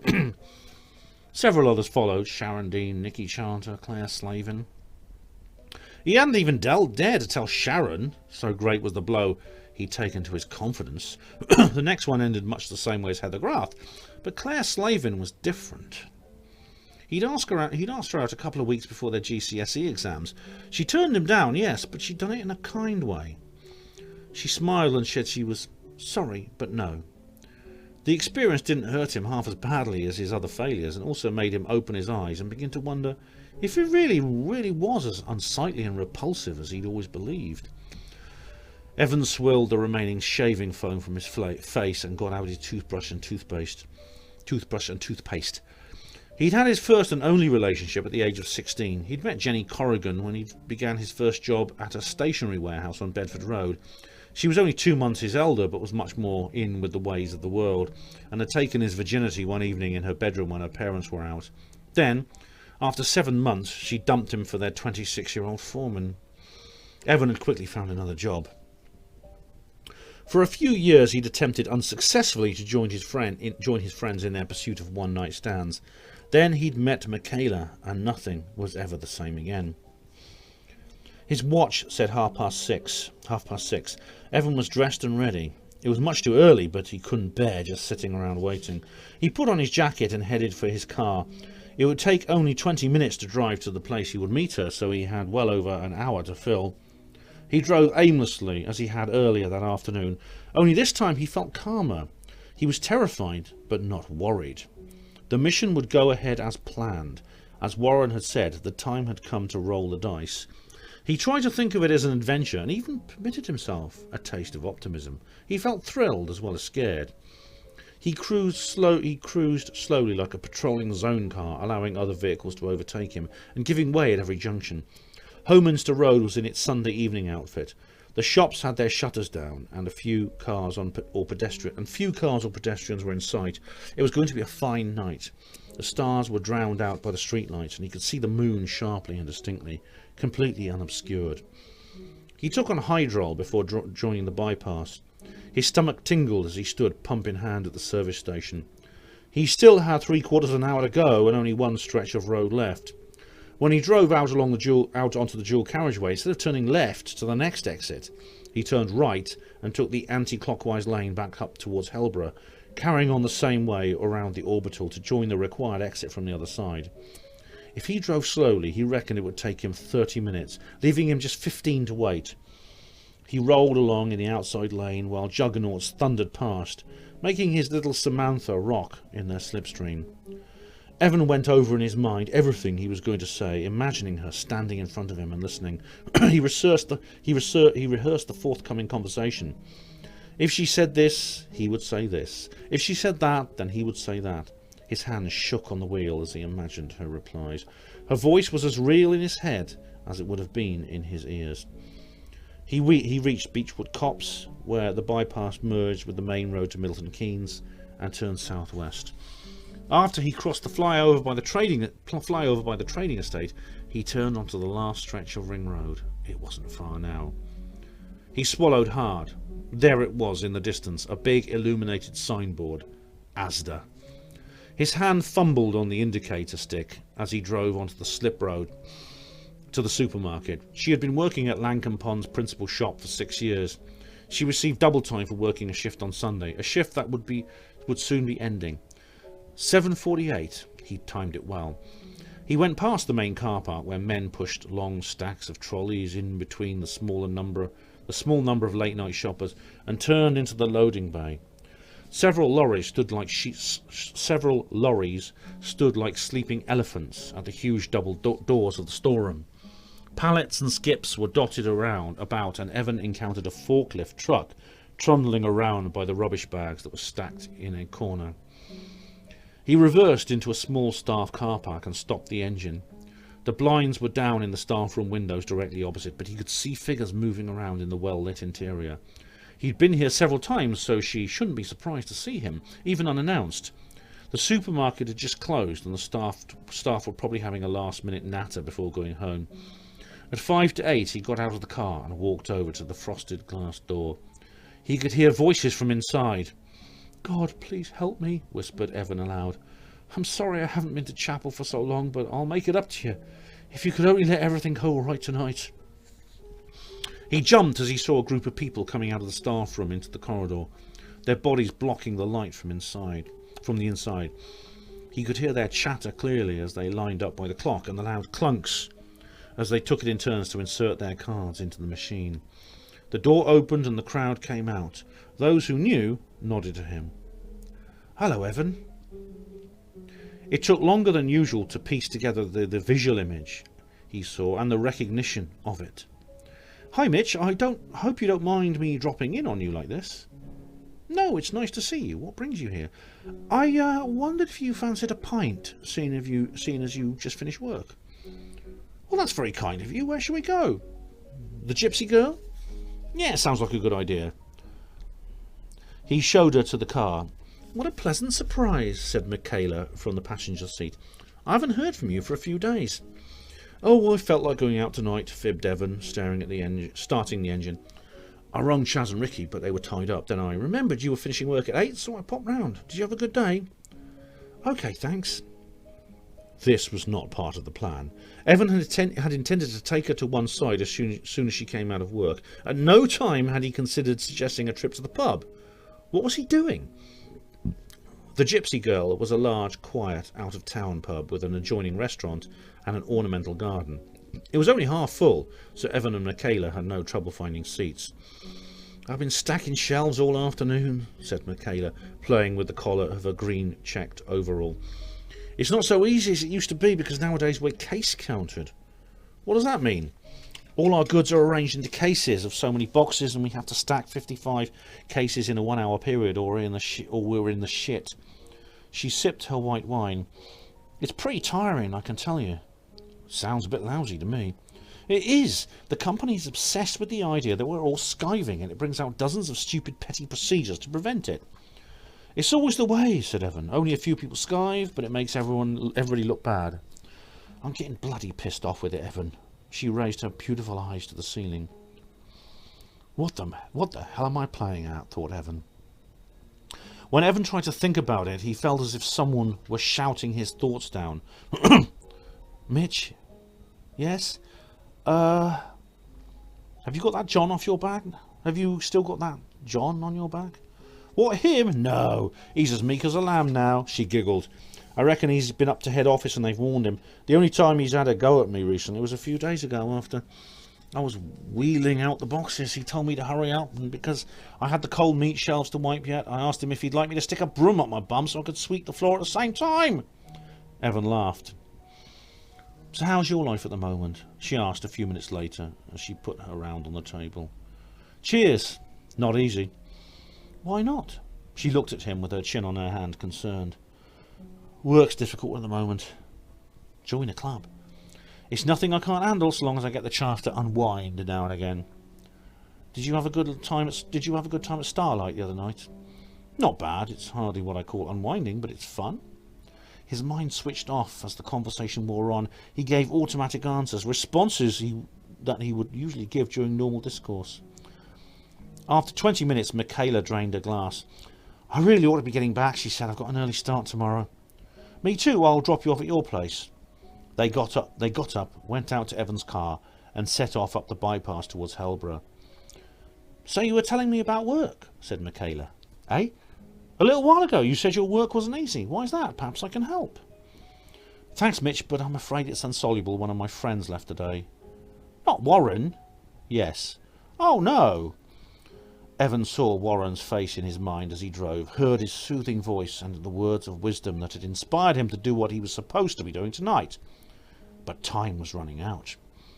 Are you all right? She was as sensitive as always. Yeah, fine. You're very quiet. Am I? Yeah. Are you sure you're okay? Yeah, fine, Mitch, thanks. His mind was in turmoil as he turned off the Hellborough roundabout and headed for her house. Maybe he simply wasn't capable of saying it. Maybe his mind and lips would freeze. Could he do it? Was it too late? Bardaisy Street appeared in his headlights. He turned up the concrete road and took a left into Bilberry Drive. The maisonettes seemed to rock from side to side in his vision. Thanks for the lift, Evan, said Michaela as he parked outside her block. And for the drink. He could hardly hear her over the pounding of his heart, beating as it had never done before. She opened the door and released her seatbelt. I'll see you again soon. Have a good day tomorrow. This was it. His last chance. Now or never. Should he? Shouldn't he? Just say it. Now. Go, go, go. Mitch? Was that his own voice? Just a moment. There's something I've got to talk to you about. She shut the door. Yes? She turned and looked at him with her right elbow resting on the back of the passenger seat. One half of her face lit, the other half in shadow. His head spun and his limbs tingled. This is going to be difficult for me to say, he said. She didn't reply and looked at him undividedly. No anticipation or dread on her face, no expression at all. We've been good friends for a long time, haven't we? She nodded ever so slightly.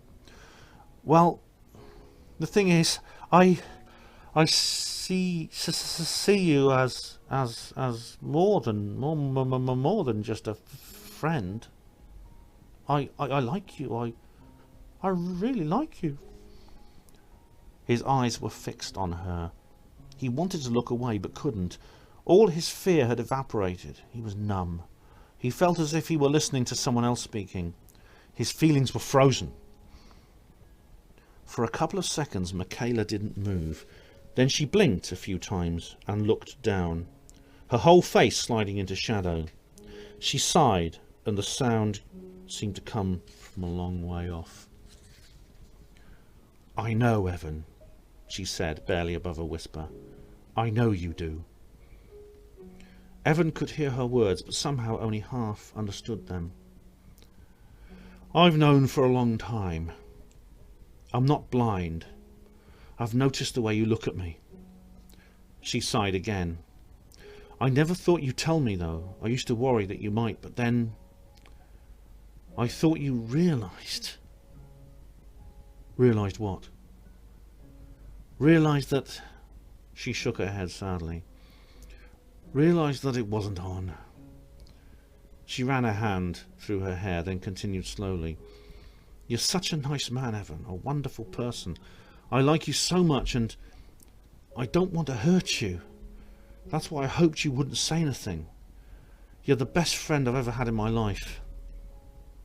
But no more than that. There was a long pause.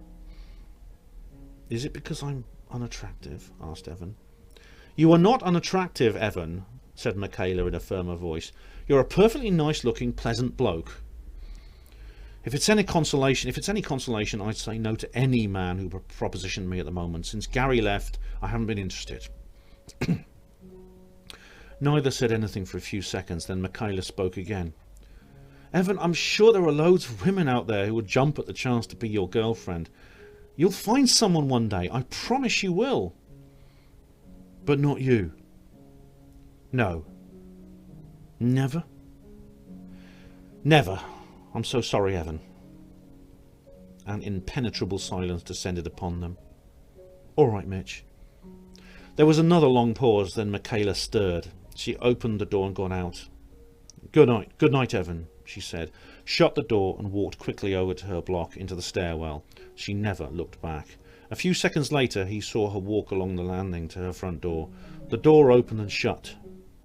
She was gone. Evan stared through the windscreen at the little frames of light that were her flat's windows, her last words echoing through his head. But Michaela, he choked aloud. I love you. He didn't remember driving home. He was suddenly just there, standing on the breeze blocks, the cracked wooden front door inches from his nose. He didn't move.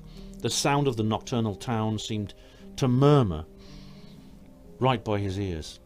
He slowly reached into his pocket and pulled out his door key. As he raised it to eye level, to the eye level lock, he faltered. It felt incredibly heavy in his hands. He tried again and managed to insert the key into the lock and turn it. With a click, the door opened.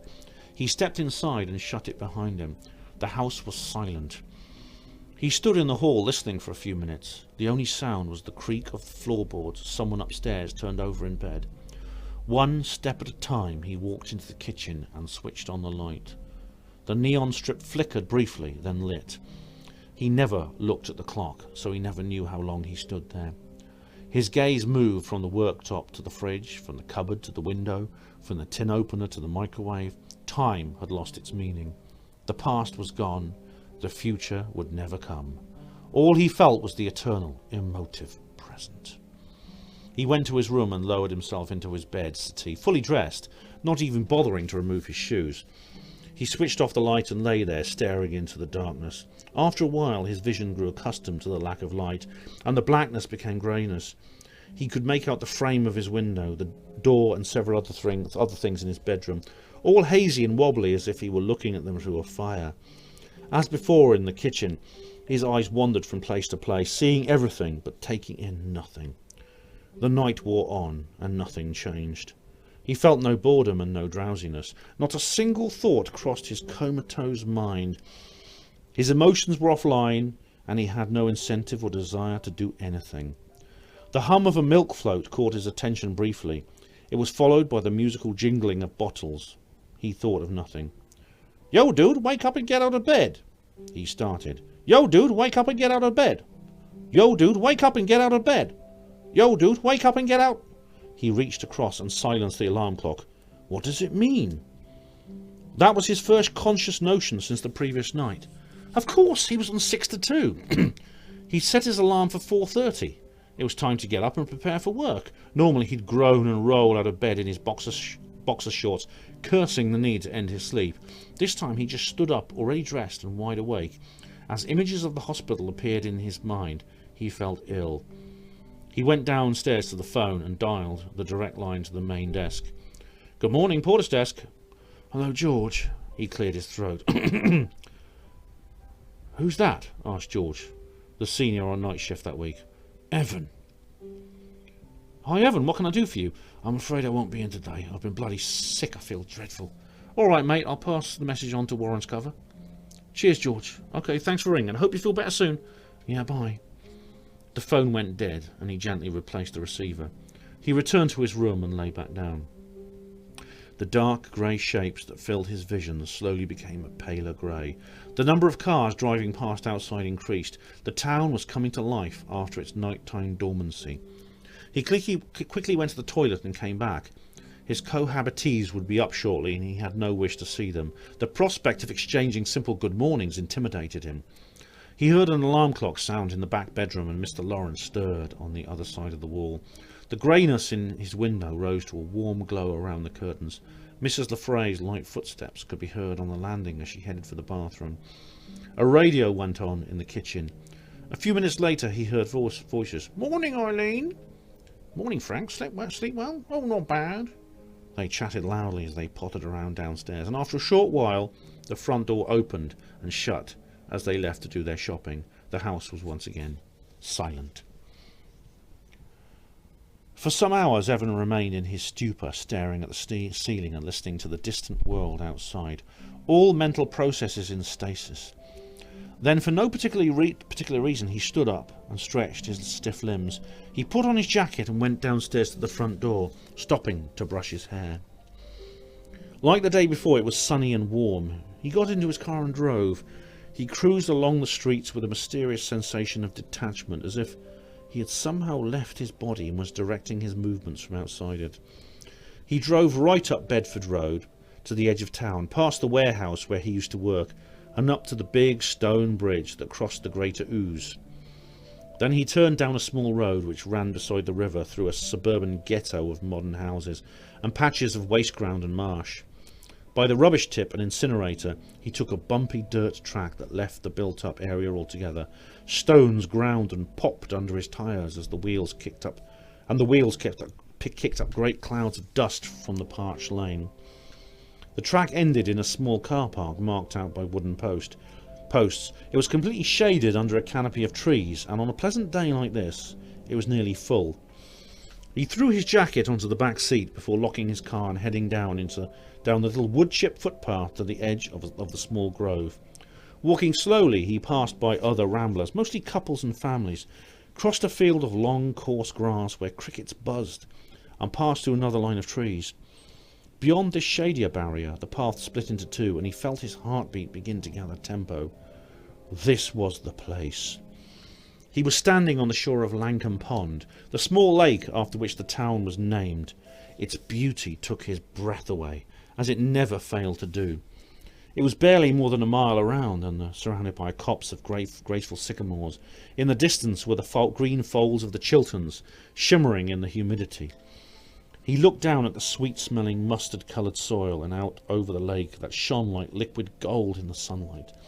The water looked as viscous as molten glass. Ripples made by fish just under the surface rolled and undulated like cream, but never splashed. He turned right and made his way along the path that circumnavigated the shoreline. Every little hue of the lake seemed as pronounced as black and white. The emerald heads of the mallard drakes bobbed with the autumnal plumage of the females.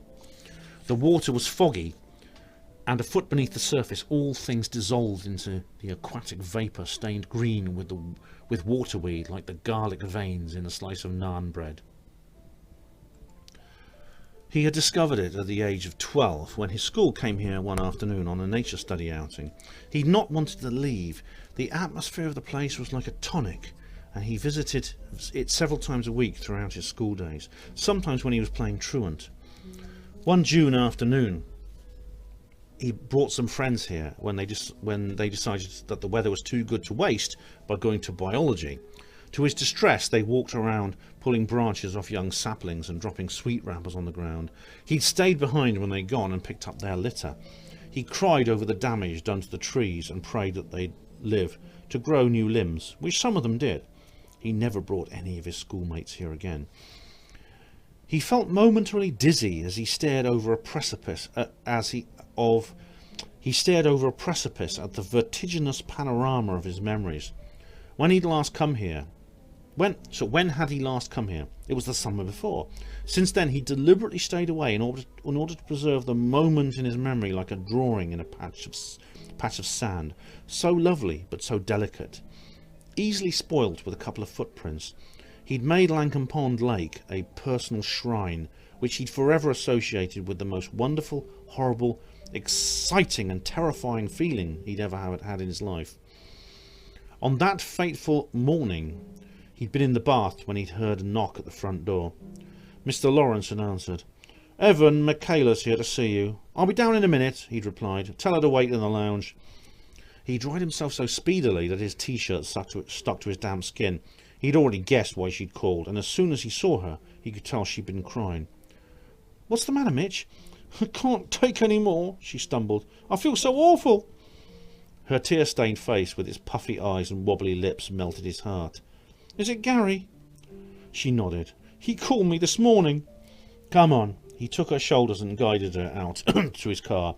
A nice stroll by the pond was just what she needed, and ironically the weather had been exactly the same that day. He drove up the same road and the same dirt track to the same car park, and they walked up the same little path to the shore. "So what happened, Mitch?" he asked as they walked to the end of a wooden jetty and sat down with their feet dangling a few inches in from the water.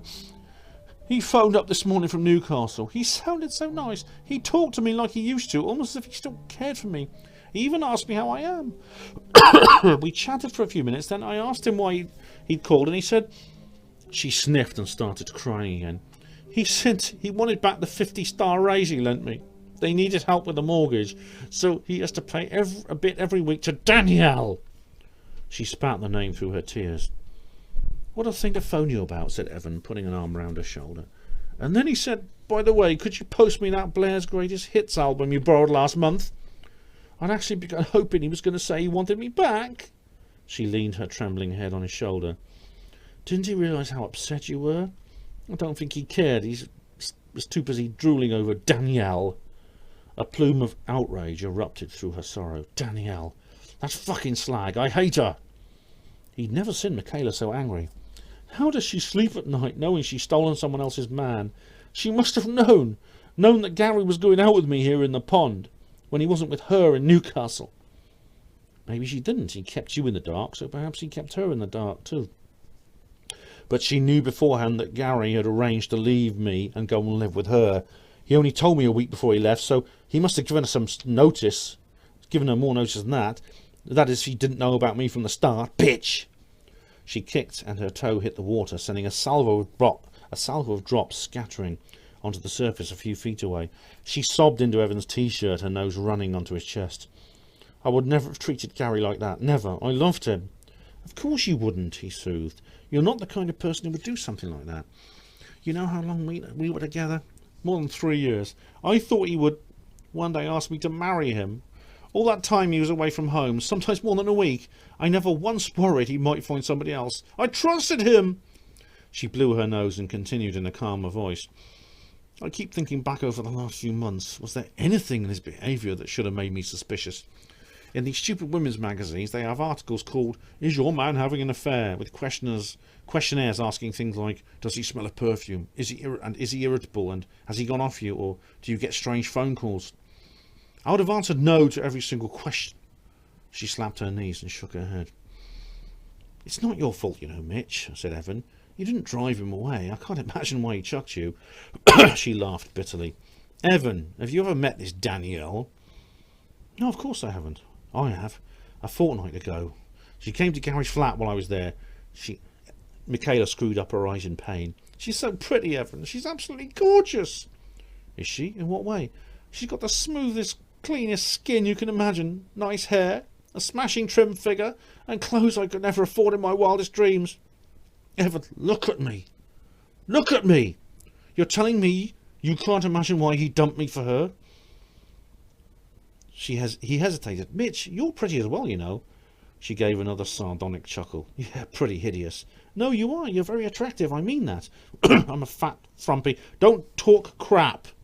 It came out harder than he had intended. She looked at him sharply. "Sorry," he added. "That's all right," she muttered. Neither spoke for a while. A flock of about 50 geese glided over the treetops and glided in over the treetops and touched down on the lake, all at the same time, riving the ice-smooth water with their rough feet and bellies. "Have you ever had a girlfriend?" asked Michaela. "Yes, once, when I'd finished school. Her name was Jenny." He briefly described her and gave a summary of their ill-fated relationship. "When did she tell you?" "She didn't. I went to work as usual, and instead of coming up to me and giving me a kiss, she went up and kissed Colin. She was all over him after that. That's terrible, Evan. She put her hand to her mouth. I'm really sorry. It's all right, Mitch. It was a long time ago. But it must have upset you at the time. Yes, it did. I left the warehouse as soon as I could. You were with her for 7 months? Yeah, they were good times. You see, I know what it feels like to be betrayed. These things happen, Mitch. You're not the only one. I bet all these people could tell you a similar tale. He indicated to the other ramblers on the shore behind them. Michaela sighed deeply and gazed out into the lake. Why doesn't it just work? She asked wistfully. Gary was nuts about me when we first met. He really loved me and he showed it. What changed? Did I? Did he? What? Things change. How? Why? If I could answer those questions, Mitch, I wouldn't be sitting here now. I'd be on the phone to the papers and clearing a space on my bookshelf for a Nobel Prize. Michaela rubbed her nose with the back of her hand. It's not just Danielle, is it? It hurts less to blame her 100%, but I have to face the fact that I've also been double-crossed by the man I thought loved me. You won't always feel so bad. Did you ever find anyone else when you finished with Jenny? No. So you've had no one since? No girlfriend? No, I just couldn't be bothered. Don't you get lonely? Lonely? No, I'm used to taking care of myself. No one should have to, said Michaela. I know, but I have to. Who else will? Well, your uncle, for one. He did bring you up, after all. You must see him as a kind of father. Evan paused. He'd never told anyone the truth about his uncle. Michaela had just bared her soul to him. Perhaps it would help if he did the same to her.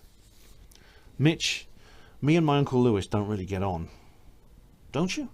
No, in fact, we can't stand each other. I thought you were like that. She held up her first and middle fingers to. I thought you were like that. She held up her first and middle fingers together. You always go and visit him when he sends you birthday cards and things. The cards and letters are just a kind of ritual. There's never any feeling behind them. As for visiting, I haven't been to see him for over a year. Then it was only for a few days and we ended up having a blazing row. He now regards me as some sort of bête noire. He's as hospitable as required. He makes me dinner and stuff, but I get the feeling he's only doing his duty, putting me up. He seems irritated if I hang around the house. Every morning he says, Evan, why didn't you go downtown? Or, Evan, why didn't you go and see a film at the pictures? Or, Evan, it's a lovely day, go and play on the beach. Every evening he drops me in front of the telly and goes out on his own. He never lets me meet any of his friends. I think he's ashamed of me. Whenever I leave, I can almost hear him sigh with relief. Michaela paused. Is it because you're not into what's it called? Plaid Cymru. Yes, there's an element of that in it. I've always disagreed with him on most national issues. We had some pretty fiery arguments while I was growing up. Chaz and Ricky think he's a member of 1282. I know they do. Is he? I don't know. He admitted softly after a long hesitation. Maybe he is. Michaela didn't reply, then made a visible effort to change the subject. How did he feel having to bring you up? I think he still resented me for it. Still, I must have been a difficult child after my mum died. You know, it was a long time before I actually believed she was dead. I just wouldn't accept it. For months I thought she'd gone away on holiday and would be back soon. Evan, Michaela put a sympathetic hand on his arm. Uncle Lewis was screwed up over losing her, just like I was. He refused to talk about her. I was even forbidden to mention her name. So you see, from a very young age, I was learning to depend on my own resources. Do you think you'll ever go back and see him? Not unless he invites me, but he hasn't, and I don't think he will. I'm sorry about that, Evan. It must be very hard for you. It's all right, Mitch. As I said before, it's my way of life. I'm used to it. They remained silent for a few minutes. The ducks paddled about in a natural, carefree way. A light breeze ruffled the trees behind them. Perhaps you're afraid, said Michaela, abruptly breaking the silence. Afraid of what? Afraid of the alternative to being a loner? What's that? To love, Evan. To love other people. It's a big risk, and I can't blame you for not wanting to take it. Everyone you've ever loved has either died or dumped on you. You don't want to be hurt anymore, do you? He didn't reply. She looked deep into his eyes. I don't want to be lonely. I want to be loved. I need other people. It's a terrible gamble, and I know you're scared. You could be heartbroken or grief-stricken. The more you give to someone, the more they can take away. But Evan, you have to take the chance. Even if you don't, you go cold. If you don't, you don't go cold. There's a lot of affection inside you, Evan. It's bursting to get out. Do yourself a favour and let it out. Don't be afraid. He stared back into her lovely brown eyes, watching her as he never had before. There was nothing more to say. The Valentine card, that was the one and only occasion that he'd ever been able to release a few drops from the ocean of feeling that rolled around inside him. When he first thought of the plan, he went onto a high. The feeling that he was actually doing something instead of just sitting around helpless was like a drug. A week before February the 14th at the newsagents, all the newsagents and gift shops in Langham Pond were bedecked with red-hearted cards, but he didn't dare simply walk in and buy one. The day trip to the shopping centres of Milton Keynes was well worth the effort. To be able to choose and purchase a card without having to look over his shoulder the whole time in case he bumped into someone he knew. He took an hour selecting the one most appropriate to the message he wanted to give Michaela. Romantic but not maudlin. Serious but not intimidating. Not wishing to send a lurid red envelope through the post, he went to W.H. Smith and bought a plain A5 manila, just the right size to fit the sealed card inside. He then had a sticky label printed with her address on. When he got home, he pondered for even longer about what to write inside the card. Employing the same criteria as he did for buying it, he decided on a short, simple message, clear in meaning and able to convey the feeling he wanted it to. He used a stencil ruler, knowing that his handwriting could reveal his identity. He double-checked everything, treating the gift like a work of art.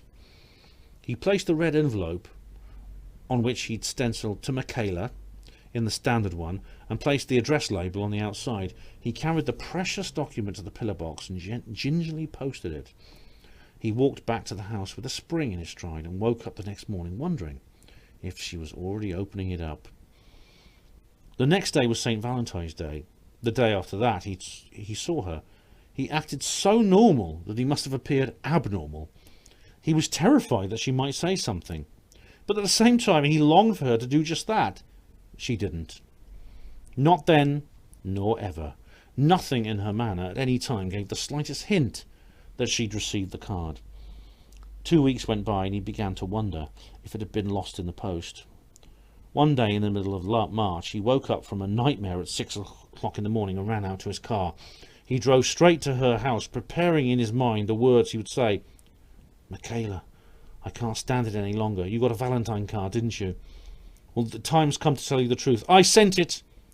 He screeched to a halt and ran up the stairs to her flat. He rang her doorbell, his prepared speech poised on his lips, not thinking of the consequences. The door opened. "Evan, what are you doing here this time in the morning?" She stood there in her green supermarket uniform with a half-eaten slice of toast in her hand. "Mitch, he began. "Yes? I came here to say..." "You came here to say what?" "I came here to say I was just passing and I wondered if you'd like a lift to work." Michaela smiled at him. "Oh, Evan, how kind. That'd be great, thank you." After a discussion on Langham Pond Rovers' chances in the FA Cup quarter-finals, he dropped Michaela off at work and went home saturated with despair. All that had been months ago.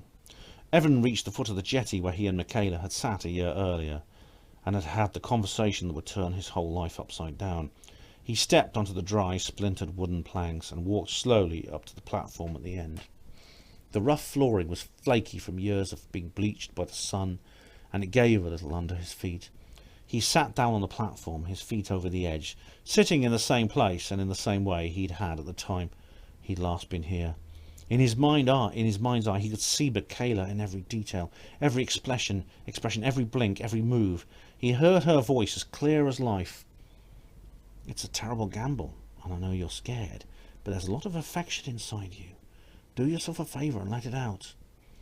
It was uncanny how closely Warren had echoed her words 12 months later. There comes a time in everyone's life when the only way forward is to take a chance. Roll your dice and go for it. Now the process had come full circle and it was over. He'd taken the gamble and he'd lost. A subconscious authority permeated through to his thoughts. telling him that it was time to go home. He stood up and walked back along the jetty to the shore and retraced his steps to the line of trees he'd come from. Before he started on the path to the car park, he stopped and turned back for one last look at his beautiful pond. It was now early afternoon. The sun was in his eyes and some of the larger trees were in silhouette. His precious pond that had given him so much joy over the years, which had been there for him when everything else was lost, which had borne witness to one of the most important days in his life. As he took his last look around Langham Pond, he somehow knew that he would never come back here again. He turned and set off for the car park. He shut the curtains with a quavering hand and lowered himself into his bed. He got home just in time. His skin tingled and his breathing was becoming harder. At last the numbness was wearing off. The shock was over and he could feel again. There was nothing to stop him. He was alone in the house. The smarting at the back of his throat and the trembling of his limbs told him that it was pointless to resist. His eyes throbbed and his cheeks glowed. His jaw locked and a childlike whimper escaped his throat. He thought of her words. "You'll find someone someday, but not you. No, never. Never. I'm so sorry, Evan. Good night, Evan." He buried his face in his pillow, his fists clenched, his body shaking. Then he rolled onto his back and howled. Tears flowed over his temples, into his hair and ears, and his nose bubbled. It didn't matter if anyone heard him. Nothing mattered anymore. The sun set and another endless night began. He lay on his bed in the same position he'd had all afternoon, motionless, exhausted, totally drained of emotion. He felt no misery at that time, just a desire to be left in peace, to be shut off from everything and everyone in the universe, and forget about it forever. His eyes were closed, and he didn't even have the energy to open them.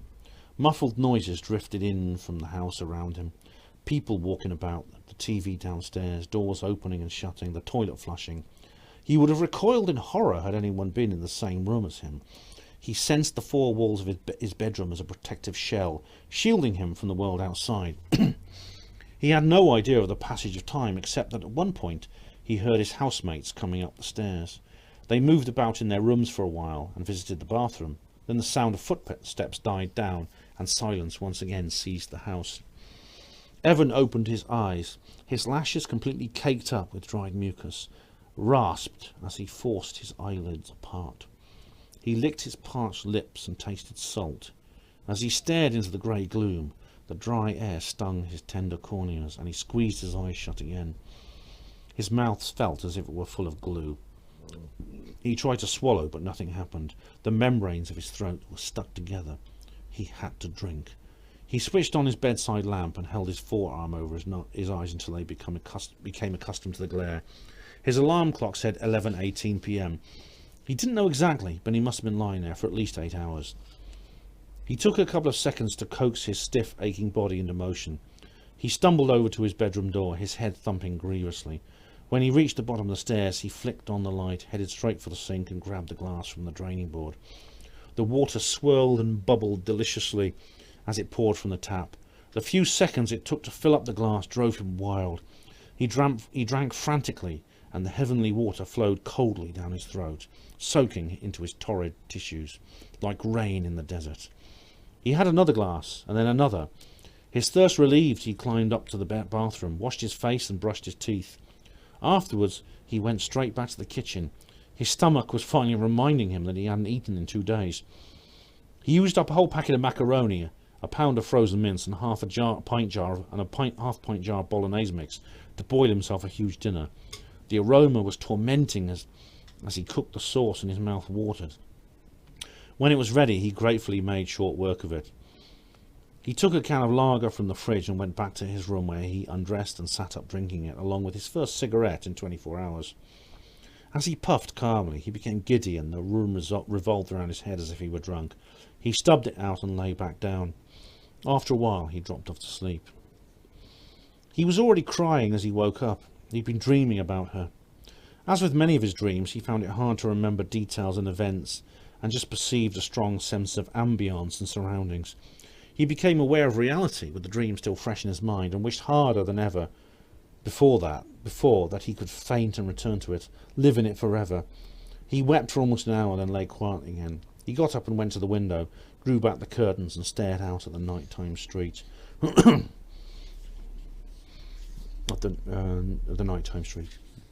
It was still a little more than a day since he'd been sitting in his car talking to Michaela, but it felt like years. It was as if he'd lived a whole lifetime in one weekend. The worst she could say is no. Warren's words seemed so airy and foolish now, asking someone out such an everyday, trivial matter. Will you go out with me? No? OK, never mind. Plenty more fish in the sea. Evan himself hadn't realised. It was his dreams of Michaela that had coloured and animated his life. They'd been his life force, his destiny, his confidence and self-esteem, the foundation of all his future hopes. And they'd all been shattered in an instant. He'd still see Michaela, oh yes. She'd go down to the BB Arms with Alan, Shaz and Ricky every so often, as she always did. He'd carry on being her best friend. He'd sit in the bar as he always had, talking to her, buying her drinks, looking at her and looking at her and looking at her, and of course she'd find someone handsome and charming. Then he'd be forced to watch as they held hands and kissed. He'd have to stand outside the pub and wave goodbye as she and her boyfriend drove off together in his car. Then he'd have to go back to his cold empty bed while they... He felt tears blur his eyes again. He leaned his head on the cold window pane and sniffed. A few minutes later he flopped back down onto his bed settee and returned to the temporary deliverance of sleep. Evan looked at the clock as he woke. 5:30 a.m. Dim light showed at the window. It was hard to say how the thought came into his head. It may have been a dream or a confused image put out by his brain as it awoke. Whatever, he found himself thinking of Warren. How long had it been since they'd said goodbye? It felt like forever. But it was only the day before yesterday. He wished deeply that his big friend were here now. Evan wanted to cry and cry on his shoulder and let Warren comfort him and take away his pain. It was no good. Warren was in Wales, living in secret, doing his clandestine zone work. Evan thought back to Saturday when Warren had taken him on that strange journey to meet the enigmatic Colonel Kester. It felt like part of another world. In that world, he'd valued his life, here in Langham Pond, too much to accept the job and take off into the unknown, never to see his hometown again. But now he understood that it was Michaela alone that had caused him to decline the offer. Not his mates, not his home, nor the hospital. He even turned down the opportunity to remain with Warren, the best friend he'd ever had, and he'd done it for Michaela. If Kester came up to him right then and repeated his offer, Evan would have said yes without hesitation. But it was too late. There was no way he'd ever see Kester or Warren again. They'd both been very clear on that. Warren had left on Tuesday morning and was now enjoying his new, exciting life in the zone. Hold on, thought Warren. Hold on, thought Evan. This is Tuesday morning. What time did he say he was leaving from the coach station? 6 a.m. He looked at the clock. 5:37. So he wasn't gone yet. He'd have left his house, but his coach would not depart for 23 minutes. In theory, Evan could still go to him, tell him that he'd changed his mind, and ask if he could come too. He could just make it in time if he left now, and if the coach didn't go early. He sat up sharply, but then lay down again, casting away such absurd fantasies. Don't be ridiculous. You can't just change your mind, drop everything and leave. Why not? Well, come on, why not? It had been a busy night shift in the general block. All the porters were out on jobs. There had been a cardiac arrest on Mulligan Ward and a couple of Rose cottages in coronary care. The latest news from Mulligan was that there'd be another one before long. George sat alone in the lodge drinking a cup of coffee and thinking about how best to deploy his crew efficiently during this rush of work. So when the shift changed 20 minutes, there'd be a smooth transition of duty with no break in the service. The senior porter kept one eye on the TV as he sipped from his cup. The coffee, mixed with the early morning news, was keeping him awake. It wasn't long until 6, then he'd be able to hand over to Warren and go home for bed. The phone rang. George groaned and got up to answer it. The double bell told him that it was an outside line, probably a patient inquiry. At least it wasn't another job. He picked it up. Good morning, porter's desk. Hello, George, said a familiar voice. Warren, is that you? Yes, how's things? Bloody bedlam, mate. I'll be glad when you lot are here. Aye, well, that's what I'm phoning about. I'm afraid I've come over a wee bit poorly. I woke up this morning with a temperature and I feel like shit. It's flu, I think, so I won't be in today. White Warren. He made a note on the ad hoc sheet. You're down as sick. I hope you feel better soon. Thanks, George. It's just a little virus or something. I should be okay tomorrow. Stay in bed, take some vitamin C. Does me the power of good when I'm ill. I'll do that, mate. See you tomorrow. Okay, bye. George hung up. Damn it. The senior porter had rung in sick. That meant George would have to stay on unless he could find someone else to cover. He flicked on his console and called up a list of porters who were off duty and trained for the job. He shook his head. It was worryingly short. If he had to do a double shift, then Warren would owe him one. As he sat down in the lodge, something struck him very odd about the call he'd just received from his colleagues. While they were speaking, there had been some intermittent beeps on the line, almost as if Warren had rung in sick from a public payphone. Also, he remembered hearing a noise in the background, a rumbling sound like a diesel engine. Could a lorry or bus have been parked behind him? George shrugged it off. He had more important things to think about. He returned to his coffee and began wondering who would be the best person to do a wheelchair search. Evan leapt to his feet in a frenzy. He snatched his trousers off the floor and almost tore them in his haste to pull them up. He jumped into his shoes without bothering to tie the laces and looked around his bedroom, wondering if he had any personal belongings that were too precious to leave behind. He wrenched the wardrobe open, splintering the hinges. At the back was the plastic toy typewriter that his mother had given for him on his 6th birthday. He grabbed it. 5:39. There was no time for anything else. He was about to leave when he remembered that if he was going to Wales, he would need his domestic passport. It was somewhere in the drawer with his other documents. He pulled it right out and dumped its contents onto the floor. He dug into the pile of papers until he spotted the little green booklet. He plucked his car keys from his jacket pocket and made for the door. He thundered down the stairs, feverishly fiddled with the front door latch, his hands slippery with sweat. "Open, you bastard!" he shouted. At last the door swung wide and he bolted down the path without shutting it behind him. A milkman was just opening the gate when he had to abruptly step back as the young man came hurtling towards him like an express train. "Oi, what's your hurry, pal?" he demanded. Evan never even looked back. He slid over the bonnet of his car to the driver's side, unlocked the door and started the engine. He shut the door, stomped on the accelerator and released the handbrake all at once.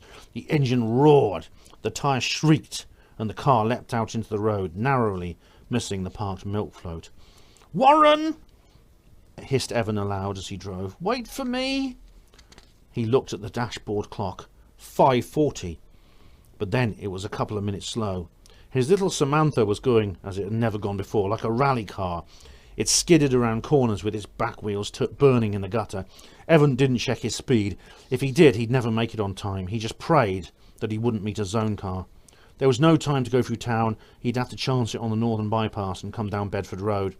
The coach station was right on the junction with the service road to the market.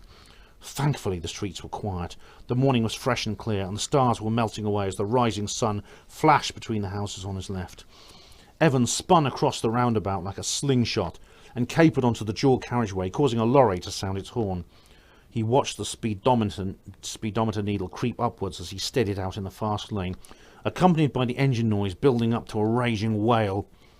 Within an hour this road would be clogged with traffic, making the journey Evan was now attempting impossible. "Warren!" Tears budded in his eyes. "Don't go without me! Take me with you! Please don't leave me here!" He looked at the clock again. It was going to be a near thing. Please God, make the coach late! He shot past several slow-moving lorries and delivery vans. In the distance he could see the Bedford Road flyover, near the lake that he'd visited the day before. He looked forward to the junction every few seconds, but despite his speed, the concrete arches appeared stuck on the skyline like a rainbow. "Come on!" At last the flyover ramp appeared in his windscreen. Evan braked hard in order to slow down enough to take the exit to Bedford Road. The Samantha leaned on its near side wheels as he accelerated into the right-hand turn of the slip road. After the flat-out sprint of the bypass, the single-carriageway urban road felt infuriatingly slow, even though he was driving along it at about twice the speed he'd ever done before. He gritted his teeth as he hurtled around bends that looked impossibly sharp. He glimpsed the clock again. It was not reassuring. Each minute seemed to flick by with each lamppost. He chided himself vehemently for not thinking of this sooner. He'd been lying about for the last 2 days, wallowing in self-pity. At any time, he could have picked up the phone and told Warren that he decided to join him after all. But oh no, he had to wait right until the 11th hour before the idea occurred to him. Evan did some hasty mental calculations. He had another about 2 miles, and he was driving at 60. No, he kept having to slow down for bends. It was about 4 minutes to 6. Will I make it? Sweat from his hands was dripping down the steering wheel, and his heart beat against his chest. And there it was, Bedford Road. Took a sharp turn to the left and passed through County Park, a large wooded area near the town centre. Adjoining that was Leicester Green coach station. As Evan came round the corner, he saw the apricot gleam of the sunrise on its glass roof. Yes! He thumped the dash and strained his eyes, as if it were possible to see his friend from this distance. 1 more mile to go. Please, God. Oh, God, no, please, no! His prayers took on a note of disbelief and horror as an alarming thud came from under the bonnet. The engine strained and misfired. The car was already slowing as a cloud of thick white steam squirted from the radiator grill poured back over the car's body, swirling and spiralling in her slipstream.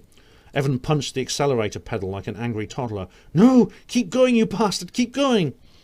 She had always been such a reliable car. He'd bought her 5 years ago and had only ever had to take her into the garage for her MOT, which she'd passed easily every time. And now, on the one occasion that he needed her more than ever, she let him down. You fucking bastard! He screamed at her. Her overheated engine stopped completely, seized up. She coasted a few more yards and then halted. Evan jumped out, leaving her sitting there, handbrake off, door open, and ran in blind panic, ran like he'd never run before. He even left the typewriter behind. He felt as if he were running across a bridge that was collapsing, bit by bit behind him. If he failed, it would be the end of everything. He was surfing the crest of a terrible wave. Ahead of him was life, behind, death. His heart rate redoubled, pulsing like a ball bouncing around inside his ribcage. Sweat dripped into his eyes and off the end of his nose. His body had become nothing more than a running machine, created for no other purpose than to reach the coach station as quickly as possible. His mind became that of a rabid dog, lunging about in a paroxysm, casting endless, senseless deformations at the universe. The end of the road drew nearer at a rate that Evan couldn't measure. Time seemed to be mixed up. His breathing was becoming painful. The air burned his windpipe as it rushed in and out of his lungs. He coughed and hiccuped, and his mouth watered, forcing him to swallow and spit in order to clear his airway. The coach station was just ahead. He could see a few of the vehicles parked under the rain shelter. What did the airport coach look like? There was a large crowd of people at the station concourse, but he was too far away to be able to recognise any of them. He was nearly at the end of the road now. His vision was beginning to fail. Everything rolled and slurred in front of his eyes, and objects throbbed in time with his heart. Oh, his heart! He felt certain that it would burst from his chest at any moment. He could feel it thudding painfully in his gullet. His legs ached. Like his car, they would soon be spent and useless. He coughed, and his stomach heaved. His sides smarted from stitch. He thought he saw him. A group of people were clustered around the gangway of one of the coaches, and one of them was very tall and wore a brown jacket like Warren's, but he was still too far away to be certain. Fumes were wafting from the coach's exhaust pipe, and the passengers were climbing in one by one. Evan still had a couple of 100 yards to go, and was slowing rapidly through fatigue. The tall figure was the last but one passenger to board the coach.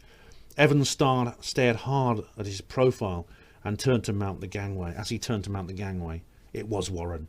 Warren! Evan tried to shout, but all that came out was a sickly rasp. Warren! The last passenger was on the coach now, and the door slid shut. Warren! He ended up coughing dryly. Don't go! The coach's engines revved up, and the massive vehicle moved. It took a hard right out of the station concourse onto Market Street, at the same time that the runner reached the junction and turned left.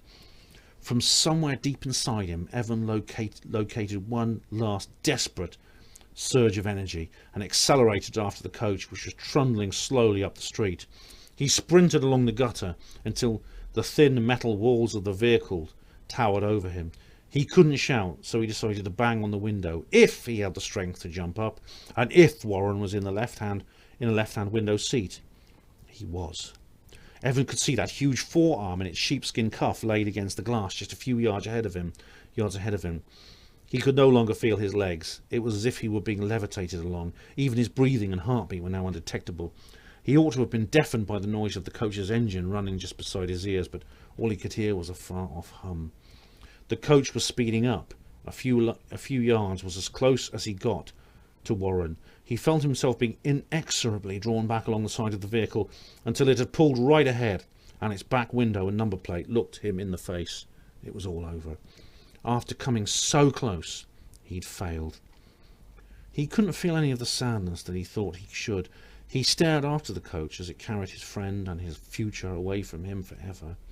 He couldn't sense his body at all, but thought that he must be slowing down. The rear profile of the coach was getting smaller and smaller as it receded further and further. The road and pavement around him were no longer moving, so he must have stopped. He was standing in the road, gaping at the coach, getting smaller and further. Wait a minute. It was the same size now as it had been a moment ago. That meant it must have stopped. Well, he looked harder, trying to break through the murk that clouded his thoughts. There were 2 red lights on either side of the rear window. Brake lights! It had stopped. There was another red light on one side of the vehicle. A red traffic light. It was waiting by the traffic lights at the crossroads. Evan saw himself start moving again. He ran faster. There was not a second to lose. Even as he had been starting off, the amber light had appeared beneath the red one. Both lights then disappeared to be replaced by a single green one. The coach was pulling quickly away. No one aboard was aware of the tired, distraught young man chasing after them, with every anaerobic calorie he could muster. The driver saw that the road ahead was clear all the way to the roundabout that connected to the motorway. He put his foot down. Evan had nearly caught up. He was gaining, but every second he was gaining less and less. He was by now semi-conscious with fatigue. He was acting on pure instinct without being aware of where he was or why he was doing this. His life had become a surreal dream. He ran alongside the coach for a second time. His vision seemed to fade into the distance, as if he were looking at everything down a long tunnel. There was the window. Warren was there, his grey sheepskin jacket and the blue cuff buttons right in front of him. It was the next window along, just out of reach. Unfortunately, by now the coach had matched his speed. With just a couple of feet to go, he once again felt the irresistible force pulling him back as the coach sped away from him. "No!" his delirious brain shouted at him. The world rocked as he stumbled. His body had reached the end of its deepest energy reserves. He was going to fall. Then he felt himself being launched into the air as if by magic. Almost too quickly to perceive, he saw the side of the coach come up to meet him. He saw his fist stretched out in front of him, and he thought, though he heard and felt nothing, he watched it make contact with the window. The next thing he saw was the gutter, inches from his face, as he lay at the side of the road. His thoughts were dead. His body had left him. He was nothing but an entity with a few fragments of gravel and a curbstone in front of him. Evan. Evan. Was that his brain again? Evan. No, the voice had come from outside somewhere. Evan, are you okay? Everything went dark as a shadow crossed him. He was lifted off the ground and his view expanded. 20 or 30 yards down the road was the coach. It was stationary and its door was open. A handful of people were standing around it, looking in his direction. 2 more were running up to where he sat. Slowly his senses returned. He could feel his heart palpitating and his lungs gasping as he restored oxygen to his suffocated tissues. Eventually he could move and feel his arms and legs. He heard. His hearing and vision steadied. Several concerned voices spoke at once. "Who is he? Do you think we should call an ambulance? Someone should get him a cup of tea." A number of hands helped him to his feet. He found that he could walk now, though he stumbled a little. "He'll be fine," said the voice that had spoken first. "I know him." Evan was assisted to the coach door and lowered onto the bottom step. He was handed a steaming cup of tea, then saw a face in front of him. It was Warren's. "Evan, what are you doing here?" He crouched down in front of his friend. Had to see you." "What for?" I want to come with you." "What?" "I've changed my mind. Take me with you." Another voice from behind broke into their conversation. Evan guessed that it was the driver. Excuse me, mate. I don't like to rush you if you're feeling poorly and that, but we really have to I don't like to rush you if you're feeling poorly and that, but we really do have to get going." Warren fished in his pocket for some money and reached over Evan's head with it. "I'll have another single to Princess Deborah, please, mate." He turned back to Evan. Come on, you'd better get on the coach. Evan's heart soared as Warren helped him climb up the gangway and showed him to a window seat where they sat next to each other. With a bump, the coach started to move again. The synthetic velvet of the seat irritated Evan's sweaty skin, but right then it was the most delicious sensation that he'd ever felt. So it's not too late, he said. No, smiled his friend. I'll give them a bell from the airport. I'm sure they'll sort something out for you. He paused. Did you speak to Michaela? Evan nodded. Was it bad? He tried to speak but couldn't. His vision swam again, this time from tears. He felt Warren's arm around his shoulder. There, lad. I'm sorry things didn't work out for you. I'm glad you decided to join us after all. You've done the right thing. But I wish you hadn't left it quite this late. He chuckled. Evan, today is day one of your new life. Then Evan did something that he never thought he'd ever do again. He smiled back. Mike Jacobs had been in his office for an hour when the phone rang. Hello, headquarters office. Is that Mike Jacobs? Yes. I'm calling about Warren Cotterill. I'm afraid Warren's off sick today. I know that, Mr. Jacobs. I'm calling to inform you of his whereabouts. Jacobs sat up. Who is this? It doesn't matter who I am. Now listen carefully, because you'll receive no written confirmation of what I'm about to tell you. Warren Cotterill will no longer be working for you as of today. What? He has resumed his service in Roland Cooper's zone. Hey, where is he? You don't need to know where he is, just so long as you know that he's not coming back. What the hell is going on? Shut up and listen. You will not tell any of your colleagues why Warren has gone or what he is doing now. You will simply inform them that he has resigned for personal reasons. Personal reasons, okay? And one more thing. This telephone call never took place. Is that clear? Jacobs paused. I suppose so. Good. I must warn you that if you relate any of this information to anyone else, the consequences for you will be very severe. Do you understand? Yes. Very well. Good day, Mr. Jacobs. Click. Mike slowly put down the phone. He sat unmoved, moving for a minute, then picked up the receiver and dialed Warren's home number. It rang about 20 times before he gave up. Next, he punched out an internal number. Hello, Porter's desk? Ishtiak, it's Mike. Have you heard from Warren today? No, he rang in sick this morning. George told me. And he hasn't phoned back at all since? Nope, we had to get Pete to act up in his place. It's a pain because the lodge is already one man short. One man short? How come? Young Evan never turned up. Did he ring in sick? No, I'm afraid I've had to mark him down as absent. The Asian tutted. It's not like him, Mike. I phoned his home at 6:30 and the bloke who answered told me he'd bolted out of the house this morning at 22. He assumed it was because Evan was late for work. But he never arrived. No, it's funny because apparently he was in such a rush that he left the front door open and half scared the milkman to death. He was off sick yesterday, said Jacobs. I know, but I assumed when I didn't hear any more from him that he'd be back today. I've left a message with his flatmates to tell him to give us a ring when he gets home. Thanks, Ishtiak. If he shows his face or calls in, could you let me know? Will do, Mike. They hung up. Jacobs leaned on his desk, his brow furrowed. He felt that something extremely sinister, unusual was going on. Warren, where are you? What are you mixed up in, and why didn't you tell me you were going? Evan, what's happened to you? He didn't know how or why, but he sensed that there was a connection between Evan's absence and Warren's mysterious departure. Reason told him that it was almost certainly a coincidence, but nevertheless, his subconscious niggled him.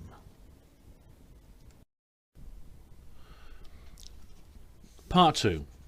Cardiff. The following page is an illustration of Wales under Roland Cooper in the year 99, which shows the extent of the area of free Wales that has been captured.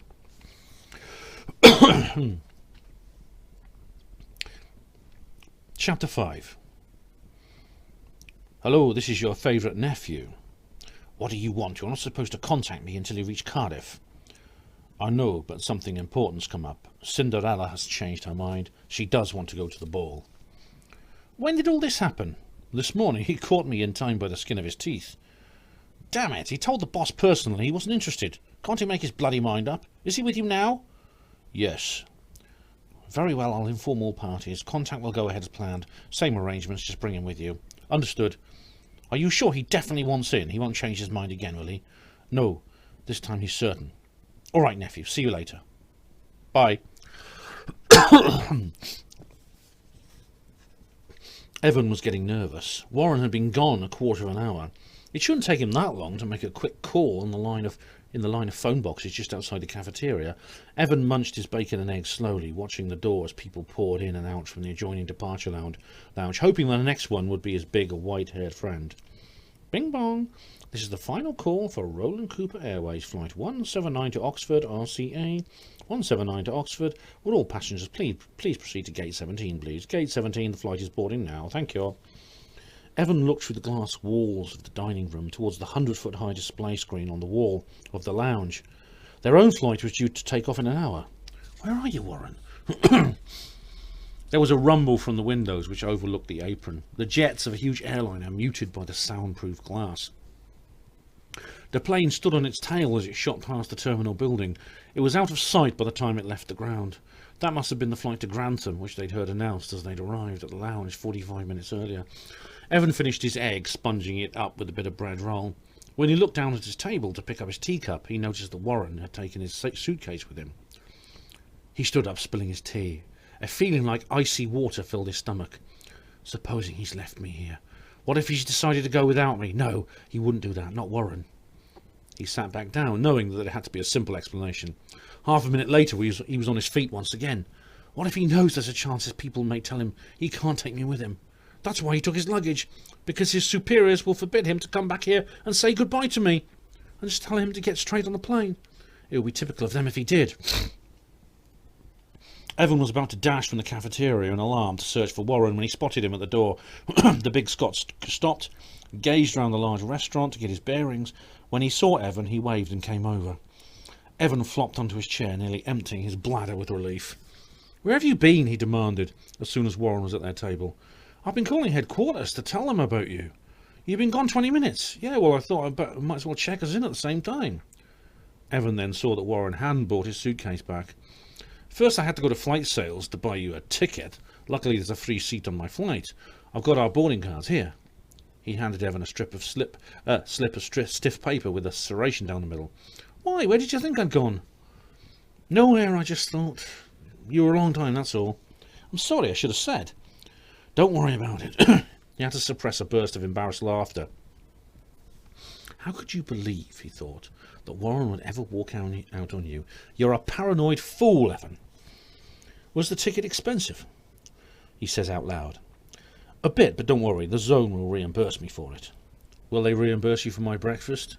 Warren laughed. "No, lad, that's on me. I realised that you didn't have time to stop off at the bank during your mad dash this morning. Once we arrive in Wales, we'll sort out a new bank account and all that stuff." It had been quite a short journey along the motorway to Leighton Buzzard and Princess Deborah Airport. When they arrived at the coach stop, they'd taken a ride on the huge moving walkway to Terminal 8. Evan was slightly sore, but otherwise unharmed by his mad dash. For him, it was the pangs of finale from his old life. He had a whole new future to look forward to. "Bing bong, this is the first call for Cambrian Airlines, Flight 226 to Cardiff. All passengers, please proceed to Gate 18, please. Cambrian Airlines 226 to Cardiff, Gate 18, thank you." "That's us, let's go." At Gate 18, they had their domestic passports checked by the burly Customs and Immigration security guard, who would let them through into the boarding lounge. There, they parked themselves opposite a group of about 30 Boy Scouts from the Roland Cooper youth movement. They all looked so similar they could have been cloned. Each boy wore a tan uniform with knee-length trousers, identical short-cropped hairstyles and knaves shaved napes, and broken triangle badges on their chests. The leader, a man in his 40s, strutted in front of them with a smug, despotic look on his face. "Pay attention, boys." He spoke with an exaggerated upper-class accent, like the glorious one himself whom they idolised. "When we are permitted aboard the aircraft, I shall call out your names one by one, at which you will proceed down the gangway." "I wonder where they're going," whispered Evan. "Probably canoeing or rock climbing in the Wye Valley," said Warren. "Bloody hell. If you were their parents, would you be happy about them going to Wales? I mean, look at them. That's 1282 fodder if ever I saw it." "It's always the way, isn't it? Whatever the danger, it's business as usual." Aye, that's why in Egypt and Israel they're building houses literally right next to the shockest and bakerest boundary. In Jerusalem there's a public park where it runs right down the middle. Roland Cooper's territory on one side, Shocky's on the other. This business as usual policy means whatever, just that. Wherever there's danger and strife going on in a particular area, Roland Cooper insists that we just get on with our lives. There's nothing, as if nothing was out of the ordinary. Ladies and gentlemen, yelled an air steward from the front of the room, the plane is now ready for boarding. Would you all proceed to the gangway? Warren and Evans stood up and joined the queue to the plane with everyone else except the scouts. They remained seated with while their leader barked out their names from a list. Carter, Briggs, Farquhar, DeVille. Once everyone was aboard the plane, it left the terminal and after a short taxi reached a much wider open space that Evan knew must be the runway. They waited a few minutes, then it started rolling forward again. This time it kept on accelerating. Evan felt an enormous force, like a giant hand, grip the aircraft and push it as if it were a model glider. He was thrust back into his window seat, and by turning his head sideways, could see the tarmac flash past. "Here we go," said Warren. He nodded, feeling exhilarated. His stomach tickled as the floor of the cabin rose in front of him. The runway fell from the undercarriage at an unbelievable rate. The cruciform shadow of the plane shot away across the grass bulk, and within seconds they were hundreds of feet above the toy-like aircraft. Sunlight flickered on the windscreens of the parked cars. He brought up his gaze and saw the landscape laid out like a dining table. Vertigo shook him as he thought of all the empty space below. "Are you okay?" asked Warren. "You look a little bit pale. Haven't you flown before?" "Yes, loads of times. I used to travel overnight to Bridgend whenever I went to see my Uncle Lewis, but that was always dark. It's different in the daytime." The big Scot leaned out to have a look. "We're lucky to have such a view," he remarked. "Normally there's too much low cloud." The countryside around Princess Deborah was a melange of greens and blues. Motorways crisscrossed the hills to the north near Woburn. The sun was rolling to their rear as the plane banked. They looked like waves frozen on a calm sea. In the distance they could see the jagged outline of Leighton Buzzard, partly hidden in a tenuous melon haze. Eventually the aircraft reached its cruising height, and despite the clarity of the air, it was impossible to pick out many details on the ground. Drinks were served, then light snacks. The motion of the plane was very tranquil, and Evan, who had slept less than 4 hours in the last 2 nights, reclined in the atmosphere's lulling arms and dropped off. He woke up a while later, just as the aircraft was turning. Below was a big city. A network of rivers and canals snaked through the built-up areas, glistening in the sunlight like threads of solder. Warren told him that it was Oxford. Dinner was served over the Vale of White Horse, and Evan had polished off his dessert by the time they reached the Oxon-Wiltshire border. He snoozed again while Swindon and Chippenham rolled by thousands of feet beneath them. When he was woken up by Warren leaning over his lap to look out the window. "Whoa, Evan, there's a picture." The brown haze of the earth ahead had changed to a water blue. The land fell off in an oxbow cinder-coloured beach. Below that, and into the misty horizon stretched the glassy plain of the Bristol Channel, or Severn Sea as the Welsh called it. "Cool blimey," explained Evan. "I've really missed something by travelling overnight, haven't I?" The surface of the channel was not entirely featureless.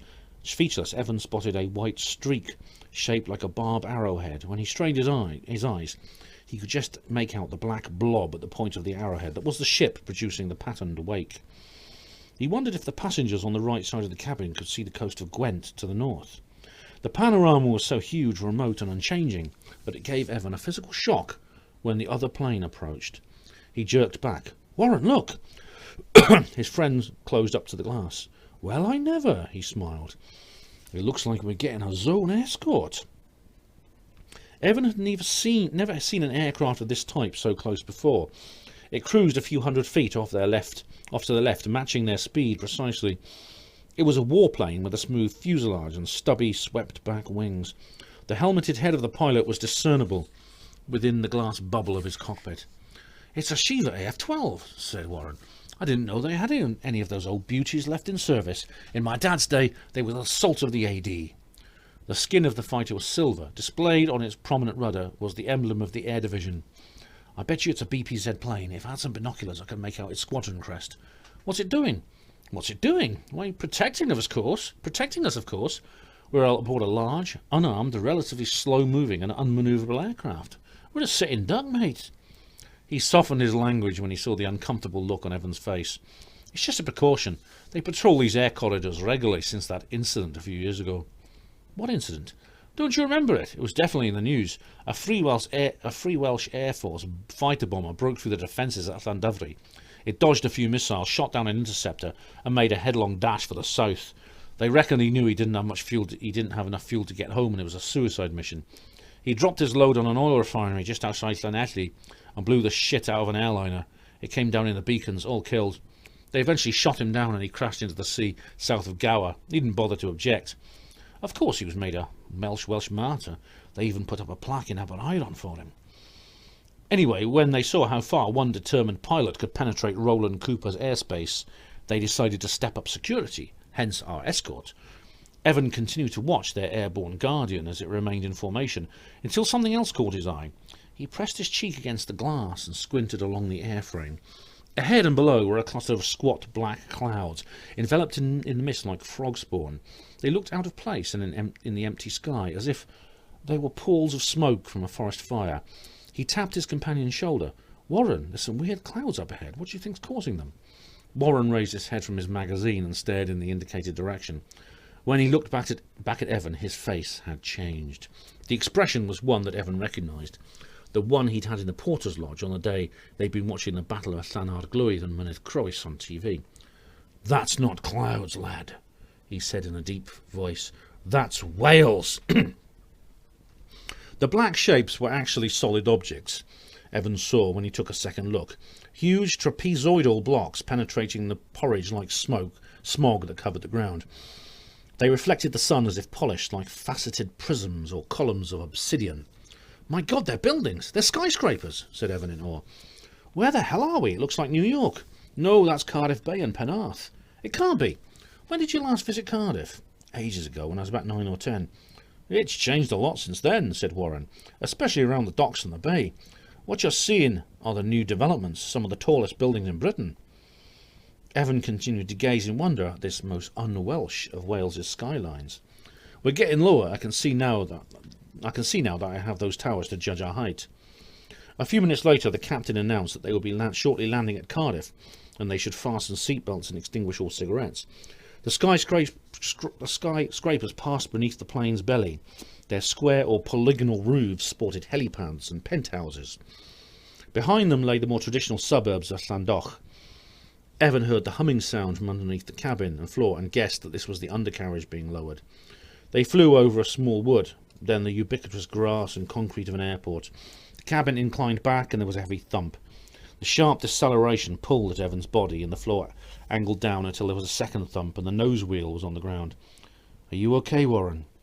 "I am fine," muttered the Scot. His face was flushed and he was gripping the arms of his seat. Anyone who saw this would take it for fear of flying, but Evan knew better. "I'm back in Wales, but apart from that, everything's just hunky-dory." "Everything will be all right. You'll soon settle in again." "You don't understand, Evan." "Ladies and gentlemen, welcome to Cardiff," came the captain's voice over the PA. "Please remain seated until the aircraft has come to a complete halt. When you disembark, please ensure that you have all your belongings with you. On behalf of the crew and myself, I'd like to thank you for flying with Cambrian Airlines, and we will see you again soon." Everyone crowded along the aisles as the captain and crew opened the vault-like pressure doors. As the cabin crew opened the vault-like pressure doors to allow them off the plane. Warren said nothing as Evan thanked the smiling stewardesses. They came off the gangway and walked along a corridor to a conveyor belt where Warren waited for his suitcase. Evan, of course, had no luggage. After that, it was on to the passport desk. Cardiff Airport was very different to Princess Deborah. Evan counted 15 fully armed zone troopers in the Customs and Immigration Hall. They were dressed in the usual black urban utilities and loitered menacingly, scrutinising the travellers through their tinted eye shields. One even stood behind the desk at the shoulder of the C&I officer with his rifle aimed at the crowds. The words Cardiff Zone were written on his chest. "There's a separate infantry garrison permanently stationed here," whispered Warren. "Most are from the local forces, so they live here. Quite dull, really. This part of Wales is comparatively peaceful, but they're still as tight as anything. You can bet your bottom dollar that my luggage has been x-rayed and checked over by a sniffer dog." "Why, what are they afraid you might be carrying?" "Arms and explosives, of course, for 1282. As they walked down the nothing-to-declare channel, Warren was pulled over and politely asked to open his suitcase. The cool-faced customs officer rummaged around his shirts, trousers and toiletries. Then he flicked through both their passports. "What is the purpose of your journey, Mr. Cottrell?" "Tourism," lied Warren. "Just a wee break, you know." The C&I officer didn't reply and continued inspecting the booklet. "Wait here, please." He took a few steps back and conferred with the zoneman. "Why don't you just tell him who you are?" whispered Evan. "Don't be daft," Warren hissed back. "We don't exist. Remember what Kester told you about secrecy? It's something you're going to have to learn, Evan." He broke off as the customs man returned. This time he spoke to Evan. "Mr. Hughes, your domestic passport states that you are English, yet you were born in Wales. How is that so?" "I changed my domestic nationality 6 years ago when I renewed my passport." He felt his nerves twist under the gaze of the C&I man. "How long have you lived in England?" 13 years. "And you live solely at this place, Langham Pond in Bedfordshire?" "Yes." "Why did you change your nationality?" "I didn't want." "Let me put it another way," he interrupted. "Did you want to become English?" His manner was like that of a courtroom barrister. "No, not intentionally. When I filled out the form for a new passport, there was a box saying, 'Have you lived in England for the last 5 years?' I just ticked yes, and an English passport arrived in the post. It's no big deal to me whether I'm officially Welsh or English, so I didn't bother correcting it." "According to our records, you entered Wales 21 times between the year 90 and 98. "That's right, those are visits to my uncle." "There was no other purpose for your visits?" "No." "Excuse me," interjected Warren. "Is all this cross-examining necessary?" The customs officer turned his beady eyes on Warren. "This is no concern of yours, sir." "It's all right, Warren," Evan reassured him. "Turn out your pockets on the desk, please, Mr. Hughes." Evan reached into his pockets. There was nothing in them but a complimentary miniature chocolate bar, which he'd been given on the plane. He stifled an ironic chuckle and thought, it was a cotton bud and a wad of tissue last time. "You travel very light, Mr. Hughes. I thought you were going on holiday. Where's your luggage?" "I didn't have time to pack," he stammered. "What do you mean?" "Look here," shoved in Warren again. "Leave the boy alone, will you? He's had a rough time at home, so he's coming away with me for a few days, okay?" The officer handed back both their passports in one swift motion. "Thank you both for your time. That will be all. Have a pleasant stay." He immediately beckoned to an old woman pushing a luggage trolley.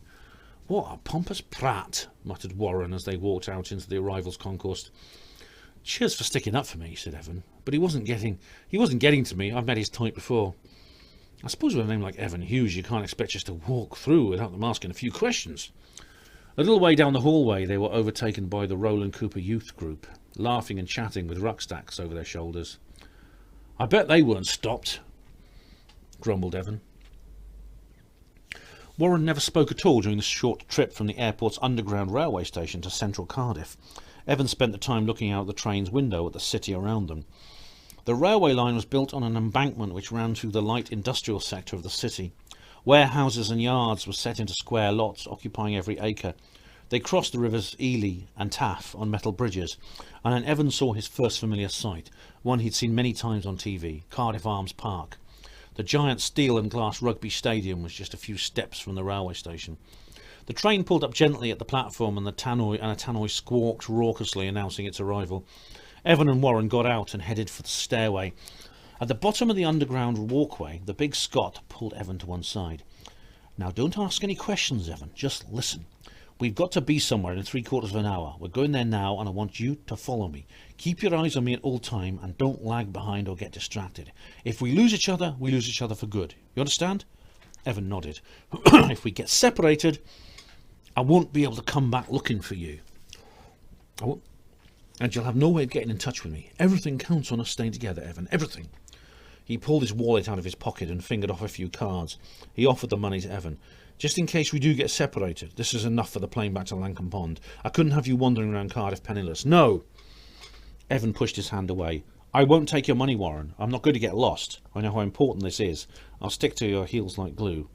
"Evan, I said no, Warren. There's no way I could ever go back to the pond." Warren hesitated. "Very well," he said. "Let's go." They left the station forecourt and stepped out into the brilliant sunshine. They crossed over the lanes of the bus station and headed east down a small street. This part of Cardiff was a fairly unremarkable town. The tarmac on the roads was stained red, and there was a burger bar and a mini-mart within sight of the station. The buildings were of a bland, modern design and of modest height compared to the towers of Cardiff Bay. The timetable on the glass door of the Tourists' Information Office was bilingual. This was common practice all over Wales, but seemed even more pronounced here in the nation's capital. Evan found it ironic that in Lampeter there was much less emphasis on bilingualism in official writings, despite the town being almost exclusively Welsh-speaking. Here in Cardiff, that same policy seemed to be almost obsessive, even though barely 10% of the city's population could read the Welsh notices. He sensed an undertone of regret behind the pride and confidence of the double signs and the two-columned posters. Regret at what had been lost here, that the language, the basis of Welsh identity and the nation's greatest treasure, had died out in most of Glamorgan and Gwent. Evan's heart fluttered as he looked around. Warren was still there, striding along beside him. He scolded himself for letting his mind wander, and resolved never to take his eyes off his big companion again until they'd reached their mysterious destination. Evan trailed him onto the busy shopping street of St Mary's and walked north, staying on the left pavement. "Excuse me," a woman with too much makeup and a suit pushed in front of Evan. She was carrying a clipboard and pen. "Do you have a mortgage?" She smiled artificially. "No," he replied.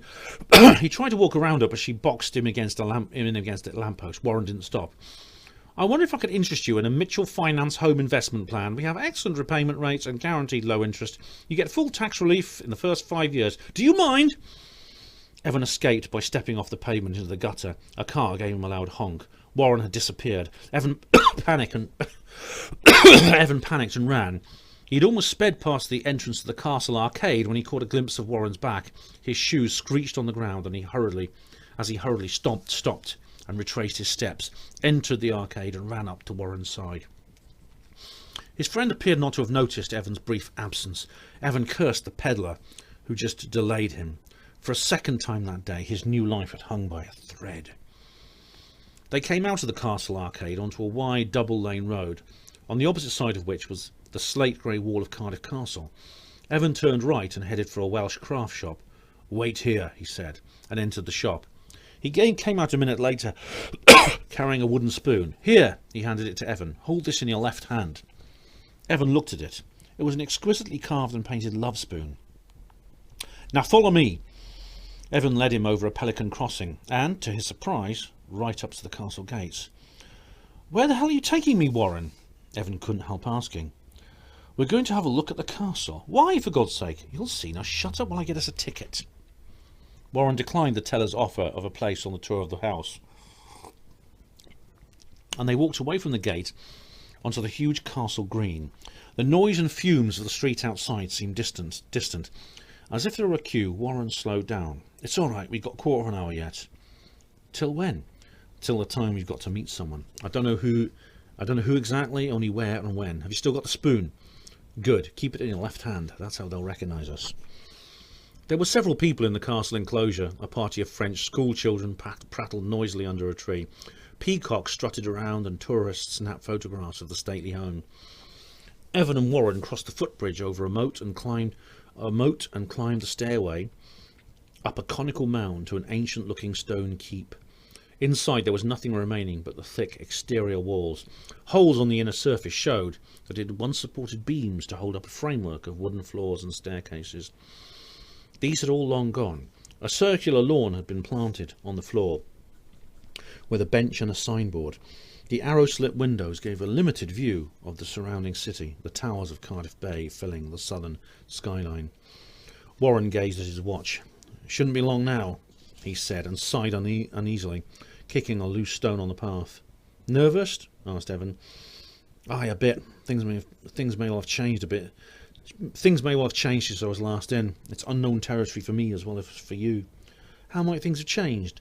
"The work has probably got a lot more tricky. I'm not sure yet what kind of things they'll want me to do. Our role is so varied." "Is it? Kester told me what I'm going to be doing." "Aye, but you're going to be a specialist. I'm operations." "What's the difference?" "Almost everything. I wonder if there's anyone I know still in. It's been a few years. They could have all gone." He started. Someone had just reached the top of the stairs and was approaching the doorway. Evan double-checked that the love spoon was in his left hand. An elderly man appeared wearing a coloured shirt and sunglasses, carrying a video camcorder. He called to someone behind him in an American accent. False alarm. Warren carried on from where he left off. Kester hasn't mentioned exactly where I'll be working, or with whom. You must have some idea. Not really, it's a bit of a toss-up. We're all divided into sections, you see, and each section is divided into teams. Someone else is coming. They both fixed their eyes on the doorway. A man appeared. By the way he looked at them, it was obvious that he was no tourist. He wore a dark suit and carried an umbrella. He approached them straight away. Good morning, he said. Warren Cottrell? Yes, I'm Team Commander Crystal. How do you do? Pleased to meet you, boss. He shook hands with Warren and then Evan. You must be Evan Hughes. Crystal smiled with his thin lips. He was a very conventional-looking man in his 30s. His voice was quiet, toneless, and without accent. He appeared more like a businessman than a spy. I've heard a lot about you, and I'm glad you chose to join us. Thanks. Let's go. We've got a lot to talk about. Crystal motioned them to follow him. 3 men left the keep, descended the stairs, and walked across the castle green. I've heard a lot about you too, Warren. Your reputation precedes you. Oh dear, said Warren. Don't worry, there are some lads on my team who remember you well, and they have no comments to make except praise. Which team is that? 6D. That's Ward Grayson's old team. Ward's got Section 2 now. Good old Gracie. Warren smiled. I'm glad he's still in the business. Being nursemaid to a load of specs is nothing to be glad about. He checked himself. Oh, no offence, Evan. Pardon, said Evan. You'll be on my team, continued Crystal to Warren. We're on a home tour for the next 4 months. They passed through the gate and turned left down Castle Street. Evan didn't speak during the walk. The conversation between the 2 other men went straight over his head. They went under a white-tiled subway and up onto a grassy boulevard, on the left side of which was a white neoclassical building, the National Museum of Wales. In front of it was a gravel forecourt with several cars parked on it. They stopped beside a brand new Rover with heavily tinted windows. Get in, said Crystal. Evan opened the back door and sat next to Crystal. Warren got into the front passenger seat. Evan had only a second to look at the man driving before Warren spoke. Esau! He gasped in amazement. My God, is that you? All right, Warren, you old dog, you. The driver smiled. Long time no see. He burst into joyful laughter and embraced the man. I don't believe it! Esau! After he'd finished greeting his friend, he introduced him to Evan. Esau was a man of about 40 with long hair down to his shoulders. He wore small, round, dark glasses and an expensive-looking watch, which was visible as he rested his hand on the steering wheel. Where to, boss? He asked Crystal in his strong Birmingham accent. Back home, please, Esau. Esau talked enthusiastically to his old friend as he drove. You're looking well, Warren, and you haven't changed a bit. You have, replied Warren. You're not like that scrawny little kid who nearly got his arse shot off in Dolgetha. Oh, I'm older and wiser now. Esau tossed his head theatrically. I never thought you'd survive Marioneth. You're a crazy little fucker, and look at you now, a leading operative. I got married in '94. Any kids? A boy and a girl. Good for you. I always reckoned you needed a good woman to calm you down. Yeah, but Shirley's calmed me down a bit too much. He patted his large stomach. Aye, Warren nodded. You've really put on weight. Too many nights down the pub. You bet, mate, and Shirley's cooking. I'm trying to keep out of the rough and tumble a bit. How does your missus take to you being in the business? She worries naturally. It's not easy for her. Stuck in Acock's Green, wondering what's happening to me. How about you? Are you married? Me? Nah, I could never find a woman who'd put up with me. What have you been doing with yourself for the last 9 years? I went back to my old trade in Civvy Street. That's how I met young Evan here. Warren grinned over his shoulder. So he's our new WL specialist? WL? Queried Evan. Welsh language, said Crystal. Yes, he is. He'll be a great asset. He'll be teaching you a bit of Welsh. Will he? Certainly. It's a new policy. All ops staff have to have a 1 hour lesson per week. An hour? Shit! I already know a bit. Well, I can order beer anyway. Un pwynt o guru, os gwelw candar. Do you understand that, Evan? Evan giggled. If you mean un pwynt o guru os gwelwch yn dda, just about. I see you can take the piss like a real blackie. Esau laughed. You're going to fit in nicely here, Evan. They drove under a railway bridge and along a straight, wide road into the new districts. It was bordered by flower beds, pleasant parks and artificial lakes. The old docks consisted of luxury apartments in an interesting modern architecture. They crossed a bridge and Esau saw the sea. He pushed his face up to the window, but still couldn't see the tops. Sorry, Evan saw the sea. He pushed his face up to the window, but still couldn't see the tops of the massive skyscrapers that soared out of the ground. He was now driving past the feet of the towers that he'd seen from the plane. "Amazing, isn't it?" said Crystal. "All built in the last 10 years. Some of these buildings are taller than the peaks of Snowdonia." "Are they office blocks?" asked Evan.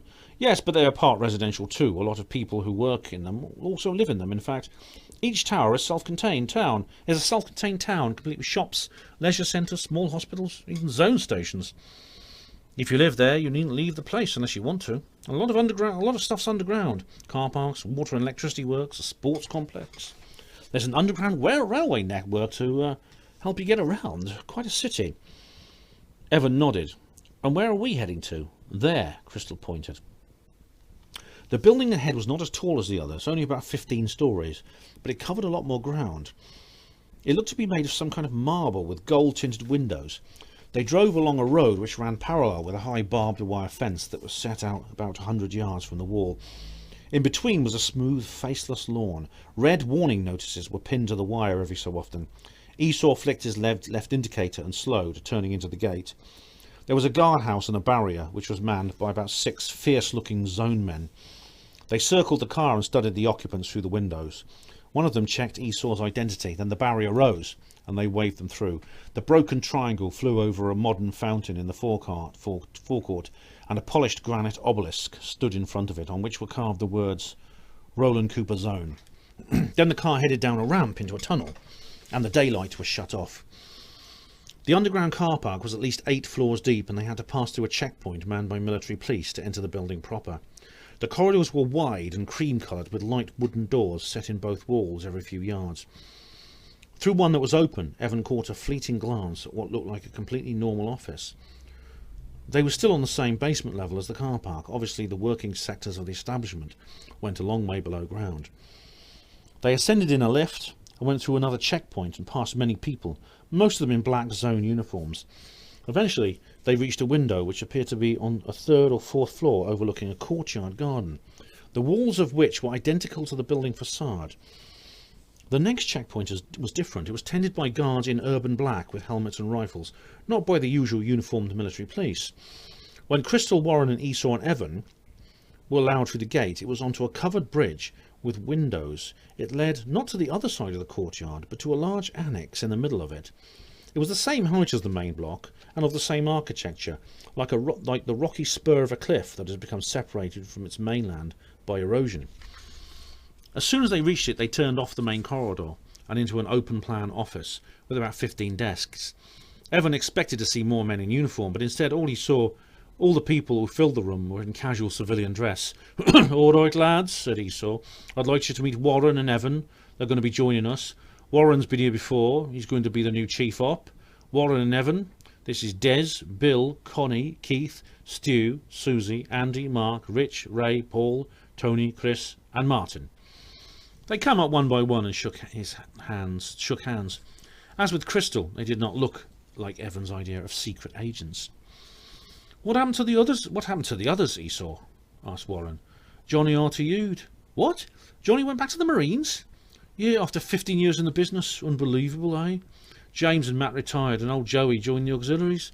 He runs the post office at Cumgavarth Barracks. And Kev and Steve bought it." "Oh, I'm sorry to hear that," said Warren, as if he'd been told that Kev and Steve had left their washing out in the rain. "How did it happen?" "With Kev, it was a sniper on Anglesey in 95, while Steve was inspecting a canoe off the shores of Bala Lake in 98, when its booby-trap bomb went off." "Oh dear, that's too bad." Evan felt himself go cold as he listened. "What am I getting involved in?" he thought. They all turned round as someone entered the room. He was apparently in charge, not only from the fact that he wore a suit and smart shoes, but also from the way everyone stood as he walked through the door.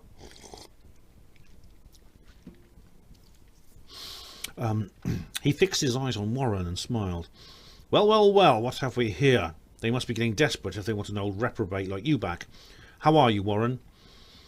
Warren laughed and shook hands warmly with him. "Bless my soul, Gracie. How's things?" Sorry, I gave him Esau's voice.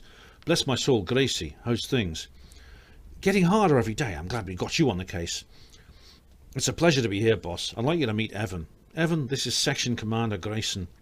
Grayson's handshake was like an iron vice. He was perhaps 5 to 10 years younger than Warren, with a badly wrinkled face. His voice was deep and gravelly. "So you're Evan Hughes. It's good to meet you. At last. Welcome to the business." Grayson then excused himself and asked Evan to follow. The latter was slightly uneasy about leaving Warren, but as he looked towards his friend, he received a reassuring smile. The suited commander directed him into a big executive office suite down the corridor. He sat behind a wide desk and motioned Evan to a chair opposite him. He offered Evan a drink, as Kester had the week before, and Evan nervously replied that he'd drink anything. Grayson went to a cabinet in the corner and came back with a bottle of scotch and 2 glasses. "I think you're going to need this," he said as he poured 2 large measures. "You've had a few surprises, Evan, and you're in for a few more. Frankly, I don't envy you." Evan said nothing as he sipped his drink. "You've actually caused us an unusual amount of trouble, young man." Grayson spoke without malice. "The circumstances of your attempted recruitment were, to begin with, quite unprecedented, and then on top of it all, you turn around and tell us you've changed your mind." Grayson raised his eyebrows. You've got General Renslow, our CO, almost having a heart attack upstairs." "I'm sorry," replied Evan. "I know I told Mr. Kester I didn't want the job, but then I realised that I did. I hope I haven't caused you too much bother." "You've caused what was originally a serious breach of security to become a gross breach of security." "How come?" "Firstly, Warren told you he was leaving his job to rejoin the zone, and knowing that he had to trust you to keep it quiet, or he'd be in the shit, and what do? You chase his coach all the way down the road, banging on the windows for it to stop." How on earth did you find out about that so soon? Aloud, he said, "I'm sorry about that. I didn't tell anyone about him, I promise." "No, but you've made him very conspicuous when everything he does depends on him blending in with his environment. Circumspection. That is more important than anything else in our work." "Well, I'm sorry about that," repeated Evan, "but it was the only way. I changed my mind at the last minute, you see." "That's something of an understatement." Grayson shifted in his chair and sighed. "You must have been desperate to do what you did. Whatever you said to Rod Kester beforehand, you changed your mind with a vengeance." He hesitated. "So am I in?" "Yes, you're in." "Because I showed you how much I want the job?" "No, in spite of that. You're much too valuable a commodity to be refused. We're so thin in WL that we're almost dysfunctional. You could say that without more people like you, we run the risk of being closed down." "It's nice to be wanted." Evan forced a confident smile. Grayson answered with a pause and a judge's frown. "Now then, let me fill you in on the preliminaries. There can be up to 14 divisions in each zone force. Infantry, constituency infantry, armoured cavalry, artillery, marines, guards, engineering and technical, medical and scientific, special operations, navy, air, space, intelligence and auxiliary. Which do you think we're a part of?" "None of them," said Evan. "We're a black organisation. Officially we don't exist." Grayson looked alarmed. "Who told you that? Warren?" "No, Mr. Kester." "Oh, I see." He relaxed. "That's correct, we don't exist. The other staff working in this headquarters complex all wonder what's in this little annex of ours, but they're never told. Even the armed guards who control the entrance don't know what lies on the other side of this bridge.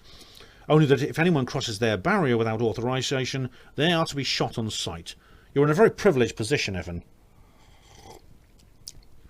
Secrecy is essential. If you divulge anything about this organisation, well, remember the guards on the bridge. They kill people who do nothing more than try to break in here." He spoke this terrible threat with such a light, placid voice that it took a couple of seconds for his words to sink in. When they did, Evan visibly trembled. Grayson softened. "I'm sorry, son, I don't want to scare you. It's just...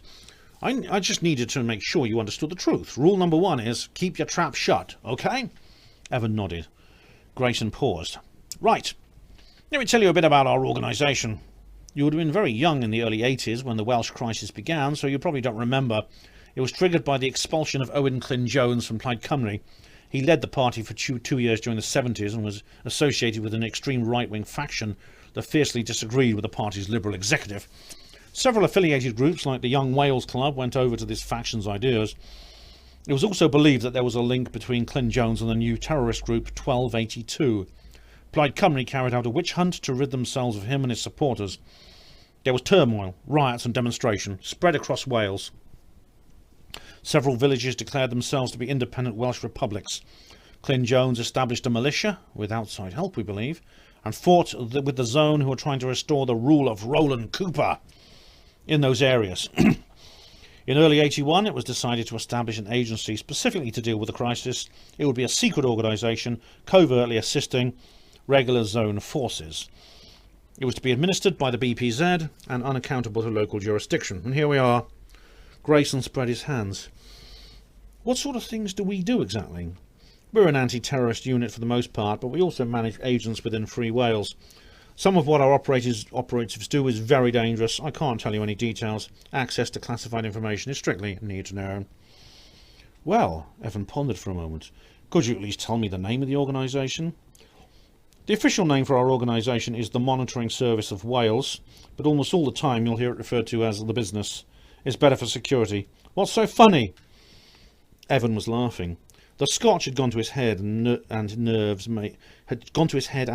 making him susceptible to the giggles. The Monitoring Service of Wales? It sounds like a company that looks for water leaks. Grayson sighed wearily. Yes, all right, I didn't choose the name. What are you expecting, terror dudes or crypto warriors? Evan, don't let such a prosaic label fool you. We're the most effective weapon against Welsh nationalism that the Zone possesses. The men you met just now are all elite soldiers at the very pinnacle of their field. They've been specially selected for their intelligence, dedication and experience. Everyone is a thoroughly trained and motivated expert. Where do they come from? All divisions of the BPZ, though so far Warren is the only one recruited from the auxiliaries. They all have at least 5 years service in their respective trades and exceptional records. Where does that leave me? I'm not a zoneman. Yes, that does present us with a problem. It's a unique situation in the business.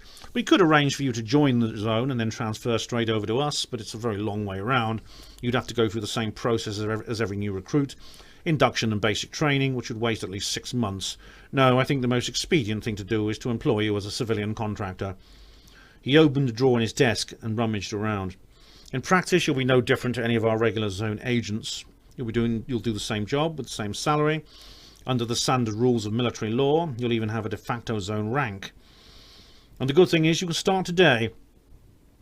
He pulled out a multi-page form, took a pen and began scribbling. Of course, just like any Zone regular, you'll be subject to discipline and expected to obey orders. Fine with me. We're a fairly informal bunch of the business, but that doesn't mean we're lax. Just that we don't insist on the usual pomp. We never salute each other here. That custom is reserved only for the director and his deputies. We also call them Sir, which is the correct address, but for all other officers up to the rank of section commander, we prefer the more familiar boss. That's how I'd like you to address me, okay? All right, boss. And I'll always call you Evan rather than Hughes or by using your rank. Grayson smiled genially. With a final flourish of a signature, he finished the form and reached across the desk to hand it to Evan. He passed the pen too. Evan saw that Grayson had crossed a box for him to sign. Before you sign that form, Evan, make sure that you understand what's entailed. You'll be committing yourself to a 5-year tour of duty. It's not like any old job where you can hand in a week's notice and just leave. Your earliest discharge date will be 5 years from today. Evan examined the contract. It contained acres of complicated small print that was full of words like aforementioned and notwithstanding. He looked up to meet Grayson's gaze. The commander's face was as hard as steel, but his eyes gave him a slightly soft edge. I believe Rod Kester has already filled you in on all the other restrictions imposed on our staff. Ask yourself, Evan, is this really what you want? It is. Evan deftly signed on the dotted line and returned the form to his new superior. Boss. Grayson looked at the form for a while, then raised his head and grinned. Right then, he coughed. You've just joined an outfit that employs nearly 1,000 people under the overall command of our director, Major General Albert Renslow. He has 6 deputies, including Colonel Kester. Manpower is divided into 10 sections, which are in turn divided into 4 teams each. Each section and team are governed by an officer. A team commander or section commander, roughly the equivalent of an infantry lieutenant and major respectively. Our non-commissioned ranks are split into operatives and specialists depending on their sections. Sections 1 and 2 are specialist sections. All the others are operations. What's the difference? Operations do the frontline work, undercover surveillance, intelligence gathering, combat, etc. Specialists do all the support duties. They consist of engineers, intelligence analysts, strategists, WL translators and interpreters. That's me. Yes, you'll be in section 2, team A. 2 is my section. So my boss is you? Correct, said Grayson. Now, this building is our headquarters. We call it the home. As I said earlier, it's a secret part of this complex. He pointed vaguely out of the window to indicate the rest of the building outside. Well, Welsh Zone Multi-Force Headquarters, the nerve centre of all zone operations in Wales. The home was only built in 97. Until then, we were housed in the old guard basement at the Summer Palace in Rumney. We have offices in 8 of other sites across Wales. He indicated with his eyes to a large wall map of the country. We usually rotate our staff from base to base for assignments of a few months. Some of us, including yourself, are permanently based here. This is where all the secret stuff is? Asked Evan. Precisely. We're sitting in the most secure building in all of Wales. This multi-force HQ that surrounds us is in itself top secret. Our annex within it is even more so. Nobody knows what's inside unless they work here. On the complex map, it's marked as a nameless blank square. Our communications grid is completely independent of multi-force. All information, incoming and or outgoing, is coded and sent through a single line which passes through a special switchboard where it is carefully controlled. It's impossible to overhear a conversation in this place. The window behind me is not only opaque from the outside, it is triple glazed with a vacuum between the panes. If I shouted loudly, you could place a doctor's stethoscope against the glass outside and still not hear me. The walls have spaces between the bricks which are filled with alternate layers of water and sound-absorbent rubber. This protects us from both sonic and electrical bugs. The building is impregnable to spying. Even the water pipes and drains have an anti-intruder devices on them. It's most impressive. It bloody well ought to be for what it cost. Grayson lit a cigarette and offered one to Evan. As they puffed, their eyes met, and the section commander began speaking more softly. I remember when I started in the business back in 81. I found it all a bit strange. Do you? Evan nodded. I soon got used to it, and you will too, Evan. You've just begun a 5-year term of service that will change your life. Before that term is up, you could be sitting in this very chair, an old hand yourself, telling some wide-eyed young rookie what I've just told you. You reckon? Certainly. Believe me, Evan, in 5 years' time, if you were to meet yourself as you are now, you wouldn't recognise him. He'd be a total stranger. After his interview, Grayson took Evan to the multi-force security office where he was issued with an identity badge. Then he went to the zone bank where Evan opened an account in his name, Private Evan Hughes. His business rank of specialist was secret. To his delight, the smiling face of Warren was waiting for him outside. Grayson told him to go home and have a good rest. His work would begin the following morning at 0900. Home for Evan was now the local barracks. Warren offered to drive him. They left the underground car park in a Rover they'd ridden in earlier. It was a communal utility car, Warren explained. Everyone in the business drove it. The sky was clear and the sun was getting low in the sky. They drove through central Cardiff and up the North Road out of the city, stopping at a McDonald's for dinner, where Warren brought his new colleague a burger. Where are the barracks? Evan asked as they sat at the table eating. He felt so exhausted he could hardly chew. His head was dull from lack of sleep, and little sounds kept making him jump. Pontypridd, replied Warren, with his mouth full of chips. A place called Cymgyfarth. Everyone in the business is quartered there. I've never been in the barracks before. Oh, it's very nice. There are shops, a pub, a library, a lot. And it's rent-free, would you believe? While we're on the subject, he pulled out his wallet and passed him a wad of cards. What's this for? A wee advance on your salary, eh? You're skint, ain't you? You don't get your first pay packet till the end of the month. What are you going to live on in the meantime? Warren, you can't keep giving me money like this. I'm not giving you a point, lad. It's a loan. You can pay me back next month. Thanks, mate. Evan slowly pocketed the cards. When they'd finished dinner, they continued up the North Road, over the border into Mid Glamorgan. The road became a dual carriageway that snaked along the Taff Vale beside the river. The valley was now in total shadow, a beautiful contradiction to the blue sky and bright sunlit clouds. Evan's eyes drank it all in through the open window of the car. The hillsides were a deep greeny brown in the dimness imposed by their contours. They passed the walls of factories and refineries, elegant buildings with gardens and trees surrounding them. What's it like to be home again? Asked Warren. Home? The part of Wales I come from is nothing like this, said Evan. Well, you've seen it yourself. Aye, you know Glamorgan's become quite well off, and in the recent years. All these works you can see are coal processing plants, chemical extraction. There's much better things to do with coal than burn it. They've reopened a lot of the old mines that were shut down years ago. How come?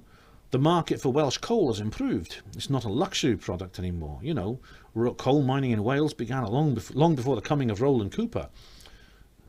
Yes, history is one of my best subjects at school. The world was a terrible place in the barbarian age. It was dirty and dangerous. Every country was independent with its own state and its own economy. Space travel was very primitive, and only simple unmanned probes had been sent to other planets. Even Mars was almost unreachable with the rocket technology of the time. The Earth was isolated and alone, a kind of prison in a way. That's pretty hard to imagine. I wouldn't like to try. If we were driving along this road in those days, the factory behind us would have been belching huge clouds of foul black smoke. Ugh, Evan shuddered. Aye, life was a struggle in the barbarian age. The world was a chaotic nightmare.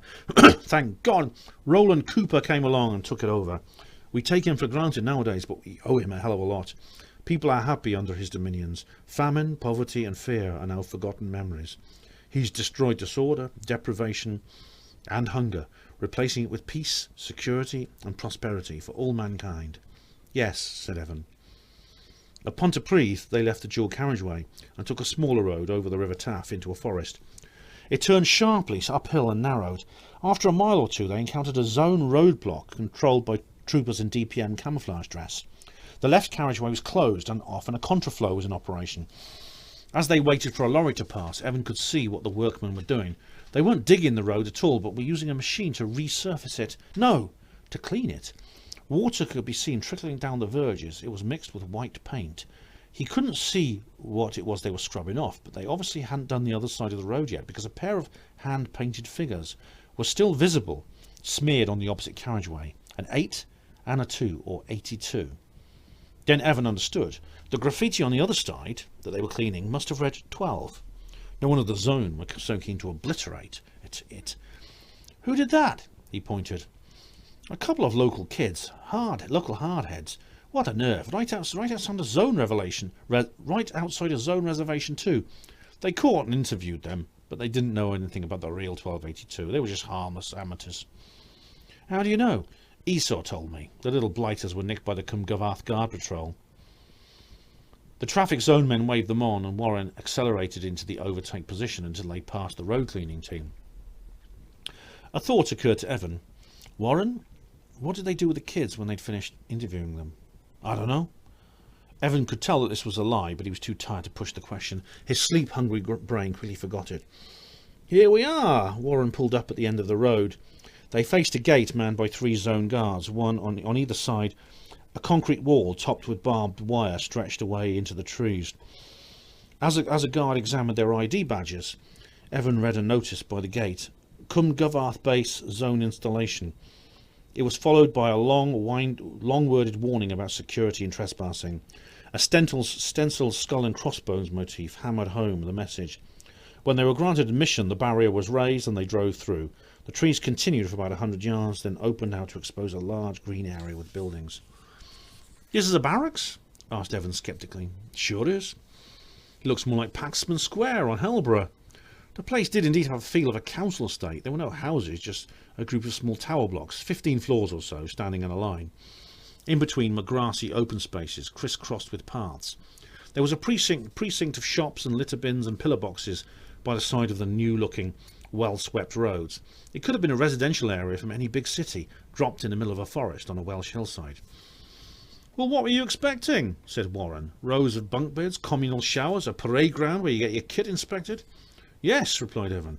When you say the word barracks, that's the image that springs to mind. Warren chuckled. This place is nothing like that. We've both got our own self-contained flat. I'm in block 7, flat 4A. You're in block 1, flat 17B. 17C. Are we close together? No. Opposite ends of the compound. That's a shame. Don't worry, Evan. I'll pop over and see you whenever you want. Oh, good. They parked by the front of one of the high-rises and got out.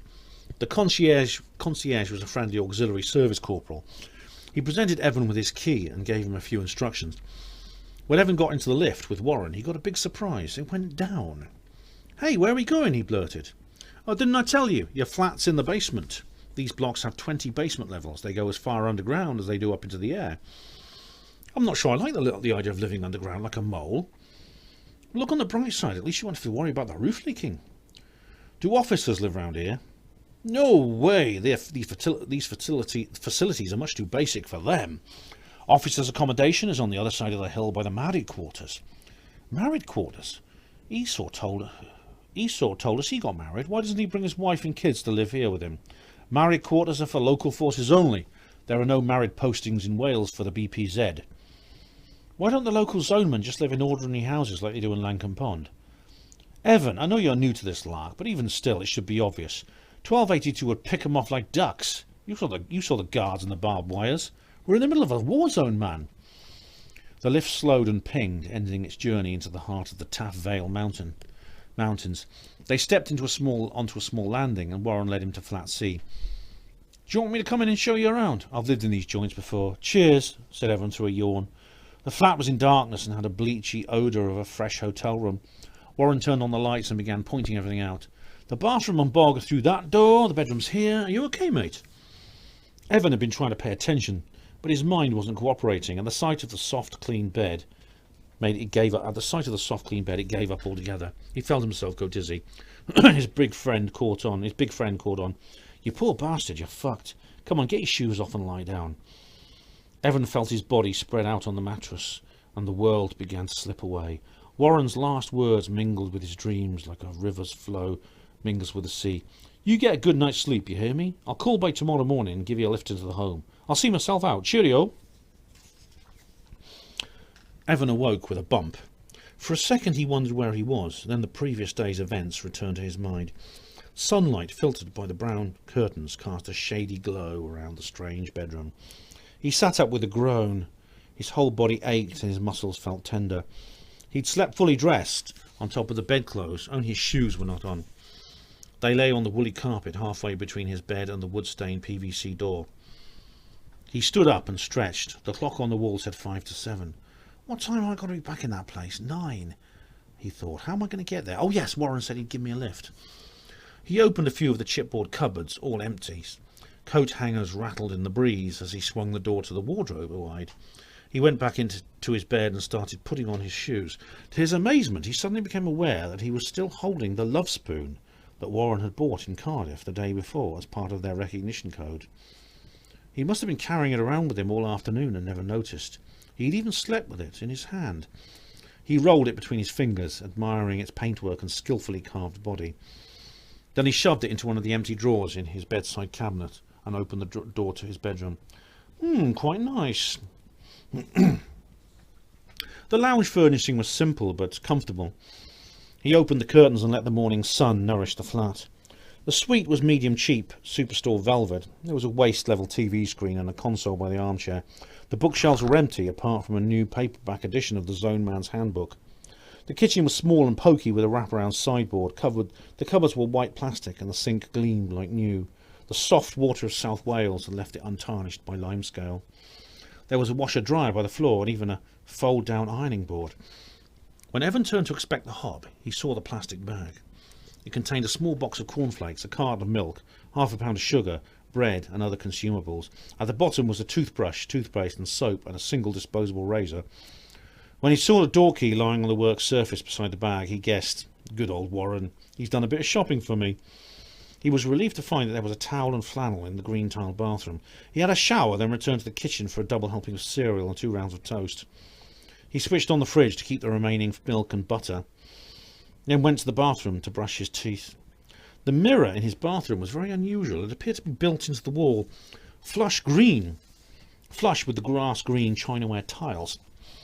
It had no bolts on it that were visible. He spat into the sink, rinsed his mouth and began to shave. The razor rasped through the heavy stubble on his chin. He had several days' growth, having not shaved since... Wait a minute. He couldn't remember. He took a mental step back. What had been happening to him over the previous few days? The last time he shaved was... Sunday evening. Why had he been shaving on Sunday evening? Of course he was getting ready to ask Michaela out. As he tried to recall the event, his mind became flustered. It was as if the memories he wanted, were a slippery bar of soap that he couldn't grab hold of. Could it have been a dream? It was crazy. These things had happened barely 4 days ago. They must have happened because he was a hospital porter. He was now working for a top-secret group of counterinsurgent paramilitaries in the heart of the Welsh crisis. Shouldn't he think that unusual? Why didn't he, instead of being absorbed by irrelevant trivia like how the mirror was fixed to the bathroom wall? As he dabbed his face dry, he heard a noise that could only be the doorbell. It was Warren. "Good morning to you, Evan," he beamed as he entered the flat. "How are you? Good night's sleep?" "Bloody brilliant, cheers, and thanks for your little gift this morning." "You're welcome, mate. I know you had nothing with you, so I thought I'd take your key and pop down the zone exchange. I didn't want you waking up to no brekkie or wash gear. How much do I owe you?" "Don't worry about it." "How much, Warren?" Evan pushed. 4 and 7. He gave Warren a 5 card and told him to keep the change. "So," continued the chief operative, pocketing the card, "what do you think of your quarters?" "Very nice," said Evan. "I never expected anything like this. I thought single blokes in the zone had to share bunks and stuff." "Not at all. Only the best for Roland Cooper's boys." "Does anyone else in the business live here?" "Yes, everybody. I'll in block 7. You've got Susie and Bill in 4, Den, Paul and Stu in 6, Clive Kelshaw, he's 1C's team leader, in 2, and you've got Connie. Aye, Connie lives he lives on the next landing." Evan went to the kitchen and raised the blind. The view was spectacular. His flat was about 100 feet up, emphasising the gradient of the wooded mountainside, which poured from the foot of his tower down onto the town of Pontypridd. Cars shone like beetles in the sunlight. In the distance stood the great hills of Islwyn. There was nothing like it anywhere around Lincoln Pond. "Wow, Warren, what a sight! I thought you'd be used to it. Come off it, all Lamberters, you get as low hills. This is far grander. How high up are we?" "Only about 900 feet, well below those peaks over there." 900 feet plus the height of this building. What floor is this flat on? Hang on a minute. Yeah. Was I half asleep and dreaming last night when you brought me here? You were a bit out of it. Because I distinctly remember you saying my flat was in the basement, and I definitely felt the lift go down. I must have been more spaced out than I thought. Warren suddenly burst out laughing. "What's the joke? Evan, what floor do you think you were on?" "Looks like the 10th or 12th, maybe even higher." "I'll tell you, this flat is on the basement level 17. We're about 150 feet underground." Evan chuckled. "Well, for a basement deep inside a mountain, it's got a wonderful view." "I'm not taking the piss, Evan. Have a closer look at that window." Evan ran his fingers along the pane. "It's warm. It's not real glass. My God, a false window." "That's right. All these flats have them. The image you see comes from a camera on the roof." "I've never seen one of these before." He leaned forward, fascinated. "I don't believe it. It looks so real." "It's stereoscopic, not a flat picture like what you see on TV. Everything looks solid because it's in 3 dimensions. It's incredible, but essential with so many people living underground these days. You'll see a lot of false windows in Cardiff Bay. Let me show you how it works. Where's the control box?" Warren went into the lounge and knelt beside the console. "Here it is. Watch this." Instantly, Evan found himself blinking in total darkness. A second later, the kitchen light flickered on, as if night had suddenly descended. "Bloody hell, Warren, that's weird. Switch it back on." Daylight was restored, and right on cue, the lights went out again. "These things are better than real windows," said Warren, reading the console display. "I mean, why always look out at the same old boring outside every day when you could get your window to show you a view of an alpine valley or a tropical island or a canal in Venice, even a houseboat in Amsterdam? You can link up to window cameras all over the world, as lifelike as the real thing. What'd you fancy this morning? The view from a hut in the Amazon rainforest or the Antarctic ice cap?" "Thanks, Warren, but I prefer just to look at what's really there for the moment. As far as I'm concerned, that's new and exciting enough." He pressed his nose to the pane. "Blimey," he rumoured. "I can't believe that I'm underground." "That's the idea," said Warren. He looked at his watch. "It's 8:10. We better make a move."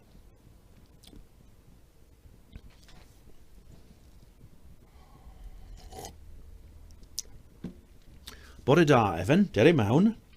Diolch." Evan cautiously entered the office. "Eistedd yma."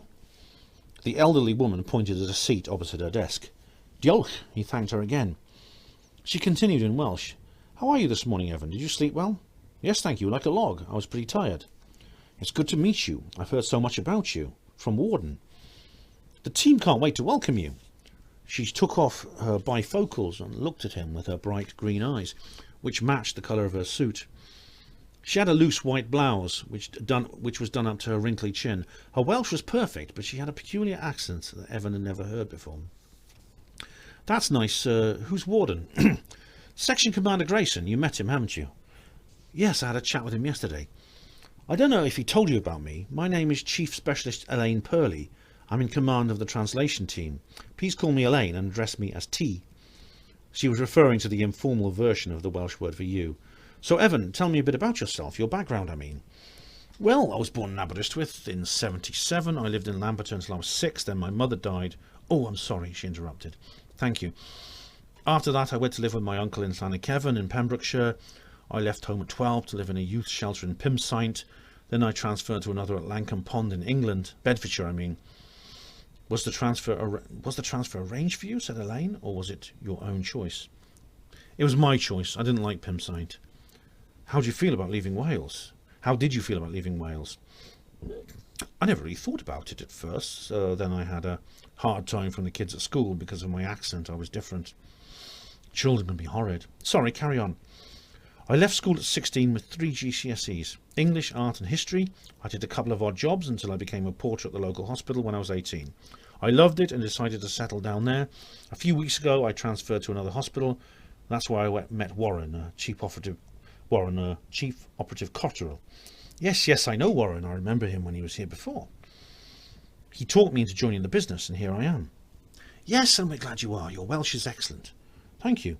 You even still speak in the dialect of your old hometown. Do I? I can't tell. I've been told by Warren and my other friends that when I'm speaking English, I don't have a hint of a Welsh accent. I've spoken to a lot of Welsh people who've grown up in anglicised regions or even in England itself after speaking Welsh in early childhood. Most of them have almost totally lost their ability to speak the language. You, on the other hand, can speak it flawlessly, even though you've lived all your teenage and adult life in a purely English-speaking environment. From that I conclude you must still have been using the language throughout your life in England. Have you been regularly visiting Wales? Do you keep in touch with any friends or relatives who can still speak Welsh? Yes, I've kept in touch with my uncle, the one who adopted me after my mother's death. I used to write to him regularly, sometimes phone him up. I also go and see him a couple of times a year at his new home in Bridgend. That has to stop now. From now on. That has to stop now. It's the rules of security. I know, I've been told about it. Elaine put on her glasses and started scribbling on a piece of paper. So, we know you can speak the language fine. How about reading? Do you read any Welsh literature? No, when I first arrived in England I had a few children's books, but I grew out of them as I got older. I'm a keen reader, though. I had a huge collection of paperbacks in Langham Pond, but they were all in English. What about writing? You said you write to your uncle. Do you communicate in Welsh? Oh, yes, he wouldn't accept any of my letters unless they were in Welsh. He really, he just felt more at home in his own tongue. Common sense told Evan that it wouldn't be a good idea to reveal Uncle Lewis's political inclinations to his new employers. I see, said Elaine. So it's safe to say that you are effectively literate in Welsh. Yes, definitely. That's good. We need you to be able to read and write the language as well as speak it. Evan suddenly twigged. Elaine had called Evan to her office to see if he knew Welsh as well as he claimed. This whole interview was a language test. Now then, Evan, tell me, why did you want to join the business? Or was it, Take your time. Or was it? Was it really just a language test? I didn't want to at first, but then I changed my mind. Pam, why? Such a blunt question. She didn't add anything, but just waited patiently for his answer. Things changed. Warden briefed me about you yesterday. He said that when you missed the coach you were supposed to get, you chased it down the road until it stopped. Elaine, Evans sorted out his words. The reasons for me changing my mind are very personal. I prefer not to talk about them. She looked at him neutrally for a few seconds, then once more took off her spectacles. Very well, I won't push you. She coughed and shifted in her seat. Evan had seen a similar gesture from Grayson and recognised a change of subject. Right, Evan, I'd like to ask you for your opinions on the nationalist issue.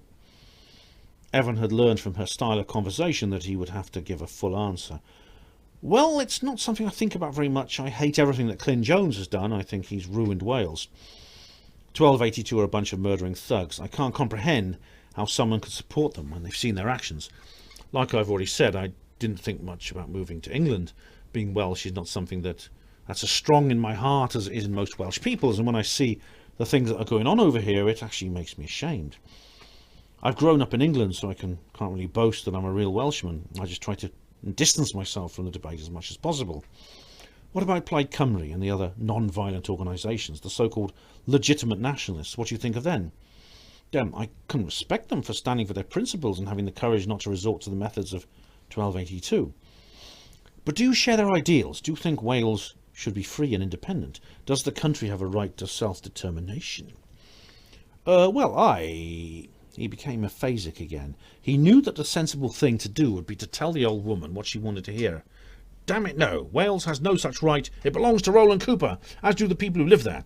Nobody has the right to defy his glorious word. The universe has no authority but the great Roland Cooper. All those pitiful, insignificant individuals who think otherwise should be put against the wall and damn well shot. But instead he said, I know Roland Cooper owns Wales, and quite rightly so. He's made the whole universe bigger and better. He's really done a lot for Wales, but all the same, Wales is a distinct individual country with ways of its own, and I think those ways should be preserved for the sake of their beauty. No disrespect to Roland Cooper, mind you. Elaine grinned with a mixture of amusement and affection. That's a very good answer, Evan. You're a very honest young man. She put her pen to the paper as if to write, then changed her mind and placed it on the table. Now then, let me tell you a bit about our department. There are 25 of us, 3 leading specialists, 12 at senior level and 9 at basic, including yourself. One of us is always upstairs in the classroom assisting the Welsh language teacher. You'll be working individually with your own specially designed console. A number of documents will come onto your worktop, letters or short radio messages. Occasionally you will get longer pieces like a book or pamphlet. Your job is to write out English translations for them. If it's a television or radio broadcast, then you write out an English transcript. You won't be given any background to these documents and will never receive the originals of anything written. Copies will just appear on your display. Needless to say, you must never under any circumstances discuss anything connected with what you learn during your duties. Most of the information you'll be dealing with is highly classified. No one outside the translation team is cleared for it, even Director Renslow. You understand? Yes, Elaine, I guess you'd say something like that. A lot of the material our department receives comes from very sensitive sources. There are many brave people out there who are constantly risking their lives to bring us these little snippets. If you were to leak any of it, Evan, you would not only be jeopardising our own operations, you might be condemning someone to death, okay? Oh, good air, Elaine. Translation is a tough job. A lot of the ops staff think it's cushy, but I assure you it's nothing of the sort. The work we do is boring and needs a high level of concentration. We're grossly understaffed and have a 2-month backlog at the moment. By the time it is done, it's sometimes no longer relevant. Can you imagine how frustrating it must be for an agent who, for example, wants to arrange a rendezvous to send details and sends the details to us only to find that nobody turns up because his message hasn't been translated in time to notify operations. A lot of valuable intelligence has been wasted, Evan, because there aren't enough of us. You're going to have to work very hard. Our basic hours are 9 till 4:30 with an hour for lunch, but sometimes you may have to work late or even at weekends. If you want to start earlier than 9, you're quite welcome to. We expect you to manage your own time. For 2 hours a week, you'll be up in the classroom helping our teacher with his lessons. For you, this will be Wednesday afternoons, although I might have to change that at short notice. You'll find it easy compared with translations. Dick, our teacher, will show you what to do. That's fine with me. This work is a bit different to your last job. How do you feel about what I've just told you? I'll survive. What we're doing is worthwhile, Evan. Our job is essential, even though we don't see the results of it ourselves. I understand. She stood up. Let's go and meet the others. Evan followed her into the corridor. Elaine, may I ask what part of Wales you come from? Elaine laughed loudly, then said in English, Really, Evan, you flatter me. I'm not Welsh. I'm a Shropshire lass. I come from a Hillsmere. I take it you notice my accent. Your Welsh is brilliant. How did you learn to speak it so well? Evan's brain struggled. He found it difficult to deal with switching suddenly from one of his 2 tongues to the other, in the same way that his eyes took time adjusting to the dark. Well, thank you very much, Evan. I've been learning it since I joined the zone at 19. There's no secret, just simple hard work and study. He and Elaine had to swipe their ID cards through a security lock before the door to the translation laboratory opened. Evan was disappointed. The people inside didn't jump up and come to greet him. A few just briefly looked at him and mumbled before returning to their computer screens. They seemed a retiring bunch compared to Warren's team, sullenly shaking hands as Elaine introduced him. They were all of average appearance, men and women in equal proportions. There were a few Welsh names, but apart from that, nothing indicated whether each individual were a native Welsh speaker, or, like Elaine, a dysgwr.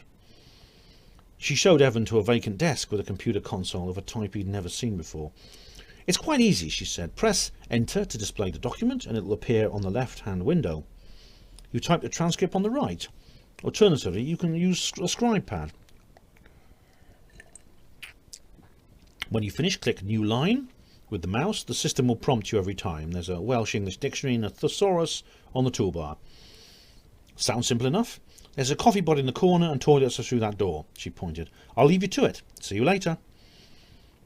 Evan peeped over his shoulder at the office in which he was to spend 37 hours a week for the next 5 years, dodging a look from one of his monastic colleagues. The walls were white plasterboard, of a type found in recording studios, and the lights were orangey fluorescent. The only furniture was the desks, and they were arranged in no particular order. There were none of the personal touches one sees in most offices, no photos on the notice board, no humorous coffee mugs. The windows gave very little view, being on the side of the home that was pushed right up against the adjacent wall. There was a gap of maybe 10 feet between them and the windows opposite. These were tinted like all the others, so there was no chance of waving to the workers inside. Because there were many floors above on both sides, very little sunlight reached the translation laboratory, giving Evan the feeling they were at the bottom of a deep pit. The people around him were as mute as statues. They sat with their heads bowed and their eyes transfixed to their consoles. The only sound was the clicking of fingers on keys. Evan deliberately stared at the woman on his left. She was a slender, bony person with short, cropped red hair, steel-rimmed glasses and bright red lipstick. She eventually sensed his eye. "Is everything all right?" She forced a smile. Her accent was true blue Cardiff. "Yes, thanks," replied Evan. "And you?" "Fine, thank you." Her mouth shut like a trap after her reply, and her face returned to the screen. "It's too late to go back now," Evan thought. "Better get on with it." He examined the complex-looking keyboard and display for a moment, then pressed Enter. A window opened on his left, on the left of the screen, and a dozen lines of text appeared. It was an informal letter from someone called Mike, who wrote a letter from an address in Chirk to a man or boy called Derek. He asked if Derek had enjoyed the weekend in Rhyl, and how someone called Carrie was. He went on to describe his new car and tell them about the time his dog went missing. He ended the letter by asking them to send his love to little Sioned. Evan couldn't conceive of how such everyday domestic bliss could be worth analysis by a top-secret intelligence agency. Still, other people decided what was important or not. His job was to translate. He picked up the light pen and began scribbling out an English equivalent to the little note. After a few words, the console farted at him. The makers of the scribe pad software boasted that it could read anyone's handwriting. Evan shook his head and grinned ruefully. The words that he'd written clearly on the pad were printed on the screen as a row of meaningless consonants. He sighed and turned to his keyboard. It took him less than half an hour. He clicked New Line and pressed Enter again and started the next piece. This time it was a longer, more staid document. It looked like an order form or invoice of some kind. It was for something called Pharanesia. It was a word that Evan didn't know, and to his dismay it wasn't in the dictionary. He turned to his red-headed neighbour. "Excuse me." She ignored him. "Excuse me," he said louder. "What is it?" she asked, sounding peeved. "What does Pharanesia mean?" "Come again?" "Pharanesia. Oh, it's varnish, isn't it?" "That's Varnesia. This is Pharanesia." "Well, why don't you look it up in the dictionary?" "I have. It isn't there." Evan found his own voice was unwittingly matching his colleague's impatient tone. "Oh," she threw up her hands. "Just insert NTP." She swiveled her chair around so that her back was slightly turned to him. Conversation over. Evan did what she suggested and left it at that. It wasn't until the afternoon that he found out that NTP stood for No Translation Possible. The lunchtime bell was a harsh buzzer that made Evan jump. Immediately there was a scraping of chairs. Everyone stood up and walked to the door. There was no hanging around and chatting, just a mutter of occasional conversation. They behaved like runners out of the starting block when the pistol goes off. Within 30 seconds, Evan was sitting alone in the translation lab. He smiled to himself. The atmosphere of the place was almost comically severe. Evan made haste for the office of Team 6D, the room where yesterday he'd been introduced to Esau's friends. He felt an overwhelming urge to see Warren and hoped to join him for his dinner break. The office was empty except for one person, a young man sitting at one of the desks with his feet up, reading a newspaper and munching a sandwich. "Hello," said Evan. "Do you know if Warren's gone down to the canteen?" The man put down his paper. "Warren's not in the office today, sorry." "Oh," said Evan, downhearted. The man got up and came over to him. "Here, you're the new WL spec, aren't you? We met yesterday." "Yes, I'm Evan. I'm sorry, you're Connie. How you doing?" They shook hands. He was about Evan's age, clean-shaven, with light freckles. His eyes were blue and his hair blonde and keenly styled. "Where can I find him?" "You can't, I'm afraid. He's out on a job. Dunno where." "What time will he be back?" "Again, I couldn't say. He could be out all night. You see, unlike you specialists, us ops ruffians have to work for a living." He smiled to soften the jab and walked back over to his desk with one hand in his pocket, one hand in the pocket of his designer jeans. "How are you settling in, anyway?" "Not bad, thanks. It takes a bit of getting used to." "I know," he nodded. "Give yourself a few weeks and I'm sure you'll get it sussed." "Thanks." Connie picked up his sandwich. "Tell you what, when I see Warren, I'll let him know you were looking for him." He took a bite and smiled while chewing, raising his light eyebrows. "Cheers, Connie," said Evan. "I appreciate it." "No problem, Evan. Mind you, he won't be able to ring you up in WL. He'll have to get in touch with you when you get back to barracks." "Oh, I didn't know that. Okay, well, thanks again. I'll see you." "Yeah, check it out, Evan." Warren was still nowhere to be seen when Evan finished for the day at 4:30. When the Big Scot had driven him to work in the morning, Evan had casually taken it for granted that he would drive him back to Cumgarth in the afternoon. From what Connie had told him, Warren, as an operative, would be working shifts or irregular hours. As soon as the buzzer had sounded and the translation team had marched out, Evan made his way to the 6D office. He waited outside the empty room for 20 minutes before deciding to go away and come back later. It would be a good opportunity to do a bit of shopping. He left the multi-force complex by the same gate he came in. The sunshine of earlier had been smothered by gloomy, wet clouds. It was warm, but raining lightly. Evan had no coat and was, in fact, still wearing the same clothes he'd torn on the other morning in Langham Pond. As he walked through Cardiff Bay, he craned his neck to look up at the gargantuan pillars of glass and reinforced concrete that dwarfed people to the size of mites. Despite the size of the buildings, the roads that connected them were lined purely by open grassy spaces and ponds. It was as if all these architectural monsters had sprouted up like trees in the middle of a park. The roads themselves were also strangely quiet. Strangely quiet. He was the only pedestrian in sight, and the traffic was much too light for such a big city. It was the low, pillbox structures at every junction that reminded him that most of this metropolis was underground. He was seeing the tops of the lifts and stairways that took you down to the real city. The area he was walking through was really no more than a roof garden. There were also some fat, pleasantly designed mushroom-shaped protuberances dotted around the grounds, which must have been the ventilators for the human rabbit warren beneath his feet. A big signboard by one of the pillboxes advertised a supermarket and a shopping centre with an arrow pointing down at the earth. Evan was about to call a lift and descend when he had a second thought. He'd had enough of the big indoors for the time being. His day at the translation lab had made him feel claustrophobic, so he chose instead to walk up to the city centre. He crossed over the Rothdock footbridge past the Norwegian church and then up the long straight drive of Butte Street until he was out of the megacity of Cardiff Bay. After all the man-made mountains he'd been staring at, the traditional district looked beautifully human. He bought some clothes in the Queen's Arcade and some groceries from the mini-mart near the station. Smart office wear seemed to be out at the business, so he satisfied himself with a pair of jeans and a t-shirt. Also a raincoat and socks, which he knew would come in handy. For food he stuck to milk, bread and other basics. By the time he got back to the home it was dark. 6D was still away on outside duties. Evan deliberated for a few minutes and decided it was pointless to wait any longer. As Connie had said, Warren could be out all night. Evan was going to have to make his own way back to the Cumgarth barracks. The towers of Cardiff Bay were glowing like enormous Chinese lanterns. Closer up, the spattering of lit windows looked like the embers of a fine charcoal fire. The tyres of the vehicles that passed him hissed on the wet roads, and the streetlights were reflected as wobbly threads in the puddles on the pavement. He walked quickly, listening to the patter of raindrops on the hood of his new waterproof. He retraced his steps to the station and waited only 10 minutes for a packed commuter train to Pontypridd. He had to stand in the aisle at first, with his shopping bag stuffed between his knees. But about 12 people left the train at Rada, allowing him to sit in the aisle seat next to a man hidden behind a broadsheet newspaper. He could see nothing outside the windows except a few lights strong enough to poke through the reflection of the inside of the train, distorted by the thick safety glass, angled slightly by the overhang of the carriage sidewalls. The stations came and went: Taff's Well, Treforest Estate, Treforest, and finally Pontypridd.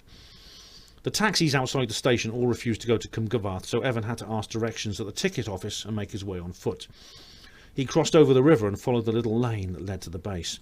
The upward gradient started and the street lamp stopped. Evan walked into total darkness. Trees closed in over the road, protecting him from the rain. He took off his hood and the cool, moist air of the forest filled his hair.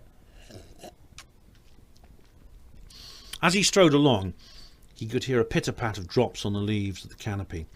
The obscurity was almost complete, and he could just make out the edge of the way. He began to relax and enjoy the tranquillity. He slowed his pace and even stood still every now and again to listen to the rich living silence of nature and to sniff the humid scent of the nighttime forest. Once he disturbed a bird which sped off into the night with a clatter of wing beats. The shopping bag handle was beginning to cut into his fingers, so he tucked the cuff of his raincoat into his grip to ease the sharpness. There was no rush. It was still quite early, certainly no later than 7 o'clock. He felt more at ease than at any time in the past week. "Halt, in the name of Roland Cooper!" A torch shone in his eyes, blinding him. His heart nearly shot through the top of his head, and his shopping bag dropped to the ground. "Put your hands in the air!" Came the shout again. The torch moved away, leaving a cluster of blue blobs in his vision. He heard a number of people approach him from several directions. They spoke briefly with each other. Then he felt his pockets being roughly poked, and hands run up and down his body. "He's clean," came a new voice. "What's in the bag?" asked the shouter. "Here." Evan heard a rustling as his shopping bag was examined. There was a groan of disgust, and the torch was in his eyes again, making them water. "What's your name?" demanded the shouter. Evan Hughes." "Where do you live?" "Langham Pond." "Where's that?" No, sorry, Cwmgyfarth Barracks." "What?" The voice shrieked in disbelief. "Don't play silly buggers with me, kiddo. What's your home address?" "B17C, Block 1, Cwmgyfarth Lines, Cwmgyfarth Zone Base." His assailants whispered to each other for a few seconds. "Let me see your ID then," challenged the shouter. His tone told Evan that he didn't buy his story, and Evan caught his breath of surprise as he produced his badge with a quivering hand. "So this is you, Private Hughes?" Pardon?" "Address me as Corporal when you speak to me, Hughes." He screamed in his ear. "Stand to attention." Evan stood upright. "I said stand to attention, Hughes. What's the matter with you?" He paused. "What's this, Multi-Force HQ?" His voice dripped with contempt. "I might have guessed. A fucking pen pusher. What are you doing here?" "I'm on my way home, Corporal." "On your way home? Did you walk all the way?" "No, Corporal. I got the train from Pontypridd." "My God, it gets worse. How the fuck did you get into Roland Cooper's zone, Hughes? You're a disgrace to the uniform you never have to fucking wear. Do you know what could happen to you if you walk round here at night? Do you? I'll expect even a brainless rear echelon motherfucker like you to know that. I'll tell you, shall I? 1282 will come along and have your bollock bag for a swimming hat. That's what. Get it? I'm a real soldier. I don't like being out here at night. I only do it because it's my duty. You, on the other hand, have no reason to be here and no excuse. And knowing my luck, I'll be the one who finds your body and has to write to your mother and tell her that the useless, dim-witted miscarriage she calls her son is dead." "It wouldn't make any difference, Corporal, because my mother's dead too," replied Evan. There was silence for a few seconds. Then the Corporal spoke. "Right, Hughes, because of your foolhardy wanderings, you're about to waste even more of my precious brick's precious time, by requiring us to escort you to the gate. While we could be doing our own job, we're busy wet nursing a little paper shuffler back to his nice comfy bed." Evan didn't reply. "Who's your CO?" Section Commander, Major Warden Grayson, BPZ, Corporal." Well, Hughes, Major Grayson will be getting a report from me tomorrow. He returned Evan's ID badge. Now get moving, he roared. Quick march! Evan jumped and started pacing up the hill. The patrol followed behind him, the corporal shouting continuously. March, you little cretin! Left, right! Keep your arms... Your arms are flopping about like an Eskimo's plonker. Keep them straight. Put your fingers together. My God, he can't even march properly. They let anyone join the zone these days. What's your training camp? Answer me. What was your training camp? I don't know, Evan puffed. Oh, forget it. You're a waste of space. Look at him. He's shagged already. There's not enough fat on your body to fry an egg, but your arteries must be full of the stuff. You're a slob, Hughes. You know that? I bet you've never done a hard day's work in your life. You know what I'd love to do to you? Transfer you to Bryn Sarn. Yes. He chuckled spitefully. I'd love to see your face when they drag you out of your cosy little office and put a shabana in your hand and send you to those trenches. Have you ever been to Bryn Sarn, Hughes? No, Corporal. Well, you don't fucking want to, you little shit, because you wouldn't last 5 minutes. They reached the gate and Evan leaned on the barrier to get his breath back. Who's this? Asked one of the guards. We found the stupid little bastard walking along the drive, said the corporal. He's lodged here. OK, thanks. We'll take it from here. The corporal tapped Evan on the shoulder. If I said it was nice meeting you, Hughes, it would be the lie of the new century. So all I'll say is I never want to see your ugly little mush again. Move it! He threw Evan's shopping at his feet. When Evan got back to his flat, he instinctively locked the door, the corporal's voice still ringing in his ears. He stumbled over to the armchair and collapsed into it. He kept rising to the brink of tears, then coming back down again. He would have given his heart for a shot of brandy or scotch, but there was none in the place. Oh, God help me, I'm a zoneman. I'm a bloody zoneman. It was ridiculous. The whole time that the corporal had been shouting at him, Evan wanted to tell him that he had him mixed up with someone else. But there was no use pretending. He was in the zone now. He was Private or Specialist Evan Hughes. Slowly he pulled himself together and got up to make a cup of tea. His hands were shaking so much that he scalded himself pouring the water. He was just stirring it when the doorbell rang, before he even dared to hope he'd open the door to Warren. Evening, mate, what's wrong? Evan told him everything. That corpse sounds like a real pig, said Warren as they sat down with a cup each of fresh tea. I had one like that at my service school. Carrots, his name was. He hated my guts. He was a former Marine and couldn't come to terms with the fact that any young zoneman would want to join the auxiliaries. It was a bit of a dumping ground in those days. Most of the lads had been drafted from other divisions because they were no good. I never got it, said Evan. I never realised I was actually joining the zone. Warren rubbed his chin thoughtfully. That's the drawback of Grayson's idea to employ you as a civilian contractor. And after what's happened tonight, I've decided it was definitely a mistake. I know we needed to get you to work as soon as possible, but in doing so, he's thrown you into a strange environment blindfolded.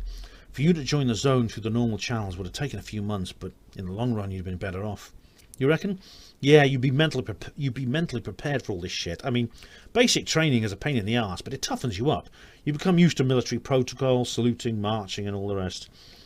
Oh, Warren, I feel like the whole world has turned upside down. Anyway, how are you getting on in WL? Have you met Elaine? Yeah, she's nice, but the rest of them are a bunch of closed shop dummies. I came across a Welsh word I didn't recognise, and it wasn't in the dictionary. No one would lift a finger to help me. I don't know if I can stand it, Warren. You have to, Evan, said Warren gently. It's never easy at first, you know, but you'll get used to it. Evan looked doubtful. Look, Elaine carries a pager. If you have any worries in the lab, call her. She'll help you out. And don't forget, you can always talk to me. I'll be around the place. I tried to reach you today, twice, but you weren't there. Yeah, Connie told me. That's why I popped round. Sorry, but I had to go out all day. What were you doing? This and that, said Warren after a pause. Evan knew not to ask any more. I rather stupidly assumed you were finishing at the same time as me and would drive me back. I'm sorry. No, I'm sorry, Evan. I should have mentioned that I'd be working late. Did you really walk right up to town and get a train? Yes, I had to make my own way back here. Why didn't you sign out a car? A car? Aye, you can get a car from the motor pool. Just show the attendant your badge. I left my driving licence in Langham Pond. Yeah, and come to think of it, it's not valid for a zone vehicle anyway.